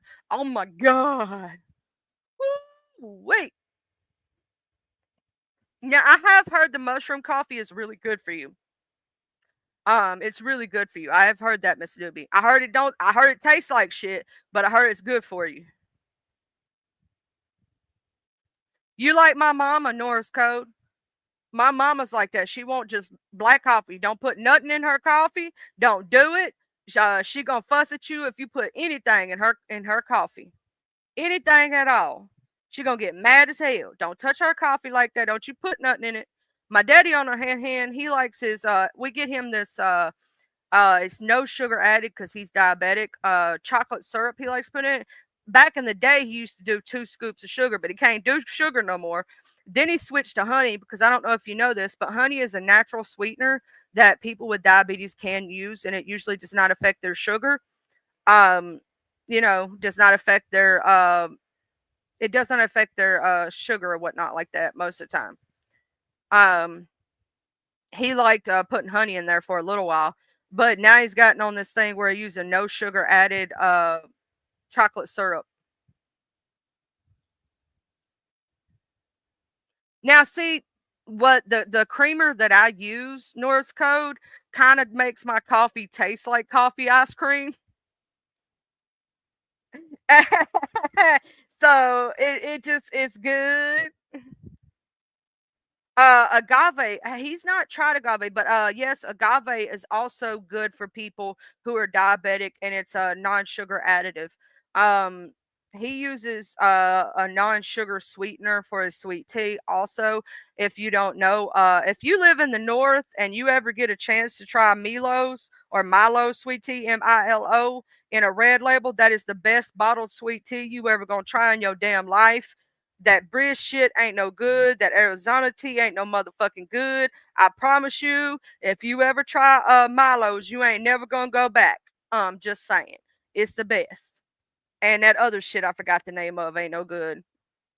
I don't know. I forgot the name of that other sweet tea that they be trying to sell to you and shit. It ain't no good neither. But I want y'all to have a great rest of your day. And I want everybody to be blessed, remain vigilant, have a great, awesome day, drink your coffee, smack a bitch if you got to. But remember, don't get caught. If we're going to break the law, don't get caught. Just saying. Yes, see, Miss Beth be knowing. Miss Beth be knowing that's the best sweet tea in a bottle you will ever try in your life. If you get a chance to get it, that's the shit. I'm just saying. Try it. Even that tea leaf stuff, that expensive tea, that ain't no good. Milos, just Milos. All you need is some Milos. I promise. That tea leaf shit, they overprice it. Get you some Milos, however you want to say it. Shit. Sometimes I say Milo, sometimes I say Milo. Damn it, whatever. Was that real life tea or real? That expensive ass sweet tea they got in a little bottle and shit. That shit too expensive. That's right, bitches get smacked around her, but not for reals, unless you fuck around and find out. Then you might, see what had happened was in retrospect. I told y'all once I get animated and the day goes on, like I get a little more crazy. My other side starts coming out. Early in the morning, no, I sound like real laid back and chill as shit. But then it's weird. It's weird. Don't ask me. I don't know. It's just how I speak. Thank you, Miss Beth. It was crazy this morning. It was crazy. Also, I would like to put out a disclaimer. I did not see this till now. I'm so sorry, Miss Bambi. Miss Bambi said that the truth, I don't appreciate him talking about my dead husband, who was never charged with that. So her husband was never charged with that. And right here, she's saying, in Maryland, a sexual offense in the fourth degree is a misdemeanor charge involving sexual contact or acts with a minor involving, particularly when the perpetrator is a position of authority and carries a maximum penalty of without the state being required to prove lack of consent. It says fourth degree sex offense based on sexual contact can also be charged without the state being required to prove lack of consent. These cases are charged when the defendant is a person of authority and engages in thing. And then over here it says uh assault second degree. I'm trying to read everything.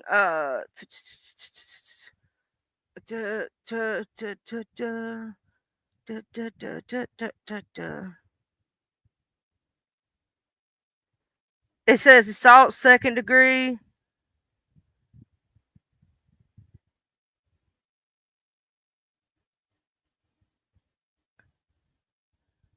But so that's just, I just wanted to say that's what she said. And I wanted to make sure that was put out there. I'm so sorry, Miss Bambi, for not seeing that before now. Sometimes I don't see things to the last second. So I wanted to make sure that and it wasn't cool and whatnot. So, uh it's not cool to put that jacket on somebody's back unless you have definite proof. That's just my saying. But huggies to all y'all and kissies and lovies, all my angels. And thank you to everybody who came by today. Thank you, Mr. Jim Coddington, for the gifted membership. And thank you for the Cash App. Just want to thank you for that. I'm not saying any names because people pocket watch. You know who you are. I did receive it. I want you to know I received it. And whatnot. I am going to make sure. Let's see. Banners. This is my email. If you need to get in contact with me, it's smexylady69@gmail.com. Just saying that. I don't put out names of anybody who sends me cash outs because people pocket watch, and I don't want that done to my audience. But it's smexylady69@gmail.com. And then that's literally the email right there rolling across the bottom of the screen for anybody. I'm gonna let that stay for a minute, so if you need to catch the replay to write it down. I want to thank you all for being here today. And I will see you all on the streets. Much love. Yes, Norris Code. They over at Miss Harlow's house, they have Sisters in Grief. I will share it out on my community wall. On Wednesdays, they have Sisters in Grief. It's a group for widows and people who have lost people in their life.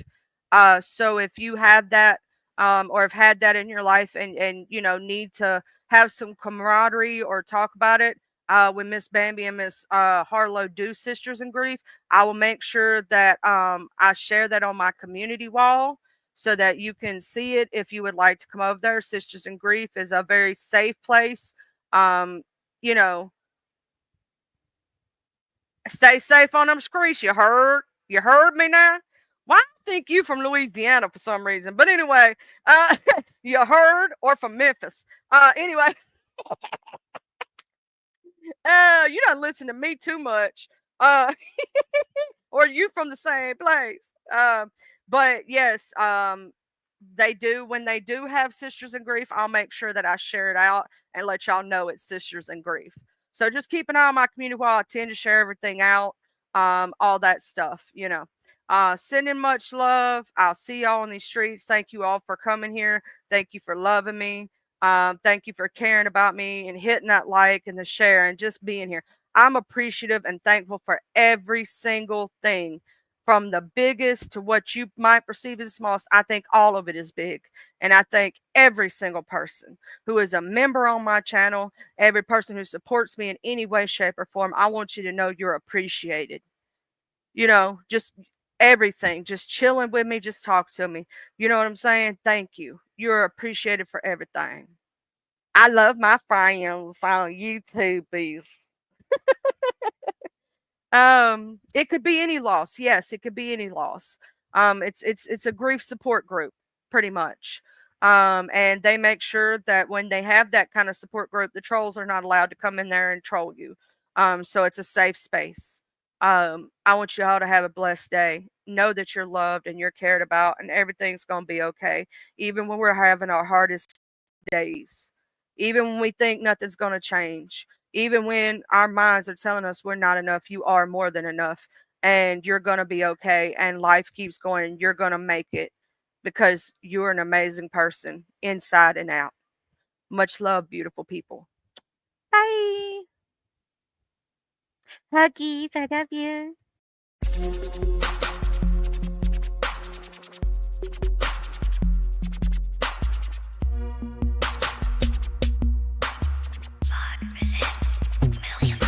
I'm from the TUBEA E-L-O, I'm reppin' my hood, so love I'm gon' show from the T-U-B. E-L-O, I'm reppin' my hood to the day that I go from the T-U-B. E-L-O, I'm reppin' my hood, so love I'm gon' show from the T-U-B. E-L-O, I'm reppin' my hood to the day that I go. I'm from the west side, we don't need no introduction, this was the best ride. We all big boy rolling and holding, come take a test drive. Hilldale, Evergreen, Glenkirk, Adder Street, bending every corner on the west, and that's where I'll be. Sunroof back, captain seat banging down 1800, chunking up the deuce to my post slanging down on 1800. Show no love to the ladies that's training round on 1800, making time stand still, crystalline swinging down on 1800. Watching out for them knuckleheads that be stanging round on 1800. Big rims and low pros be blanging round on 1800. Better completely change the way you're thinking about round 1800. Really hate to see you boys get left slanking around 1800. Out of street got some history, just let Captain C lay it out. If I don't finish it all on this one, let the second verse break it out. Remember the blue apartments from OG standing back there by 60 deep. Boom walking, saw blue a big Anthony using P. I'm from the T-U-B, E-L-O, I'm reppin' my